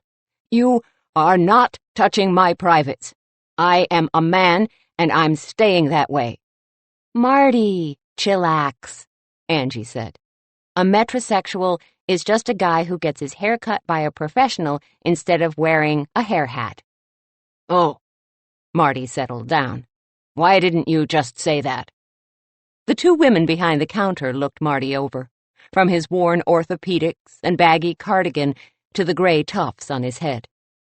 Call Christine, the brunette said. This is going to require more skill than we have combined. A short while later, Christine appeared. She was tall and thin, with bluntly cut black hair. Instead of the turquoise smock, she wore a leopard print. She did have the same red lipstick and hoop earrings, however. What's the ruckus about? She asked as she came down the stairs from the back room. Emergency, Mel said. This is Marty, and he needs, well, the works. She glanced at Marty, who looked dumbstruck at the sight of Christine. Mel couldn't blame him. Christine was one of those people who owned any room she walked into. With dark brown eyes that were almost black, she seemed to see everything all at once with a laser-like scrutiny that made the recipient of her gaze aware of every hair that was out of place, every pore that was clogged, and every jagged fingernail. Christine turned to her two assistants. Take Marty to one of our changing rooms, and have him put on a robe. Marty gave Mel and Angie a bug-eyed look while he was led off by the two young lovelies. This is going to cost you, Christine said. Mel sighed. She'd figured. How much? More than you can afford, Christine said. However, you're in luck. I need a favor. I'm listening. Wedding for 300 people, Christine said. 4 different kinds of cupcakes in a tier with a larger cake on top for cutting. It's for my niece. When? Mel asked. April. Have her stop in to pick flavors and colors and consider it done, Mel said. Christine's lips twitched at the corners, which was the closest she ever came to a smile. One of her assistants reappeared with a plastic bag. She handed it to Christine, who handed it to Mel. Those are his things, she said. When you pick him up, have new clothes for him. I can't let my work be buried behind a polyester sweater and plastic shoes. Will do, Mel said. She and Angie turned and left. When they stepped outside, Angie let out a sigh of relief. Better him than me, she said. Still not over it? Mel asked. A few more therapy sessions, and then we'll see. Angie said. Poor Marty. I feel like I just left my puppy at the groomer's for his first haircut. Don't worry about Marty, Mel said. He's a scrappy little fellow. If anyone can give Christine a run for her wax pot, it's him. 18. We're going to need clothes, Angie said. Yes, and they're going to have to be expensive, Mel agreed. Now what man do we know with a killer wardrobe? Tate, they said together. Should we call him? Angie asked. We don't want to bother him at work, Mel said. Besides, we just need a suit or two. Then we'll need to have them tailored a bit. I have my key to his place, Angie said. Okay, you go get the clothes, and I'll see if I can get someone to do the quick fix. On my way, Angie said. They parted in front of the bakery. Mel opened the door and hurried back inside. She got no farther than the kitchen when her cell phone started ringing. Hello, she answered. Melanie, where have you been? Joyce asked. I've been calling the shop, but there was no answer. I thought there may have been a fire or a flood or worse. I had to run an errand, Mel said. Shouldn't someone always be at the shop? Joyce asked. You could lose business that way, and in this economy you can't expect Tate or Dear Joe to bail you out. I wouldn't expect them to, Mel said. She tried not to bristle at the lecture. Mom, don't worry. The business is fine. Now what's up? I don't know. Since Charlie and Nancy and the boys left, it's so quiet here. I suppose I'm being silly, but something feels wrong, she said. And then Detective Martinez stopped by. Back up, Mel said. Who stopped by? Detective Martinez, her mother answered. The door to the bakery opened, and two ladies walked in. Mel smiled at them and signaled that she'd be just a minute. What did he want? Mel asked. He seemed very concerned that I didn't see anyone that night, Joyce said. I tried to explain that I was in the cabana changing, but he thinks I should have heard a splash when Baxter fell in or was pushed. Mel could feel her teeth clench. She didn't like that Martinez was asking her mother questions again. She didn't like that he was insinuating that Joyce should have heard something. Mom, have you called Uncle Stan? She asked. No, I was going to wait until after I talked to you, she said. I don't want to bother him. It's no bother, Mel said. He'd want to know. Well, if you think that's best, Joyce said. I do. The two ladies were now standing in front of the counter waiting to place their orders. I have to go, Mom, but I'll call you later, she said. Call your friend Ginny and go out to lunch. I don't want you to brood about this. It's going to be fine. That's a good idea, Joyce said. I'll talk to you later. Mel hung up the phone, wishing for the first time that her mother had gotten a look at the killer. At least then she'd be able to tell the police something that would get them to leave her alone. Of course, then she might be in danger from the killer herself. It was a sobering thought. Mel plastered on a smile and served the two ladies their cupcakes. It was a warm day for February, so the two women were eating them outside at the small cafe tables in front of the shop. Normally, Mel was delighted to have people eat outside because she felt it drew attention to the shop. But today, she just wanted to close up and race over to her mother's and give her a bracing hug. What if Martinez didn't find the real killer and decided to arrest Joyce? Mel didn't want to have her boyfriend prosecuting her mother for a crime she didn't commit. Truly, that would be the stuff of nightmares. She forced herself to stop thinking about it and placed a phone call to an acquaintance who owed her a favor. Within 5 minutes, she had what she wanted and hung up with a grin. Her phone rang again, and thinking it was the acquaintance calling to back out, she snatched up the receiver. Fairy Tale Cupcakes, how can I help you? Ear hair surcharge, a muffled voice said. What? She asked. Hang on, the muffled voice said. There was a rustling noise, as if the phone was being moved around. There is going to be an ear hair surcharge. This time Mel could tell it was Christine.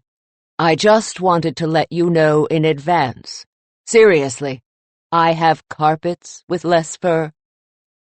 Youch! A voice Mel feared was Marty's yipped in the background. Is he okay? She asked, but Christine had already hung up. The front door to the bakery opened, and in strode Angie with 2 suits slung over her arm. I took an Armani and a Prada. Tate must have 50 pounds on Marty. Do you think we can tailor them? We can't, but Alma Rodriguez can, Mel said.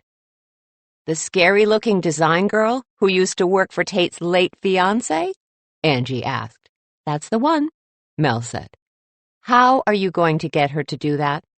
She owes me, Mel said. As if their conversation had beckoned her, Alma Rodriguez pulled open the door and entered the bakery. Both Mel and Angie stared. They hadn't seen Alma in several months, and what a transformation she had made from a black-clad goth girl to a stunner in narrow heels and an olive-green tailored suit that hugged and flared in all the right places. Whereas before she had resembled a petulant teen, now she exuded a mature confidence that awed and intimidated. What? Alma snapped, staring at the 2 of them. Well, at least you still have your charm, Mel said. A small smile curved Alma's lips. Sorry. Old habits die hard. You look amazing, Angie said. Alma did a small pirouette. Terry, my boss, sort of insisted. He was right.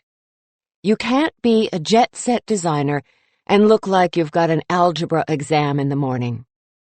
Thanks for agreeing to help us out, Mel said. I had a choice. I know I owe you one. A big one, Alma said. It's the least I can do. Where is the old guy? Mel handed over Tate's suits and said, He's getting cleaned up over at Mean Christine's salon. Alma cringed. How old is he?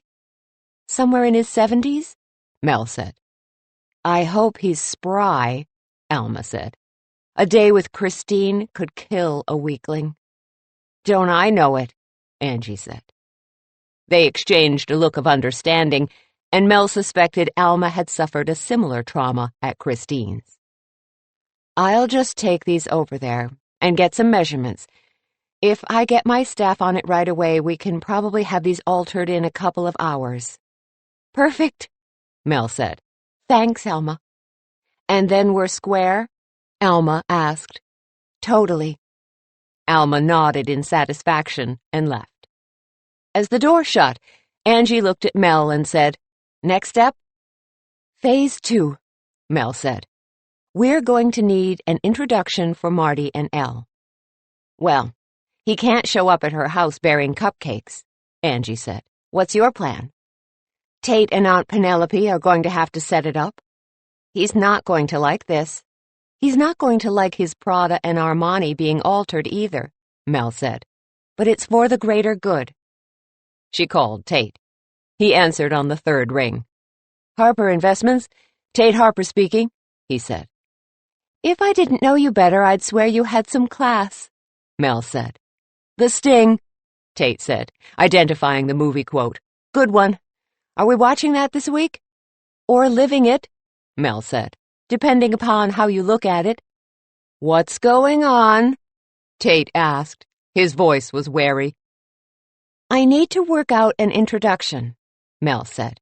Between Marty and Elle. Between... You have got to be kidding me, he said. Nope, very serious, Mel said. Angie and I... So, Angie is there too? He asked. She's not off with her boyfriend again? Mel let out a sigh. Focus, Tate. Can you call your aunt and get her to introduce Marty and Elle? Oh, man, he groaned. Can't I just climb Mount Everest and bring down some fresh snow for you? It'd be less painful. Sorry, no, Mel said. I'll see what I can do, he said. Oh, I also have a lead on the Hargraves. Nice, What do you know? Mrs. Hargrave has a cousin in town, and my mother heard from a woman at her country club that the Hargraves are staying with them. Did you get a name? Yeah, hang on. I wrote it down. Mel heard Tate shuffle some papers. Irene Bakerson. Mel gasped. Married to Dan? Yeah, that's the one, Tate said. How did you— Mel interrupted. I have to go. Just remember you owe me one, he said. A big one. Mel thought of his suits. You have no idea, she said. Later. She hung up before he could ask any questions. What's going on? Angie asked. She'd been hovering near Mel through the whole conversation. You are not going to believe it, Mel said. Try me. The Hargraves are the cousins of our very own Bickersons. Get out. I'm planning to. I'm going to go stake out their house and see what's what. Maybe they're all in it together, Mel said. She lifted her apron off of her head and hung it on a hook by the kitchen door. Angie made to do the same, but Mel stopped her. I need you here to man the bakery and answer the phone in case Christine calls to tell us Marty is done. Oh, man, Angie whined. Mel gave her a look. She didn't want to have to point out that people skills were not Angie's gift. If Mel got caught, she could bluff. Angie would never be able to pull that off. Fine, but come straight back here, and I want a full report. Roger that. Mel stopped by her office and looked up the Bickersons' address on their registration form. They were in the neighborhood, less than a mile away. Excellent. She dashed out to her car and headed south on Scottsdale Road and east on Osborne. She was in an older neighborhood now. The houses were small, red-brick ranch houses with square windows. She turned south and then east again, stopping at the end of the Bickersons' street. She didn't think they knew what type of car she drove, so she decided to drive by their house. There was a car in the carport, but no sign of anyone out front. The vertical blinds were all shut. She drove to the end of the street and decided to drive down the alley that ran behind the house to see what was visible in the backyard. She counted off the houses as she lurched slowly down the dirt-packed alley. At the 7th house, she stopped her car, got out, and jogged 2 more houses down until she was at the Bickersons' residence. She heard the sound of laughter, and she crouched low. She couldn't recall ever having heard the Bickersons laugh before. Maybe she had the wrong house. "Oh, Miriam, I need a warm-up," a voice called. Mel glanced over the wall to see Dan and Irene sitting in lounge chairs by their pool. Dan was reading the newspaper, while Irene was thumbing through a magazine. They were wearing matching sweaters, remarkably similar to the ones Mel had seen Lester and Miriam Hargrave wearing at the museum luncheon. "Miriam, did you hear me?" Irene called out. The back door burst open. Mel ducked low and pressed her eye to a gap in the back gate, through which she could just see the Bickersons. "I heard you. In fact, I'm sure the entire neighborhood heard you." Miriam Hargrave stomped out the back door, carrying a coffee pot. She dutifully refilled the mugs on the small table between Irene and Dan. "I don't think I like your tone, Miriam," Irene said. "If you want to keep staying here with us, you'd best watch your attitude." Miriam turned on her heel and grumbled as she stomped her way back to the house. When the door shut behind her, Irene leaned over and kissed Dan on the cheek. "I've always wanted domestic staff," she said. "You're a genius, dear." Dan lowered his newspaper and gave Irene a beaming smile. "Thank you, love. It's more than they deserve after they swindled you out of your inheritance. They're lucky we let them stay here at all. A little light labor will do them good." Irene chortled. "How's that fish pond coming, Harvey?" Dan called. Mel moved so she could see in the direction he had shouted. The young man from the moving van was working in the corner of the yard. He was standing in a hole and was covered in sweat and streaks of dirt. "It's coming," he snarled. He was clearly not enjoying the task he'd been given. Irene and Dan seemed to find his annoyance funny as they clinked coffee cups and beamed at him. This seemed to make Harvey out-and-out mad, and he picked up his shovel and began to dig furiously. Irene and Dan shared a laugh at his ire and went back to their reading. Mel eased away from the gate. Well, it looked as if the Bickersons were finally getting along. Maybe uniting against a common enemy was all they needed to rekindle their romance. If the Hargraves had taken Irene's inheritance and invested it with Malloy, they not only stole it, but also lost it. She really couldn't fault the Bickersons for enjoying their revenge. It did make her wonder, though, how far Dan and Irene would go to get even. She pulled out her cell phone and glanced at the time. Christine should be about done with Marty by now, and Angie would need support at the shop. Mel hurried back to her car, wondering if Detective Martinez knew about the Hargraves and if she was brave enough to tell him. "Your lattes?" the redhead said as she put a tray on the table in front of Mel and Angie. Mel and Angie were sitting in Mean Christine's waiting room.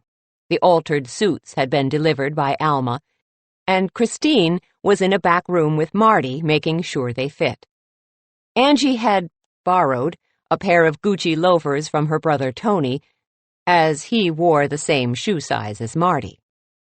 Mel sipped the froth off of her coffee, trying to channel her patience.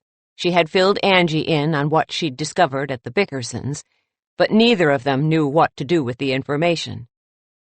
They'd been waiting 20 minutes for Marty to appear, so Mel figured it had either gone horribly wrong and Christine was trying to do damage control, or it had gone amazingly well and she was milking her success for every ounce it was worth. Given all that Mel had riding on this transformation, she hoped it was the latter. Finally, a back door opened and Christine strode out. Her blunt black hair was mussed and her glasses were slightly askew, as if she'd spent a grueling afternoon pedaling uphill in the Tour de France. She dropped into a seat beside Mel and said, "Behold." And then a very dapper older gentleman appeared. Mel squinted, trying to see the fusty old Marty underneath the veneer of urbanity in which he was now swathed. His wispy hair had been cut short and made a fuller fringe around his dome, which had been polished to a high gloss. His skin looked pink and healthy and less wrinkled than the sallow paper sack it had once resembled. Both Mel and Angie rose slowly to their feet. They walked around him with their mouths slightly agape. "Marty, you're a stud," Angie declared. His chest puffed out a bit, and Mel had to admit he looked like $1,000,000. But there was something different about him, something that couldn't be gotten from mere exfoliation and tweezing. "Marty, are you taller?" Mel asked.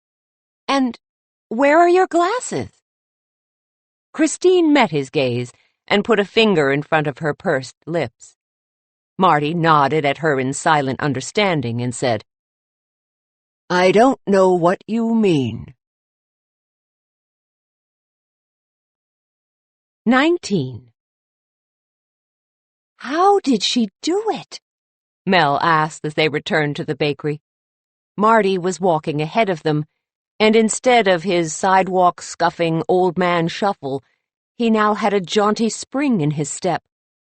"You can't just make someone taller." "Maybe he's wearing lifts," Angie said. "Or maybe she stretched him out on a rack." "Weird," Mel said. "And not a little scary," Angie agreed. Tate was waiting for them when they reached the bakery. He had on an apron and was packing a dozen cupcakes for a young mother holding a baby and pushing another in a stroller. "Where have you been?" he asked, mostly to Angie. Getting Marty cleaned up, she said. Tate did a double take at Marty, and his eyes widened. Marty? Wow. You look 20 years younger. Thanks, Marty preened. Nice suit, by the way, Tate said. I have one just like it. Mel and Angie both turned to coo at the baby in her mother's arms. I'll walk you out, Marty offered, carrying the box of cupcakes for the woman, who looked desperately grateful. So, how did it go with your Aunt Penelope? Mel asked. There's good news and bad news, Tate said. Bad first, Angie said. Mel nodded. Angie always wanted the bad first, and she agreed. Aunt Penelope will only help if you provide baby shower cupcakes for her niece. 100 in pink and blue, he said. When? Mel asked. March. Angie and Mel looked at each other and nodded. Doable, Mel said. Good, because I already said okay. Now listen, I've got it all set up, he said. My Aunt Penelope is meeting Elle at the Biltmore tonight under the pretense of some fashion show for charity. Marty and I will need to be in the lobby at 6:30. We'll have to work out our story on the ride over. Marty re-entered the bakery, adjusting his lapels before striking a pose beside the display case. That only gives us a half hour, Mel said. Let's go. She and Angie went to grab their purses, but Tate stopped them. No, you two aren't coming. Of course we are, Mel said. No, this is just a meet and greet, Tate said. You two lurking in the lobby will give us away. Besides, the last time you two went to check someone out, you nearly got run off a mountain. Not exactly the last time, Angie muttered, but Tate ignored her. But, Mel began to argue, but Tate cut her off. No buts. I'll call when we have something to report. Besides, you can't keep closing the shop on a whim. It's bad for business. It's not a whim, Mel pouted.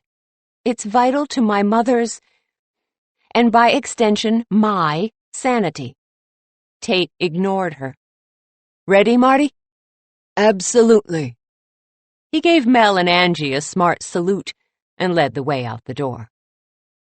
I'll call when I have news, Tate said. The door banged shut behind him. I feel like we just got shut out, Angie said. I think we did. Well, that stinks. Agreed, Mel said. She didn't like the idea of Marty and Tate going off on their own. What if they blew it? This was her idea, after all. She should be in charge. Come on, she said to Angie. I'm sure we can blend in with the furniture, and they'll never know we're there. Sweet. Angie flipped the sign to closed, and they hustled out the door, locking it behind them. The Biltmore was a Phoenix landmark, built in 1929 with the influence of Frank Lloyd Wright, its consulting architect. It was one of Mel's favorite places in the Valley of the Sun. They hopped into Mel's Mini Cooper, followed Camelback Road into Phoenix, and turned north on 24th Street. Another right took them on the long, winding road towards the beautifully sculpted gray stone building. The precast concrete blocks, called Biltmore Block, used to make the building were etched with a geometric pattern that was supposed to mimic the patterns found on a palm tree.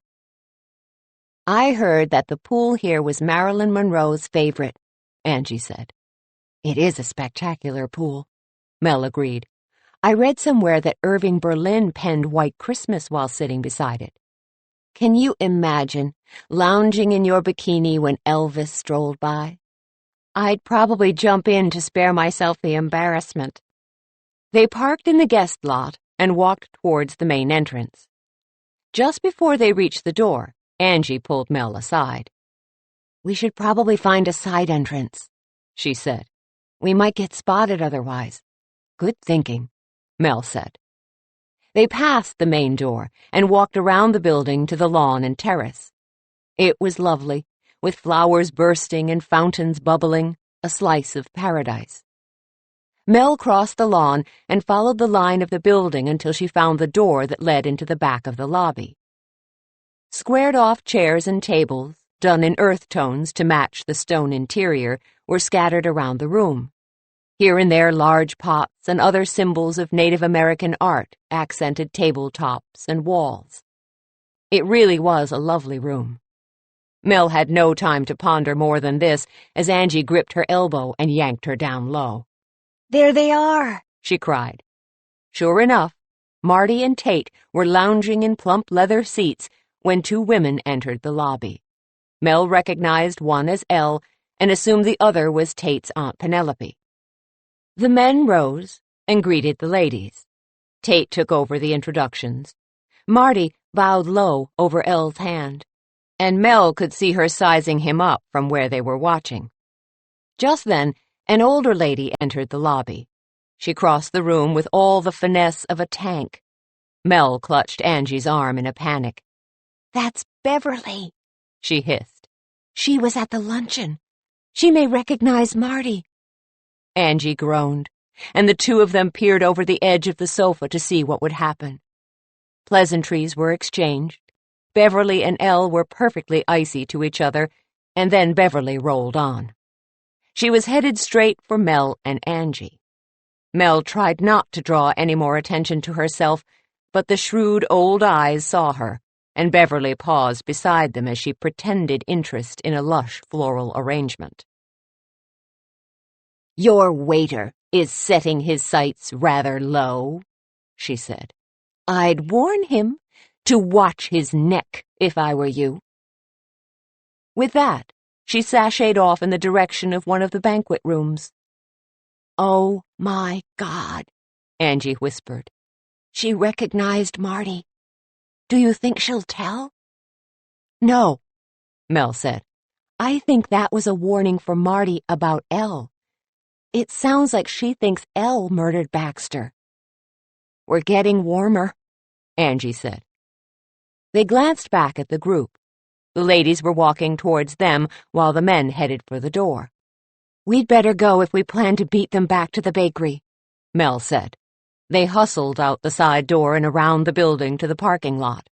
When they reached Mel's car, Tate and Marty were waiting for them. What's the matter? Tate asked. Did you think we couldn't handle it? No, it's not that, Mel protested. Really? Then why are you here? We felt left out, Angie said. Tate glanced between them. Seriously? Yeah, they said together. So, how did it go? Mel asked.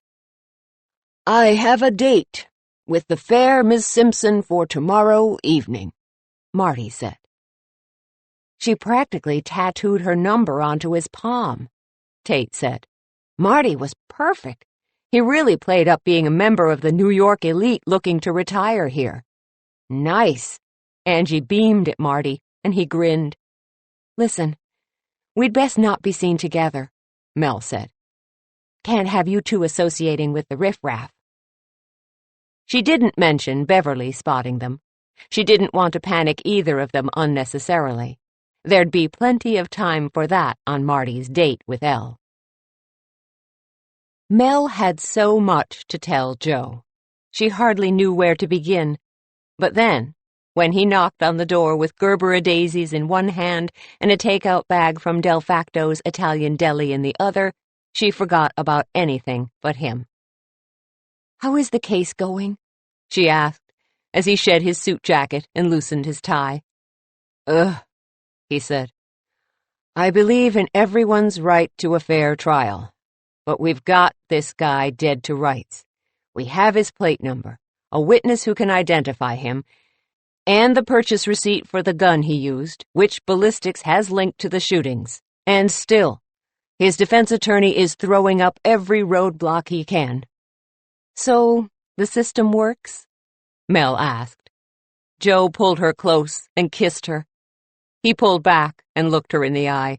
Have I told you how much the thought of coming over here at the end of the day and being with you helps me get through the insanity? Not lately, she said, but I feel the same way. She carried the daisies and the takeout bag into the kitchenette and started unloading their dinner. The daisies went into a clear glass vase, which Mel put in the middle of her small cafe table, where she and Joe sat on opposite sides. He had a manly meatball sub, while she had the scrambled egg and pepperoni. It was divine. They chatted some more about his case, and a little about Angie and her new boyfriend. Mel found herself reluctant to mention Marty or his date with Elle.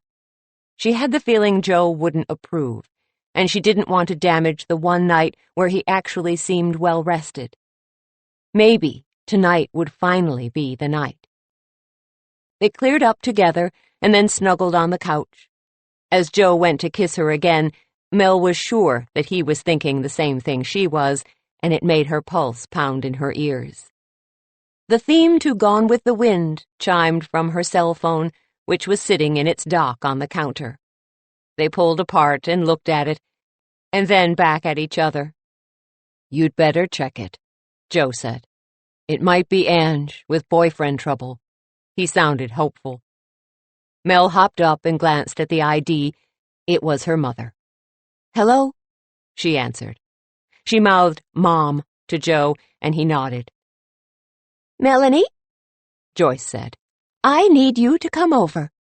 "Now?" Mel asked. She hoped she didn't sound as reluctant as she felt. "Yes. I'm sure it's nothing, but I just feel funny," she said. "Are you sick?" Mel glanced at Joe, who raised his eyebrows in concern. "No, Okay, I have the heebie-jeebies," Joyce said. "I hate to bother you, but if you could just come over and reassure me that everything is okay." Mel glanced at Joe again and saw their romantic evening pop like a soap bubble in the air. Still, this was her mother, the woman who had checked her closet for monsters every night from ages 4 to 8, and who had come running in the middle of the night with soothing whispers and warm hugs whenever Mel woke up from a bad dream and called for her. How could Mel not do the same for her now? "Sure, Mom. I'll be right over," she said. She hung up and grimaced at Joe. "I'm sorry. Mom's jittery. I have to go over and sweep the house with her." "That's all right. I'll come too," he said. He leaned forward to get up, but Mel shook her head. "If you come, we'll never get out of there. She loves you. She'll ply you with coffee and pie and ask you a million personal questions." "What kind of pie?" Mel smiled. "Trust me, it's better if I go alone. I'll be quick, and then we can salvage our evening." "I like the sound of that." Joe gave her his patent-worthy slow grin. Mel felt a little cross-eyed from the impact. "Me too." She grabbed her jacket and keys, gave Joe a quick peck, and ran out the door. Joyce was waiting for her in front of the house. Mel gave her a quick, firm hug of reassurance. "Okay, Mom. What's got you spooked?" "Well, I was doing the dishes, and I just got the weirdest feeling that someone was watching me," she said. "Watching you?" Mel asked. This sounded more serious than her mother had made out on the phone. "Did you call Uncle Stan? I don't want to bother him," she said. "He's already done so much." "Okay, well, let's go through the house together," Mel said, "and then you can rest easy." They went from room to room, checking windows and doors. The house was clear. When they arrived back in the kitchen, Mel went out into the backyard with a flashlight and checked the back gate. It was secure. She was turning to head back to the house when she noticed a footprint in the mud. She shined the flashlight on it. Judging by the size and width, it was a man's footprint. Given that her brother had just been here, it wasn't unreasonable to assume that he had taken the garbage out and left a footprint. The troubling thing was that this imprint wasn't from the sort of shoe her brother would wear, a sneaker or a work boot. This print looked more like a man's dress shoe with a narrow toe and short heel. The footprint faced her mother's home, as if he'd come in through the gate to watch the house. Mel felt a shudder ripple through her. She didn't like this. Not at all. She hurried back to the house. While her mother was getting ready for bed, Mel called her Uncle Stan and told him what she'd found. He sounded equally disturbed. He also said he was off duty and would head over to check it out. They both agreed that they wouldn't mention it to Joyce, because it would only upset her. Mel was just hanging up when her mother came back into the kitchen. "Was that dear Joe?" "No, that was Uncle Stan," Mel said. "He's going to stop by on his way home and check on you."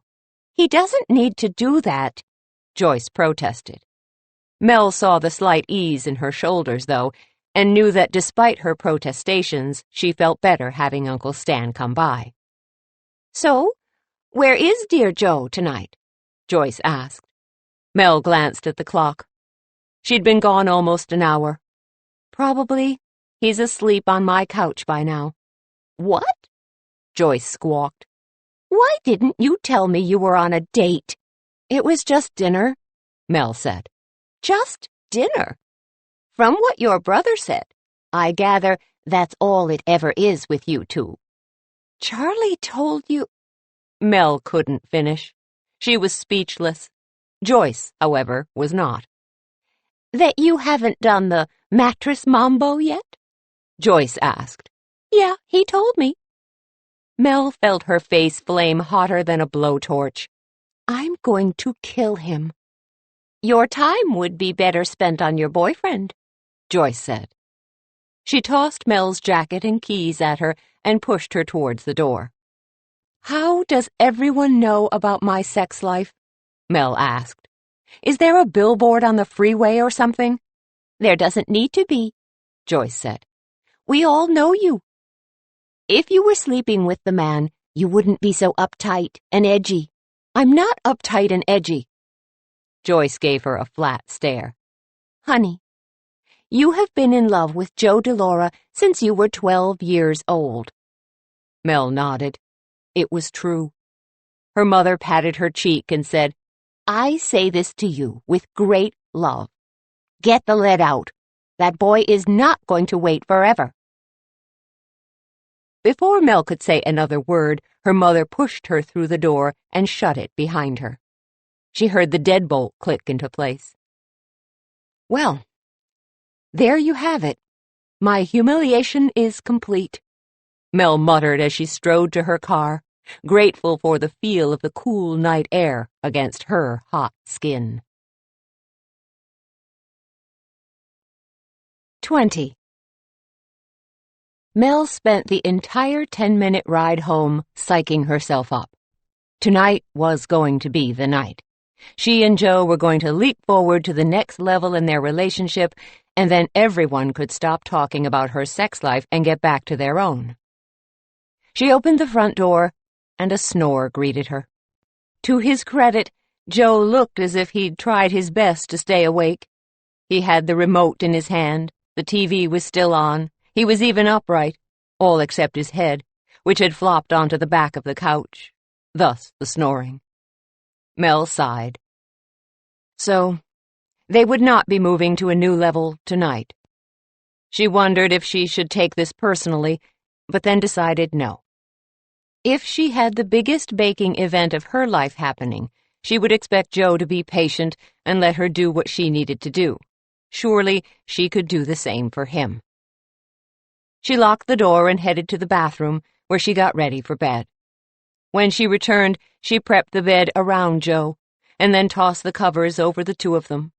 He pulled her close and buried his nose in her hair. She could feel his warm breath against her skin, and it lulled her to sleep. "The pigeon has landed." "What?" Mel asked into her phone. "The pigeon has landed," Angie repeated. "She means they're here," Tate said. He and Angie were sitting at a restaurant table while Mel lurked in the kitchen. They had her on speakerphone. Mel had arranged for Marty to take Elle to Les Terrines, a French restaurant in the heart of Phoenix. The executive chef was a cooking school friend of Mel's and was letting her linger in the kitchen. She didn't want Elle to catch sight of her and suspect anything. The restaurant was packed, but Tate and Angie had snagged a table on one side of a short wall, and Mel had arranged for the hostess to seat Marty and Elle on the other side. Mel hoped their plan worked.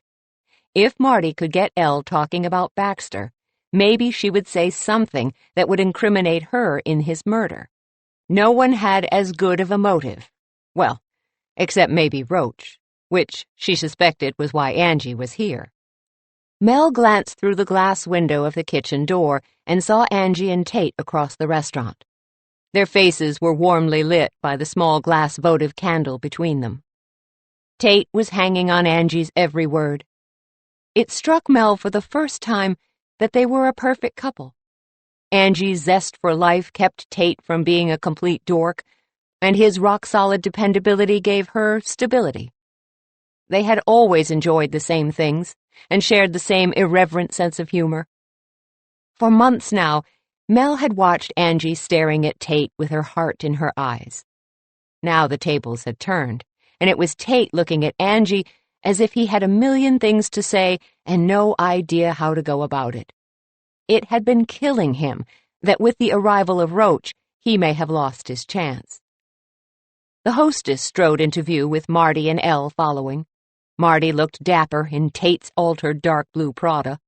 Elle, meanwhile, glittered in a sequined halter dress that accentuated all of her assets. Marty was the perfect gentleman and held her chair for her. As he took his seat, Elle looked at him as if she were trying to count the bills in his wallet before he sat down. Tate and Angie both stilled, as if trying to listen to the conversation on the other side of the wall from them. Tate, not very subtly, dropped his napkin.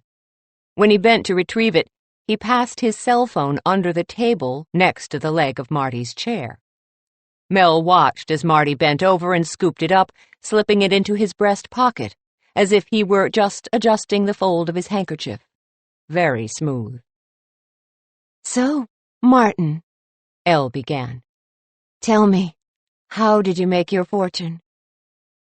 "A little of this and a little of that," he said. "I like diversity." Mel felt herself get tense. Marty couldn't be too vague, or she'd figure out he was conning her. Elle looked at him with shrewd eyes. Marty must have realized it too, because he added, "Mostly. I dabbled in real estate. Properties in the Hamptons and Palm Beach." "The East Coast?" Elle's eyes lit up. Mel got the feeling she was furnishing a beach house in her mind. "Have you been there?" he asked. "Not as much as I'd like," she said with a coquettish smile. Mel felt like gagging. Did that really work on a guy? She was going to have to ask Joe later. "I'd love to show it to you," Marty said. He was channeling some serious suave here. "There is no other place for shopping like Manhattan, unless, of course, you're on the continent. In Paris or Milan." Elle looked as if she might swoon. Mel glanced at Angie and Tate's table to see if they were getting all of this. Judging by the sour look on Angie's face, they were. Tate leaned over the table and said something to Angie, and her expression darkened into a tight-lipped, bite-back her anger glower, of which Mel was happy to note she had never been on the receiving end. But why was she furious with Tate? Oh, no. Was Tate using their stakeout time to push his personal agenda of getting Angie to break up with Roach? This was terrible. Mel glanced around the kitchen. She needed someone to run interference. Immediately. The kitchen staff was humming. She considered sending Monique, her cooking school pal, out to their table, but she was having troubles of her own, as she was chewing out her sous chef for plating a dish too early. Mel would have gone out there herself, but she couldn't risk being spotted. She wondered if she could peg Tate with a dinner roll from 10 yards. "Change of subject, please." Mel heard Angie's voice on her cell phone. She couldn't hear Marty and Elle over Tate and Angie. "No, you need to listen to me," Tate said. His voice was firm. He was trying to use his corporate muckety-muck voice on Angie. Mel could have told him that was a bad plan, if he had bothered to ask her before he decided this was a good time to make Angie mad. No, I don't, Angie argued. Mel peered through the small glass window in the swinging kitchen door. She stared at her friends, who were completely oblivious to the holes she was trying to burn into their skulls with the intensity of her gaze. She tried to find their waiter. Someone needed to interrupt what was going to escalate into ugly any minute. You're being fat-headed about this whole thing, Ange, Tate said, and you know it. Fat-headed? Angie looked at him as if she might do him an injury with her butter knife. You can't seriously think that you're in love with a rock and roll drummer whose stage name is Roach. I can't? Angie asked. Watch me. Mel pushed halfway out the door. The hostess. She could send the hostess over. Mel crept out the kitchen door. She snatched a burgundy leather wine list and held it up to cover her face. Well, it looks like we got front row seats for the show, Marty joked. Elle laughed. Marty spun around and gave Mel a desperate look. She nodded vigorously over the menu at him. Angie, you can do so much better than him, Tate said. Why would I want to? Angie asked. Her voice was deceptively quiet, and if Tate had a brain in his head, he would have picked up on the danger and run. Mel knew she was never going to make it across the restaurant to the hostess before Angie erupted. She grabbed a passing busboy and hissed, "I'll give you $100 to dump ice water in his lap." He glanced where she was pointing and then looked at her like she was nuts and said, "I can't get involved in marital disputes. You should probably take this up with your husband at home." "He's not my husband," Mel protested, but the busboy shook his head and scurried away. "Have you lived in Scottsdale long?" Marty asked Elle. Elle began, but whatever she'd been about to say was cut off as Angie popped out of her seat and yelled, "Stop it! Just stop it! You had your chance. I waited for you, and waited for you. And did you ever notice me? No. Well, now somebody has noticed me, and I'm not going to walk away from him just because you think he isn't good enough for me." Forks stopped in midair. Glasses paused at lips. All eyes turned towards Tate and Angie. Mel lowered the wine list so she could see. Angie was a vision. Her cheeks were flushed. Her eyes sparked with fire. She was wearing a clingy Versace drape front jersey dress in peacock blue. Her hair was twisted up into a knot, and she was wearing heels that added several inches to her height and made her legs look 3 miles long. She was stunning. Tate's mouth sagged open. He blinked. He rose to his feet. He looked as if Angie had just punched him in the gut. Mel would have felt sorry for him if it wasn't his own stupid fault that he was in this mess. "You waited for me?" he asked. "Duh," Angie snapped. "I've been in love with you since we were 12 years old." "Sir, ma'am," the hostess interrupted, but everyone in the restaurant hushed her. "You never said anything," Tate said. "How could I, when you've always been in love with someone else?" Tate looked perplexed. "Who?" "My best friend," Angie snapped. "What?" Tate shook his head, rejecting her words. "Oh, come on. She's your best friend, too. And she's standing right there." Angie pointed at Mel. Tate's head whipped in Mel's direction. His eyes bugged. Mel felt her eyes bug in return. A buzz began to fill the restaurant. Angie let out a sob and ran from the room. "Angie!" Tate yelled after her. He glanced at Mel, and she gestured with her hand for him to go after her. He ran. Mel glanced back at Marty. Elle was gazing at her with a shrewd glare. She looked at Marty and said, "Wasn't that Tate Harper? The man who introduced us at the Biltmore? Odd that he's having dinner with Roach's girlfriend right next to us, and her best friend just happens to be lurking nearby. The same best friend whose mother was dating my Baxter? Marty stalled. He looked desperately at Mel, and then said, "Help." Mel approached their table, trying to weave together a basket of lies that would convince Elle that all of this was just a crazy coincidence. She wasn't that good of a basket weaver, however. Elle rose to her feet and picked up her glass of champagne, which she tossed into Marty's face. She sauntered past Mel and said, "Nice try, Melanie Cooper. But I'm on to you. Your mother is a suspect, but I'm not. I have an alibi. What does she have? Oh, yeah. Nothing." Mel could feel the entire restaurant watching her. She sidled over to Marty, who was dabbing champagne off of his dome with his napkin. With more dignity than she had in her little finger, he carefully rose, adjusted his lapels, and offered her his arm. On their way out, Mel and Marty walked right into Detective Martinez. He was not happy to see them. 21. Are you aware, Ms. Cooper, that we've had Elle Simpson under surveillance since the murder of Baxter Malloy? Mel was sitting in Detective Martinez's office while he paced back and forth and growled at her. Now, I don't care if you're dating the head of the FBI. Stay away from my case. Do not follow anyone around. Do not try to question anyone. In fact, do not leave your bakery, ever. Am I clear? "Crystal," Mel said. And that goes for you, too.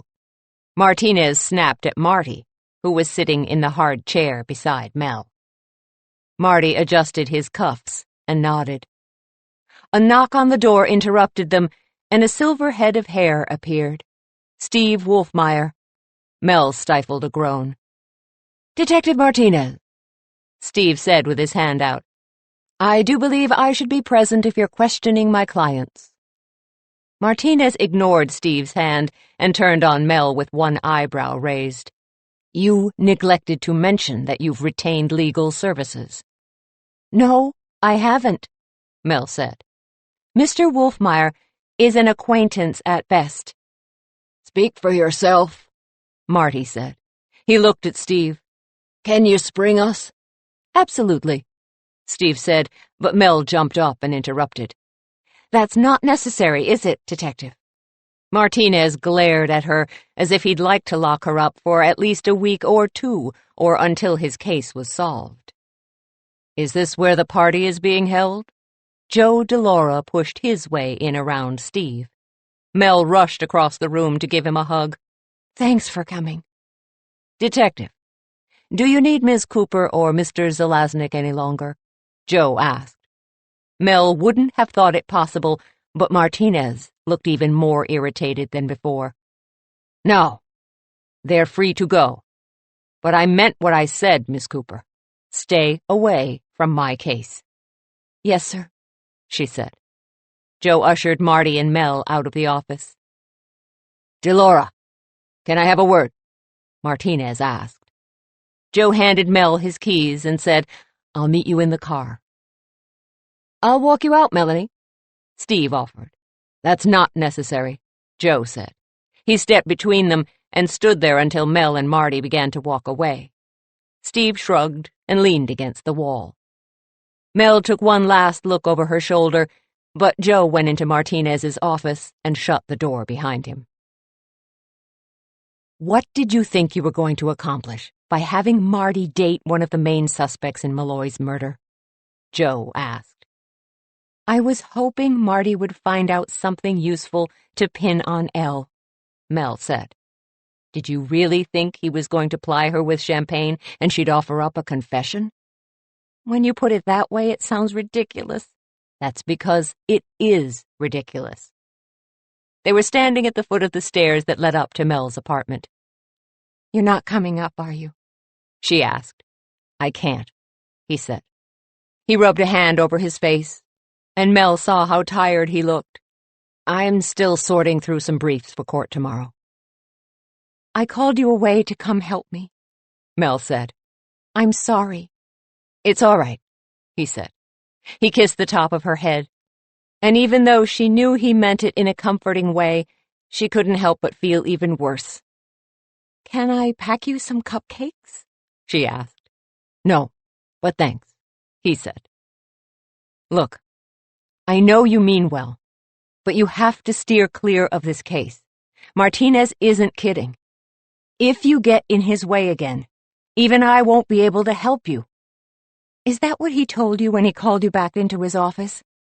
Joe cocked his head to the side and studied her. You are not fishing for information from me. Does that mean you don't have any? She asked. Mel, you are the single most infuriating female I have ever met. You need to stay away from this case, period. Tell that to my mother, Mel said. She's convinced the murderer is out to get her. She's a basket case, and she's driving me crazy. Uncle Stan can handle your mother, he said. You need to focus on what you do best. Mel blew out an exasperated breath. Fine. I'll stay in the bakery. That would ease my mind tremendously, he said. This time, he kissed her on the lips and waited until she climbed the steps and let herself into the apartment. As Mel brushed her teeth, she thought about their conversation. Technically speaking, staying in the kitchen didn't mean she wasn't going to keep asking questions. It just meant she'd have to do it from the bakery. She prepped her bed and was just climbing in when there was a sharp knock on her door. She hurried across the room. Maybe Joe had finished working early and was going to stay over with her. She smoothed out her pajamas, wishing she'd picked her slinky nightie instead of her pink flannel set with cows, but it couldn't be helped. She fluffed her hair and bit her lips as she hurried over to the door. She pulled aside the curtain, and her eyes widened in surprise. It wasn't Joe. It was Tate standing there. She swiftly unlocked the deadbolt and ushered him in. What's going on? Did you catch up to Angie? Is everything okay? I don't know. Yes, and hell no, he said. He stomped past her and threw himself down on her bed. Okay. You don't know what's going on. You did catch up to Angie, but nothing is okay. Tate put his hands over his eyes. He looked like he was in agony. I'm in love with her, he said. Mel crossed the room and plopped down beside him. No, duh. You know? How? He lowered his arms to look at her. Would you really be trying to break up her and Roach if you weren't? No, he said. She thinks I'm in love with you. I know, Mel sighed. I'm not, he said. He looked at her as if he was worried she'd be offended. Mel laughed. I know that, too, she said. I tried to tell her, but she doesn't believe me. Me either, he said. What are you going to do? Mel asked. What can I do? He asked. She's dating someone else. You could tell her how you feel, Mel said. What if she rejects me? What if she doesn't? Tate was silent, staring up at the ceiling. What have you got to lose? Mel asked. Her, he said. Tate left a short while later. Mel wished she could make everything turn out all right for her friends, but she didn't know what that meant. Tate and Angie together? With other people? Sheesh. She was barely keeping her own relationship out of the morgue. Instead, she turned her mind to Baxter Malloy's murder. Someone had strangled the man with her mother's stocking. That was an act of rage if ever there was one.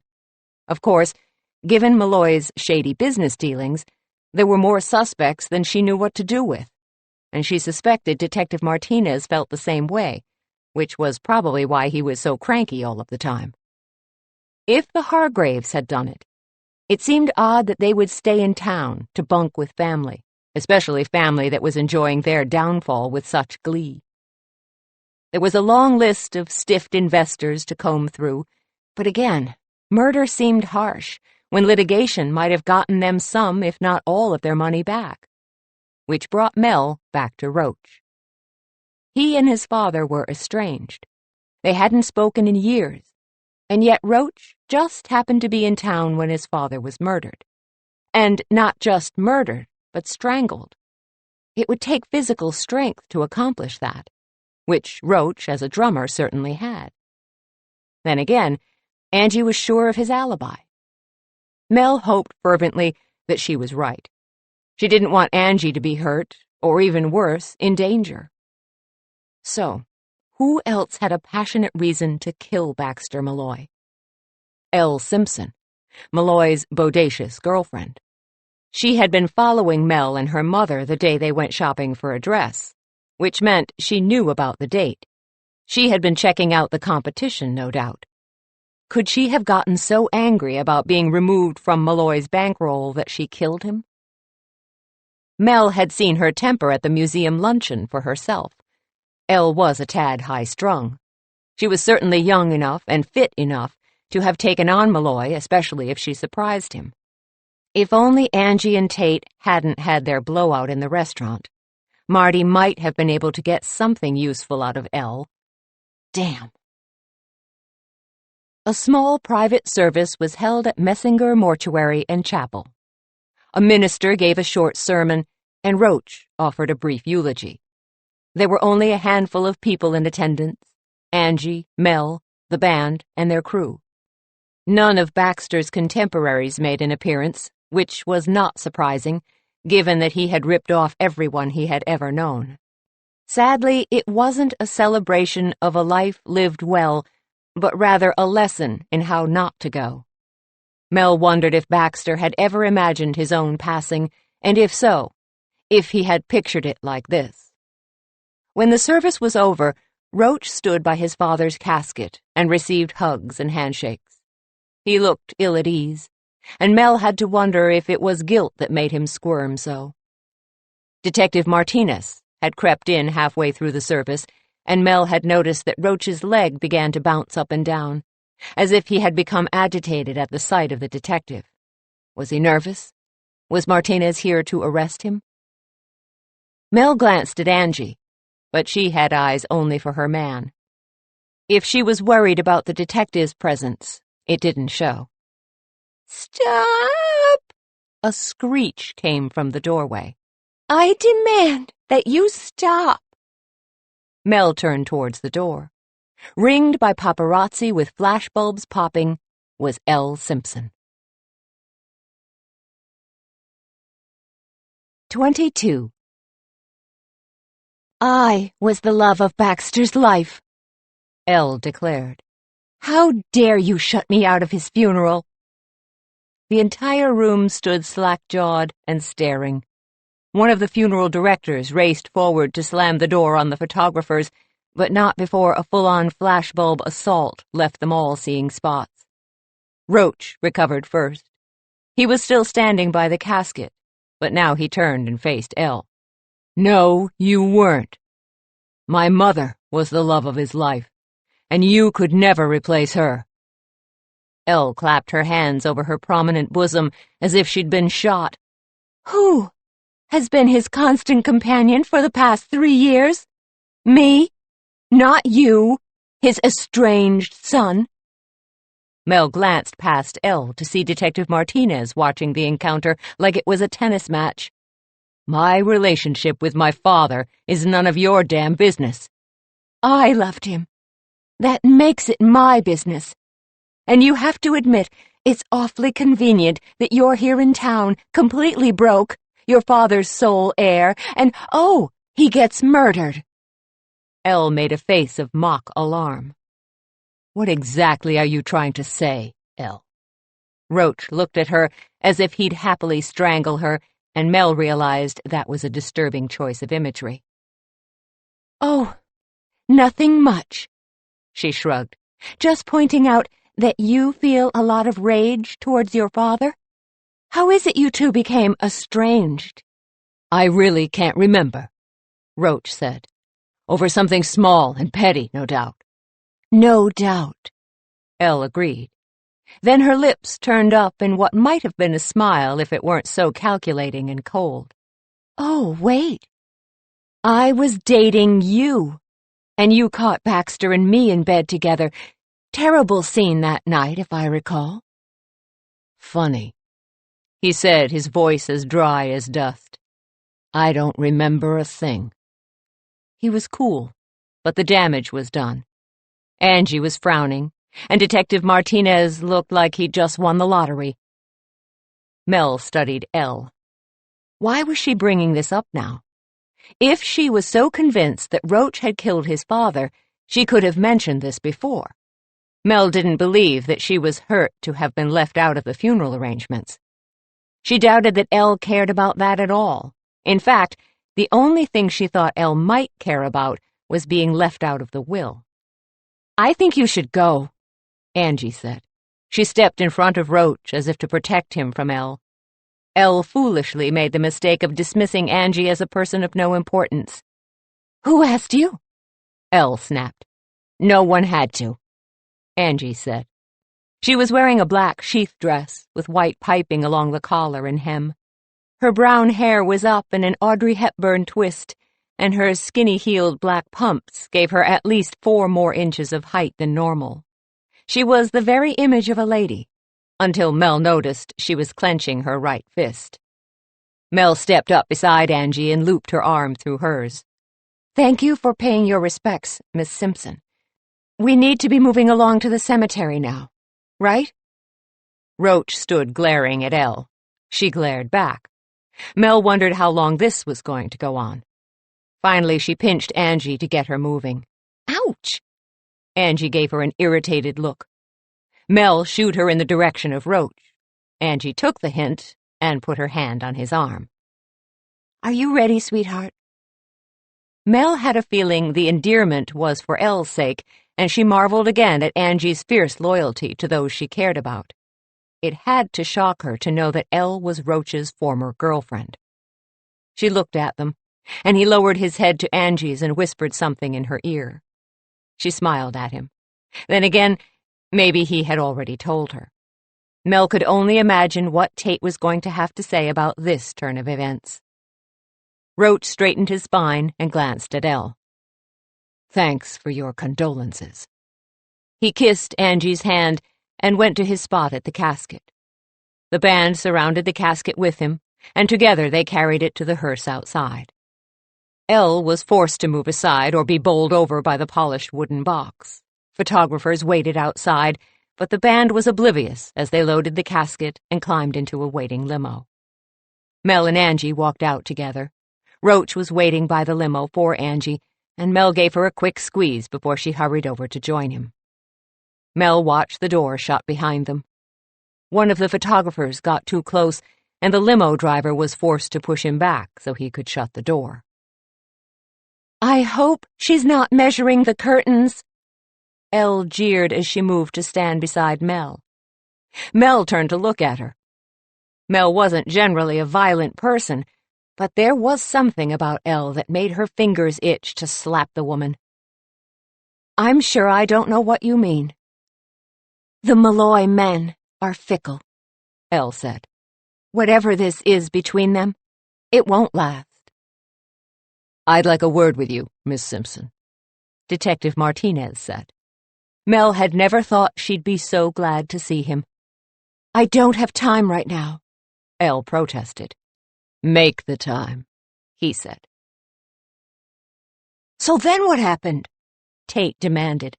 "I don't know," Mel said. "I came here to open the bakery." They were standing in the main room of the bakery while Mel restocked the cases. "When is Angie going to get here?" he asked. "I don't know," she said. They were doing a private graveside service and then going back to Baxter's house. I just assumed she'd be taking the day off. Marty bustled in from the back room, carrying another tray of cherry bomb cupcakes. The Valentine's Day crush had begun, and Mel wasn't even bothering to bake anything that wasn't red, white, or pink, unless it was a special order. "When are you going to do the drawing?"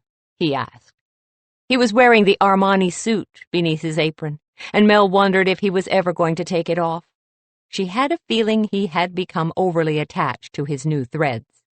"Tomorrow," she said. "Right after our final couples cooking class." He pumped his fist, and Mel shook her head. "You know, a lot of people have entered," she said. "You may not win." He grinned at her. "I have a gut feeling about this. So good, in fact, that I've already asked Beatrice, and she said yes." "Oh, Marty," Mel bit her lip. "Don't worry," he said. "My gut is never wrong." He hurried back to the kitchen, and Mel gave Tate a worried look. "You're going to have to put him on the payroll," Tate said, "especially if he's planning to borrow more of my suits." "Oh, you recognized it, did you?" "It wasn't hard," Tate said.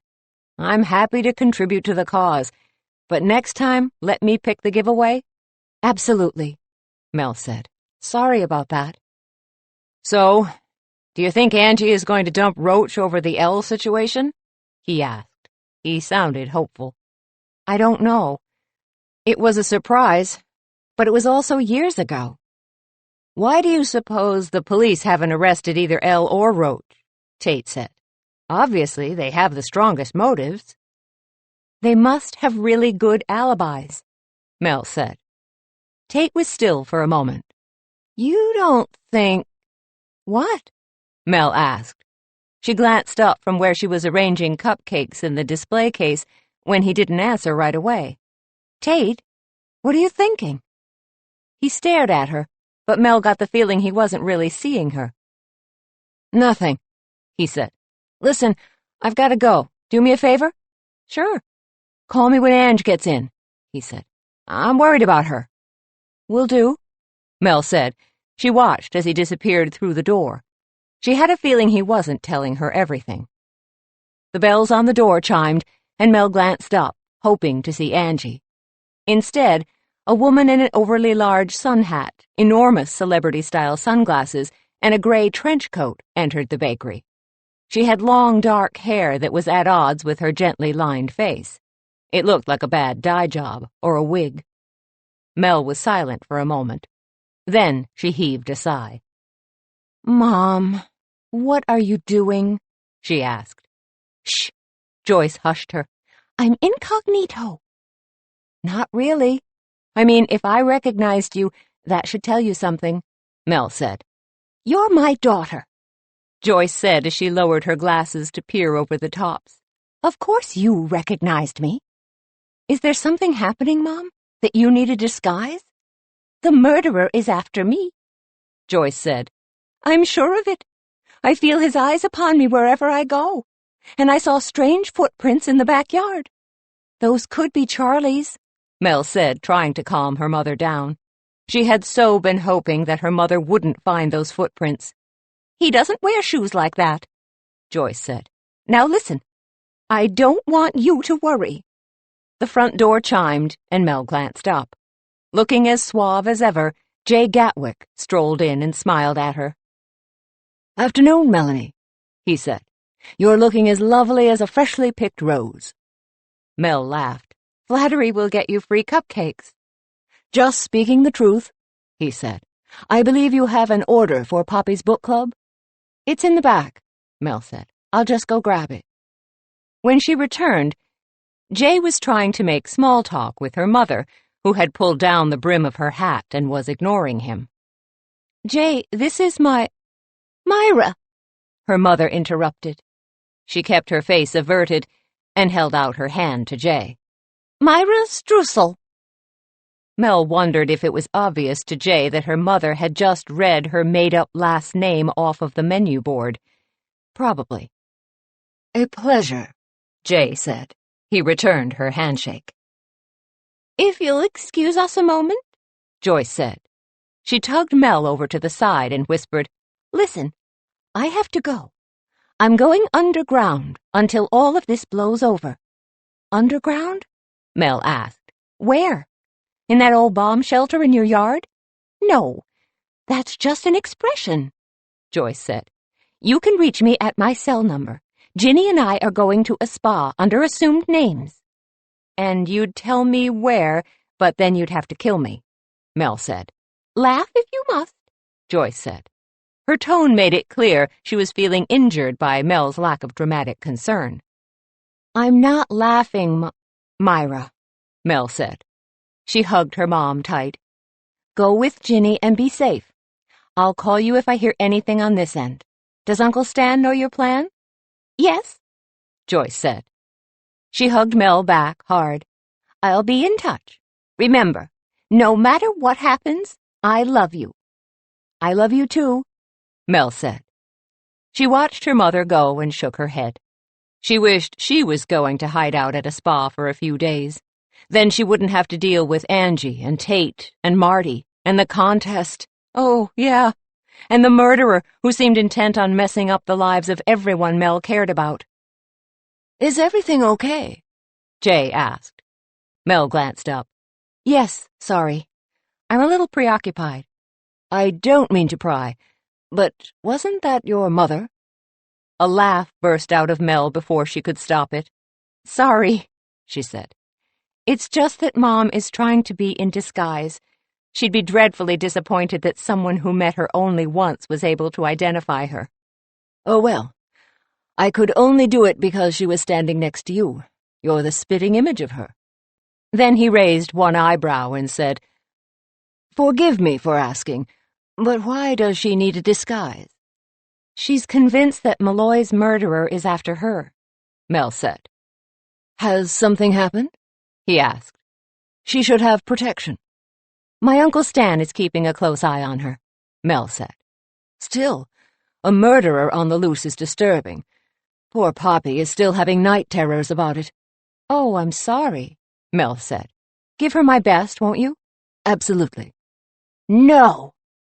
Angie slammed through the front door. The bells clanged as if disturbed from a nap. Both Mel and Jay started at the noise.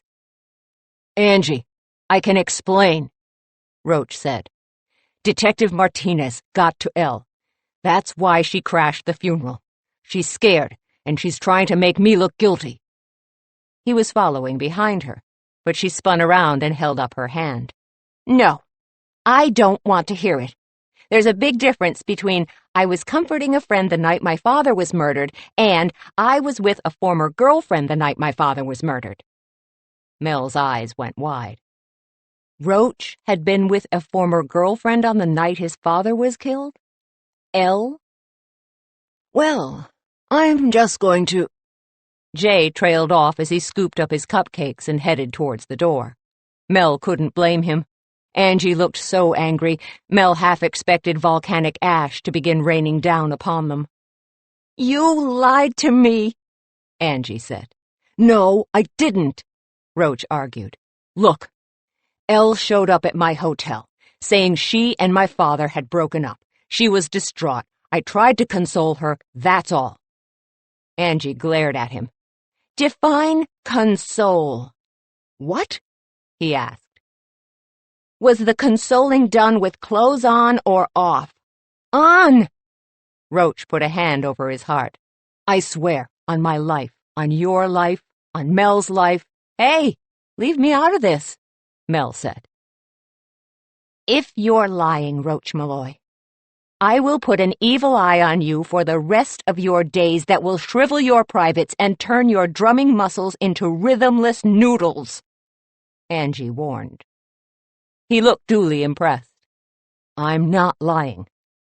Look, I know we just met, and it's been under unusual circumstances, but I am crazy about you. I will never do anything to jeopardize what we've got. I promise." Angie looked somewhat mollified. Roach pulled her into his arms and kissed her. Mel looked away just as Marty came back through the kitchen door. "Oh, she decided to show up," he said. "Good. I have a yoga class to get to." He took off his apron and tossed it on the counter. "See you tomorrow." "Bye, Marty." Angie and Roach disconnected at the lip, and he smoothed back her hair and said, "Will you still think about what I asked you?" "Yes, but it's so sudden," she said. "I'm just asking you to think about it," he said. "For me, please?" She nodded. He gave her another swift kiss before he left with a wave. Well, looks like the graveside service was informative. I need a cupcake, Angie said. She went into the kitchen and Mel followed. So Roach and Elle are each other's alibis, Mel said. Angie went into the cooler and came back out with 2 Kiss-Me cupcakes. She sat at the steel work table and unwrapped them. She finished off the first one before she acknowledged Mel's question. Yes, Elle and Roach were together at his hotel the night that Baxter was murdered. Given their past, you can imagine how much the police love that. Fortunately, they spent most of the night in the lobby bar and have plenty of witnesses. However, Roach thinks Detective Martinez got to Elle, because now she's saying that there is a 20-minute time gap where she can't vouch for his whereabouts. That's not good, to put it mildly, Angie said, taking a bite out of cupcake number 2. But you believe they didn't sleep together?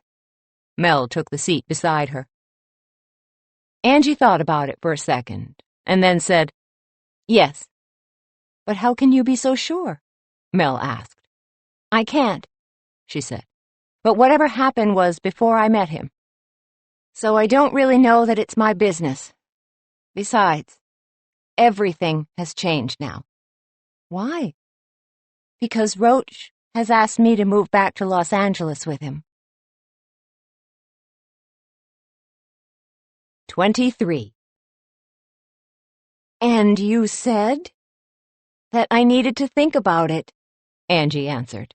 It's a big decision, I'll say, Mel said.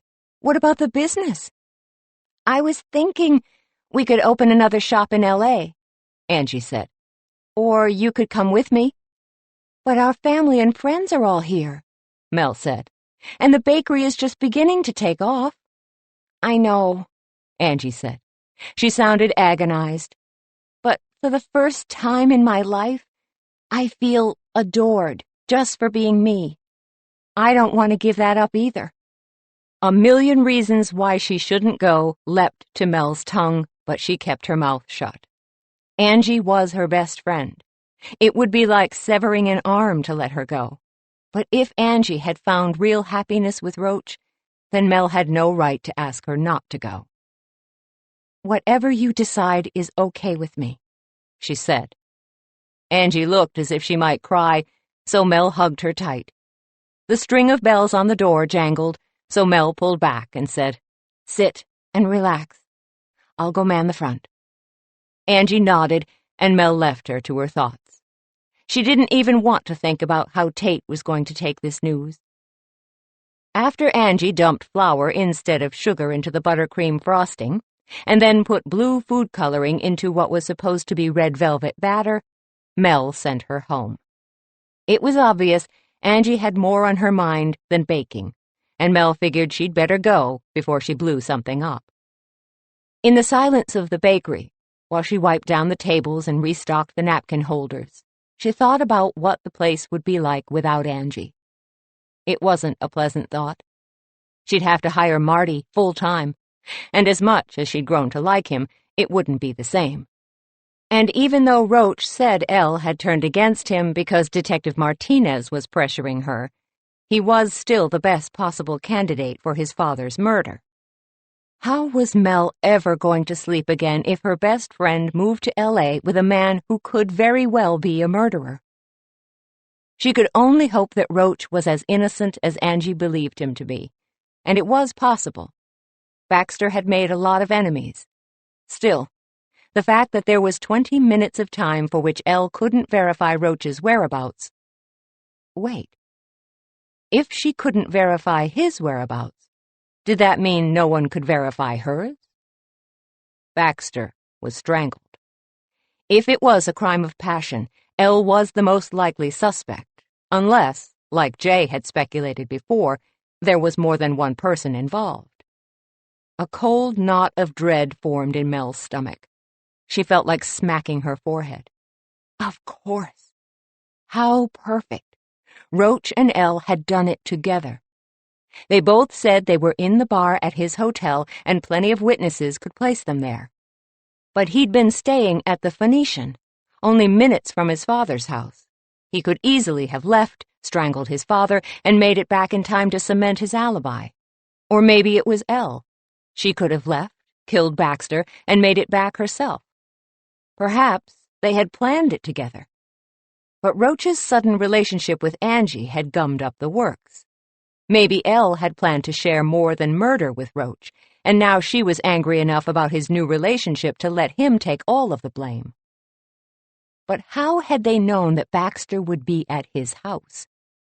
Elle knew he'd had a date planned, but Mel's mother had told her that stopping back at Baxter's had been a spontaneous idea. They were supposed to be at a show at the Civic Center, but had ditched their plans to go hot tubbing.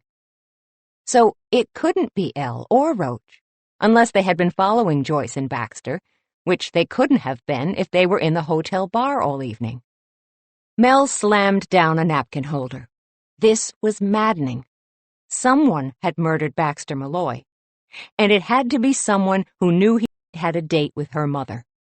So who knew her mother had a date with Baxter? Angie, herself, her mother's friend Ginny, Joe, and Tate.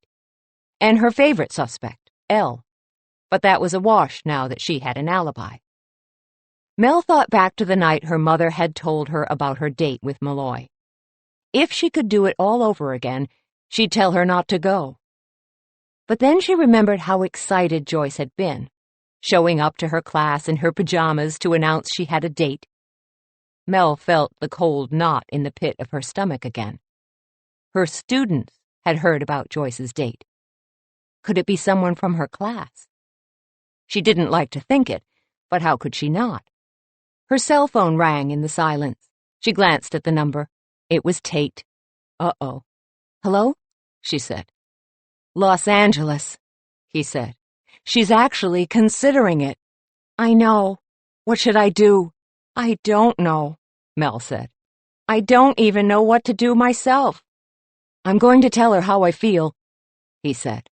Mel was silent. Angie had been in love with Tate for more than 20 years. Would this get her to stay? Or would this make things awkward and bust apart their friendship for good? You're not saying anything, Tate said. You think I shouldn't tell her. I don't know what to think, Mel said. Why couldn't you have figured out how you felt about her 2 weeks ago? Then we wouldn't be in this mess.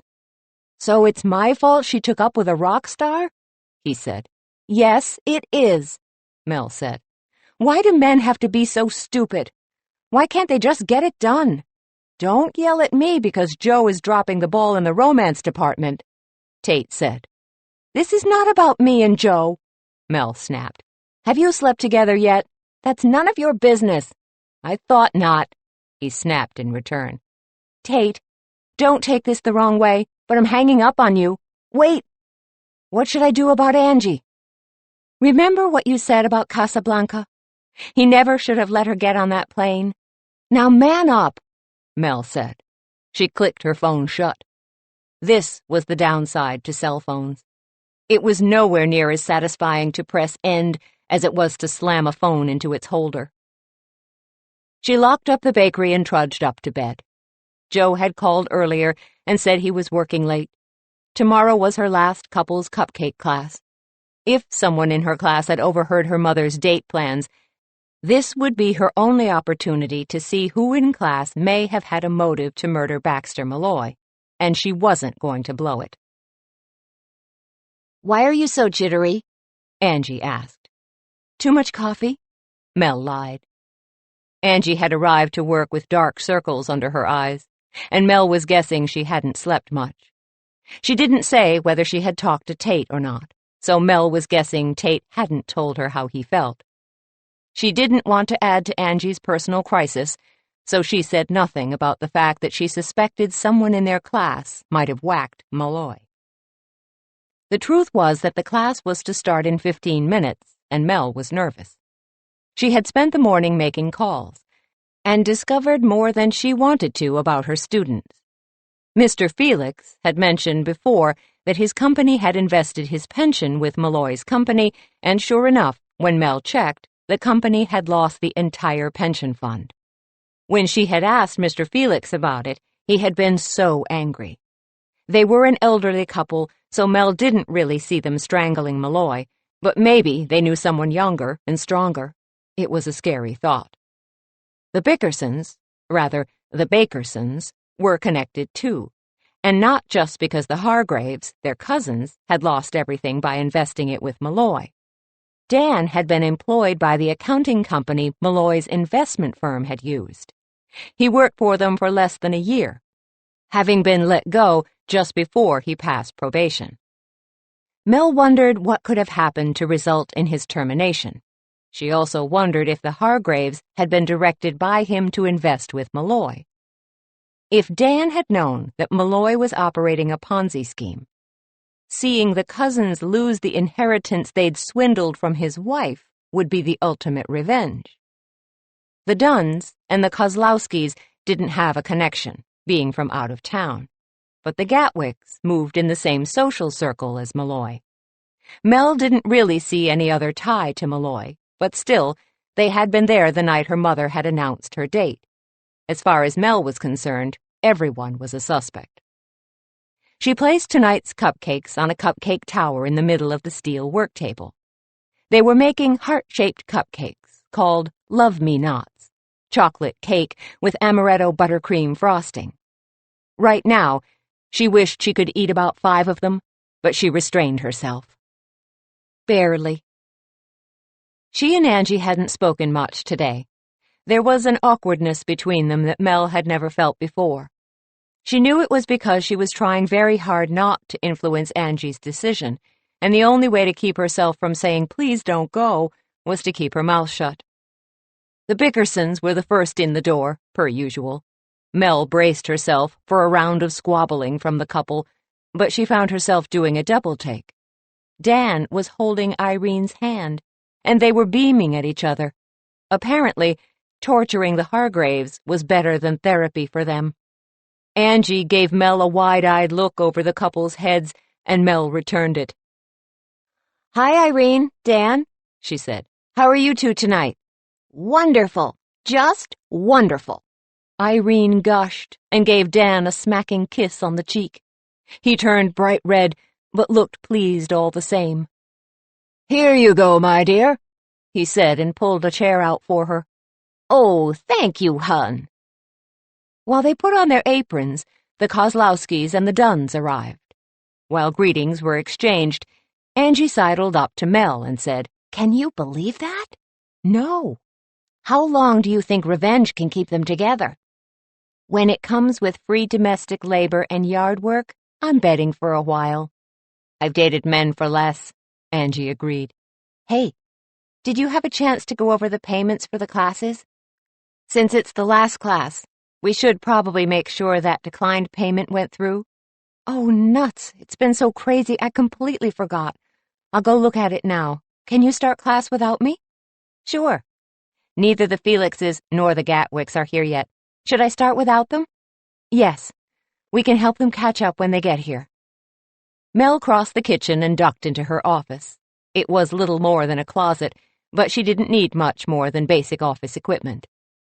She picked up the manila folder that held all of the registration and payment information for her couple's class. She sifted through the papers until she found the one with a bright pink post-it on it. Angie had noted the date and time that she had run the transaction. It had been declined. Mel looked at the information. It was for the Gatwicks. That couldn't be right. The Gatwicks were loaded. Everyone knew that. She felt herself go still. Unless they weren't. She remembered the charity luncheon, the women talking about how wonderful Jay Gatwick was, and how he spoiled Poppy. But what if they were wrong? What if Jay Gatwick was broke? And what if he was broke because he had invested with Baxter Malloy? Would that drive him to murder? She remembered his face when her mother had announced her date with Malloy. She had thought he was offended by Joyce's appearance in her pajamas, but what if that wasn't it? What if he'd been interested? Too interested. She needed to call Uncle Stan. He would be able to contact Detective Martinez and find out if the Gatwicks had lost money to Malloy.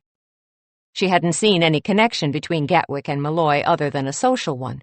but maybe she'd missed something. She decided not to call from the office, as she might be overheard. She picked up her cell phone and stepped out into the bakery. She caught Angie's eye and gestured that she needed to make a call. Angie nodded. Mel slipped out the back door. This shouldn't take long, and then she could duck back into class. She stepped out into the alley and opened her contacts list. Uncle Stan was alphabetically at the bottom, and she scrolled down until his name popped up. She was about to press the call button when a hand reached around her and snatched her phone. I wouldn't do that if I were you. 24. Mel gasped and spun around. Jay Gatwick was standing there looking as squeaky suave as Ryan Seacrest in a dark suit and highly buffed shoes. Mel noted they were narrow at the toe and had a small heel. The hair on the back of her neck prickled in alarm. "You startled me," she said. "What are you doing back here?" "I've been watching you," he said. "I knew it was only a matter of time before you figured it out." "I'm not sure what you mean," Mel bluffed. "Here, we really should be getting into class. The others will wonder what's become of us." "You, maybe. Not me," Jay said. "Poppy called earlier and left a message on your voicemail to say we wouldn't be able to make it tonight. She's feeling under the weather. In fact, I left her sleeping and, given the sedative she took, I'm sure she'll believe I was home with her the entire time." "What do you want?" Mel asked. "For the moment, I need to make sure you don't make any calls to that uncle of yours," he said. "Come, let's go upstairs where we can talk. And don't try to signal anyone in the kitchen. I'd hate to have to harm so many innocent people." Mel knew she shouldn't go, but the lethal-looking gun Jay pulled out of his pocket made her reconsider. Well, that and she hated the thought of putting the rest of her students and Angie in harm's way. She'd just have to try to bluff her way out. "Shall we?" he said. He gestured up the stairs towards her apartment.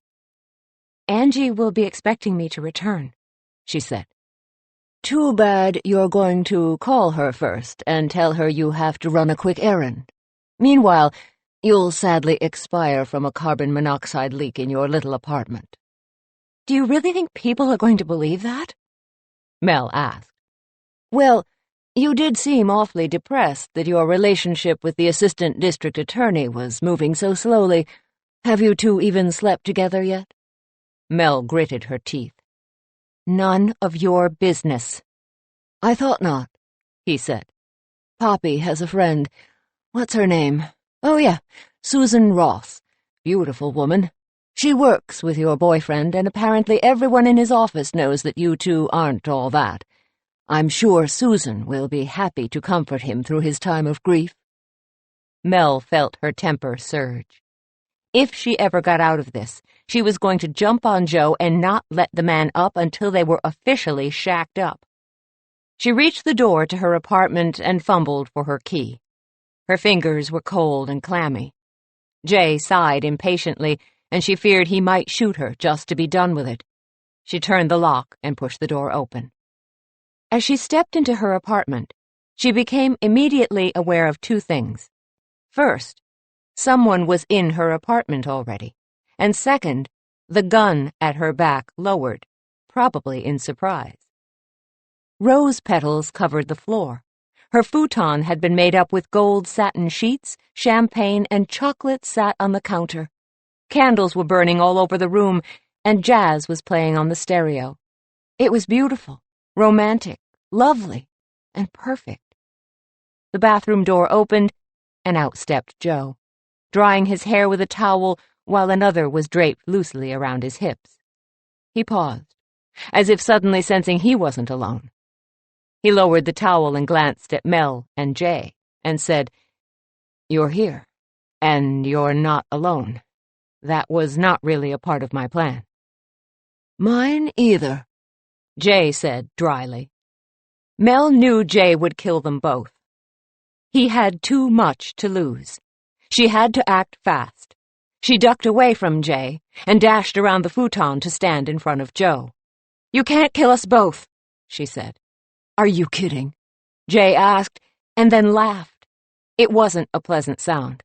This is like a gift from above. Look at this place. It looks like one of those cheap hour-rate motels on Van Buren Street in Phoenix. Hey, Joe protested. Think of it, Jay continued. The lovers finally get together, and kaboom! How terrifically tragic. He's going to blow us up? Joe asked Mel. Why? He killed Baxter Malloy, she said, and I figured it out. Naturally, it wouldn't be a date with you without some sort of life-threatening drama, Joe said. Is that a slam? Mel asked. Because, really, I don't think this is my fault. Of course it's your fault, Jay cut in. He waved the gun at them, motioning for them to sit on the couch.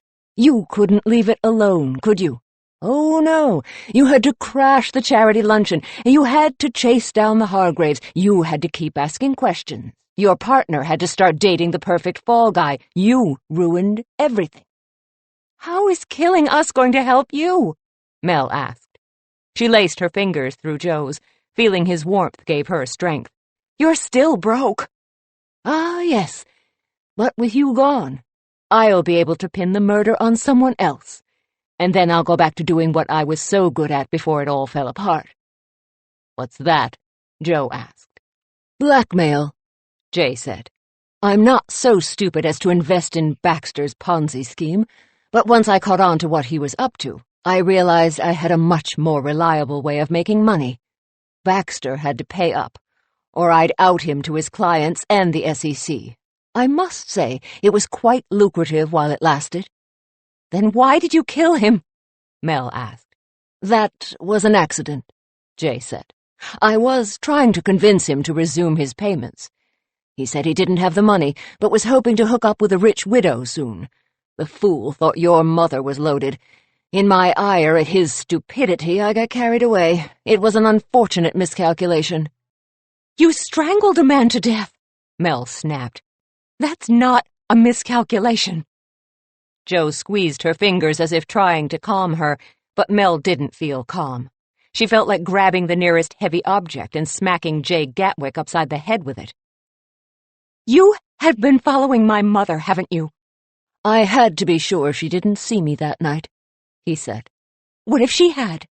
Mel asked. He shrugged. Mel took that to mean it would be Joyce who'd be gassed or blown to bits. She felt her body begin to tremble, but she wasn't sure if it was fear or rage. She had thought Jay was her friend, trying to help her figure out who had killed Malloy, when all along he'd been stalking her mother and using her for information. What's the fuss? It wasn't as if Malloy was a great guy, Jay said. He was a con man. Do you think any of his investors are sad that he's gone? Frankly, they should all pay me a pest removal fee. So, your plan now is to kill us, Joe said. I can tell you, as a DA, that you could plead Malloy's murder, but you won't be able to do that if you murder us. That's okay, Jay said. I'm not planning on getting caught. You know the story about how Poppy and I met in Italy and I decided I had to marry her? Well, that's only half the story. You see, I let people believe I was the son of wealthy Swiss parents, who had sadly been killed in a plane crash. In reality, I was working my way around Europe as a pickpocket. It can be a cushy income if you're quick with your fingers and know how to blend into the crowd. Then one day, I saw Poppy walking along the street without a care in the world. Only people with money can walk like that. And I knew that was what I wanted. I wanted her, and I wanted that life. So I charmed her, and her parents, and as I got to know the members of their world, I realized that so many of them had so much to hide. Infidelity, addiction, dark family secrets. They were all ripe for the picking, and I was the king of the orchard. That's how I began gathering my wealth. And I needed to be wealthy. You see, Poppy is like a flawless diamond. She comes at a price, and if a man can't pay the price, he can't have Poppy. But then I met Baxter Malloy. He tried to talk me into investing with him, but I knew he was a con man like me.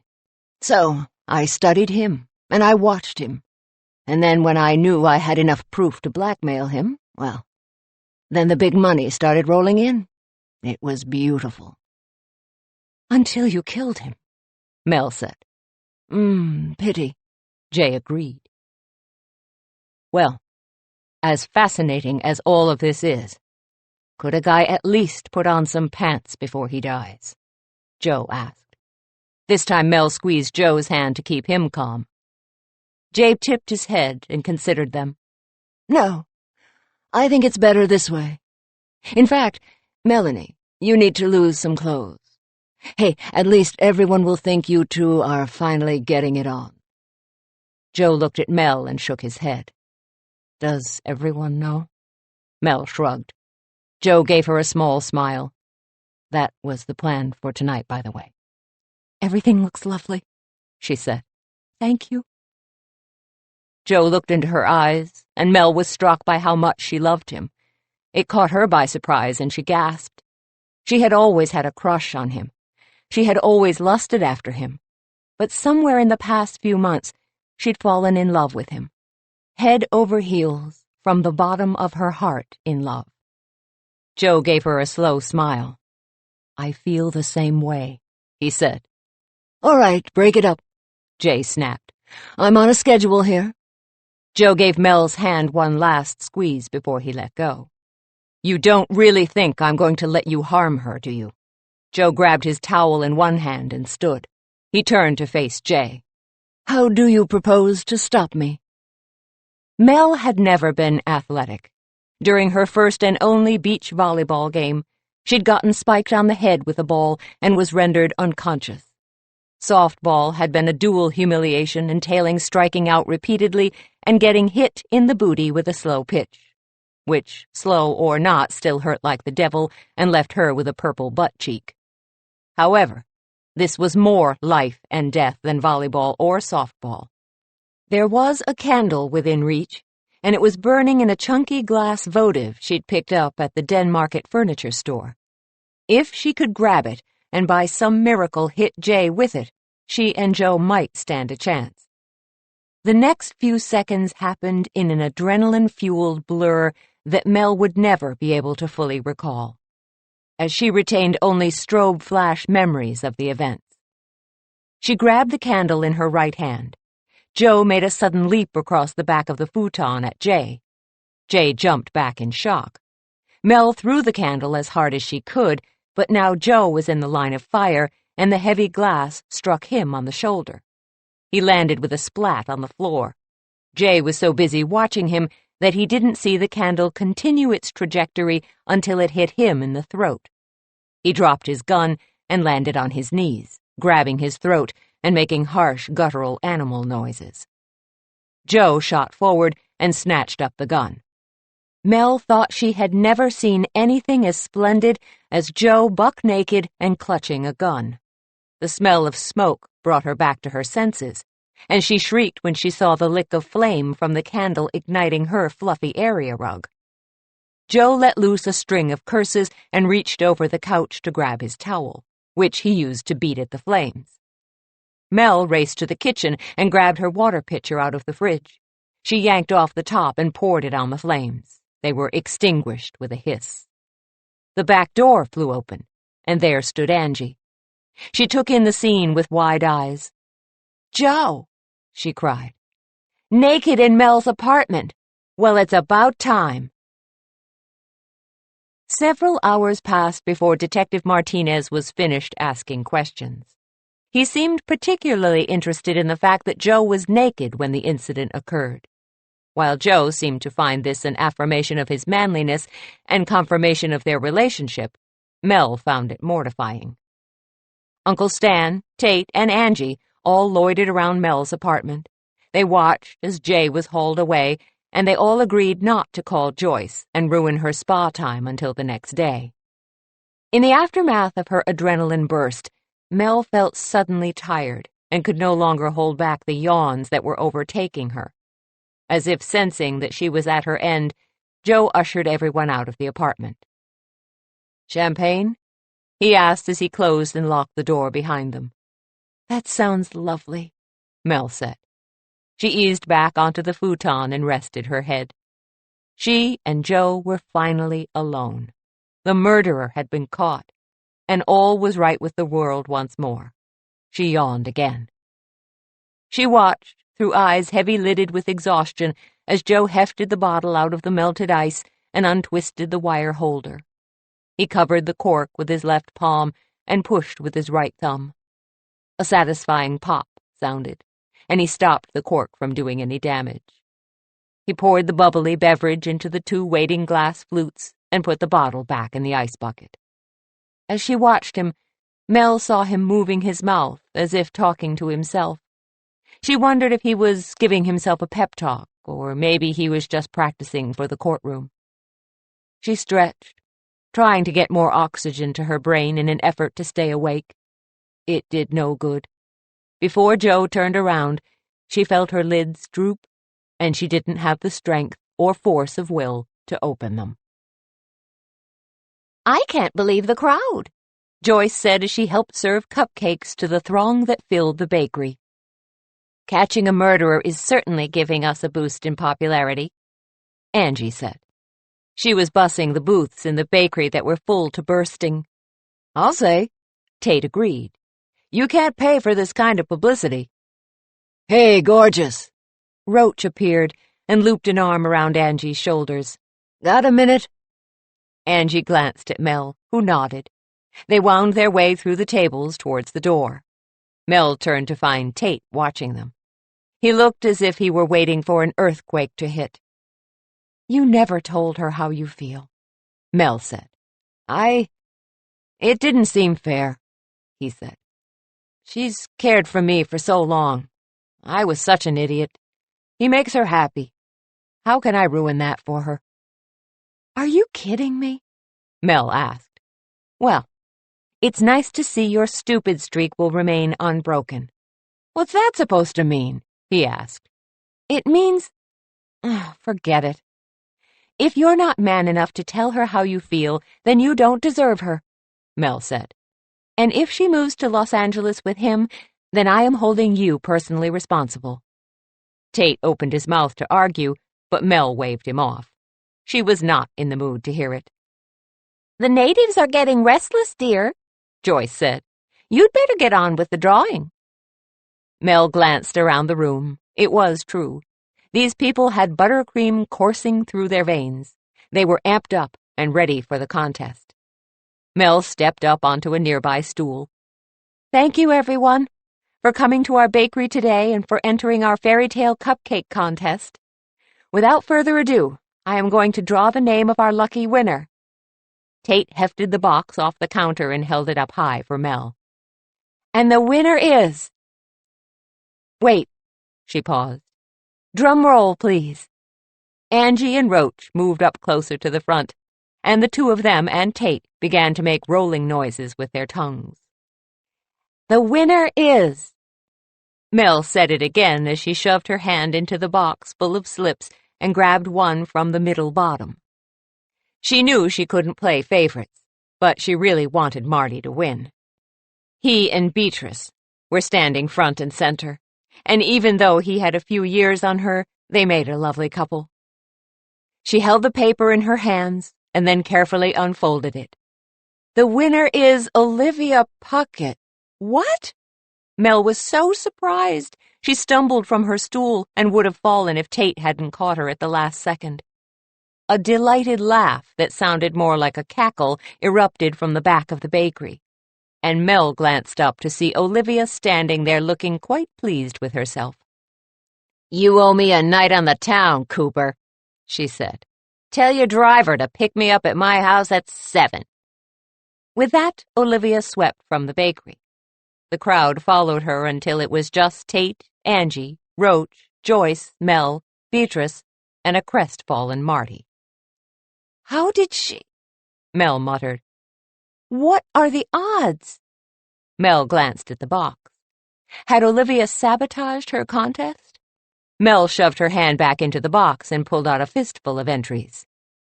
Mel, you can't pick someone else, Angie said. Olivia won it fair and square. Really? Mel asked. She began to unfold the papers. Olivia Puckett. Olivia Puckett. Olivia Puckett. She got me. That evil, conniving, miserable woman got me. But how? Angie began unfolding papers, too. Every one read the same name, Olivia Puckett. Mel glanced up at her new friend. I am so sorry, Marty. I don't know how she managed this. That's all right, he said. He turned to Beatrice. I guess we'll have to cancel our date. What? She asked. She tossed her dark hair over her shoulder and gave him an outraged look. Are you ditching me? I mean, I just figured you wouldn't want to go out with me if it wasn't a 5-star restaurant and a limo. Martin Zelaznik, what kind of girl do you think I am? She asked. I said yes to you, not to a fancy restaurant. Now, you pick me up at 6, or don't ever bother showing up to another one of my yoga classes. She strode towards the door, and Marty turned and grinned at Mel. He yanked the lapels of his suit jacket into place and hurried after her. All's well that ends well, Joyce said. Well, if you don't need me anymore, I am going shopping. I still need to replace my heart attack dress. Maybe you could downgrade it to an angina dress, Mel said. Funny, very funny, Joyce said. She blew them all an air kiss and left. Walk me out? Roach asked Angie. Sure, she said. Mel and Tate were silent as the door shut behind them. Louis, I think this is the beginning of a beautiful friendship, Mel said. Again with Casablanca? Tate asked. It just seemed appropriate, Mel said. Tate pulled his apron over his head. I think we'll always have Paris, may be more accurate. They were silent for a minute. Mel wanted to comfort her friend, but she didn't know how. Has she told you her decision? He asked. No. You? No. Maybe she doesn't know yet, Mel said. Tate glanced through the front window, where Angie was wrapped in Roach's arms. Maybe. Listen, I'm going to go. He gestured to the back door, and Mel nodded. She understood. He was going to slip out the back so as not to have to see Angie and Roach up close. Understandable. She set about cleaning up the slips that littered the counter. Olivia had gotten her good. She wasn't sure how, and she wasn't sure when, but she did know there would be payback involved. It was hard to believe that a mere few weeks ago her mother had been in here giddily announcing her first date. And now, one of Mel's students sat in jail under arrest for the murder of Baxter Malloy. Rumor had it Poppy Gatwick had fled the state to be with her parents on Long Island. It appeared Jay had been right. Without the ability to buy Poppy pretty things, he couldn't buy Poppy. The perfect couple was not so perfect after all. A pair of arms wrapped around her from behind, and Mel happily leaned against the familiar chest of Joe DeLaura. The jury convicted, he said. Mel spun around in his arms with a joyous cry and hugged him tight. You won, Joe, you won! That's wonderful. Let's go celebrate. No. He shook his head at her. Mel studied his face, and in his warm brown eyes she saw the same look that she had seen when she first realized she was in love with him. No? She asked. Don't tell me there's another case. He grinned. No. No case. Then what is it? You should be ecstatic. You should go out and pound some bubbly and howl at the moon. I had bubbly last night, he said, while I watched you sleep. Mel hung her head. I fell asleep on you. I'm sorry. I tried so hard to stay awake. Really, I did. Joe pulled her close. Don't be sorry. It made me realize what a selfish jerk I've been, falling asleep on you like I have. My only defense is that I just wanted to be with you, even if it was only in my sleep. Oh, Joe. She had thought she couldn't love him more than she already did. She was seriously mistaken. Holding you while you slept was one of the nicest evenings I've ever spent, he said. I felt like everything was right in my world because I had you in my arms. I felt the same way about you all those nights I spent watching you sleep, Mel said. If it was the only way I could have you, then that was fine with me. He cupped her face and said, "Let's run away together." Mel looked back out the window. Angie was here, for now. It was her turn to run the bakery for a while. Mel dropped her apron on the counter, took Joe's hand, and didn't look back.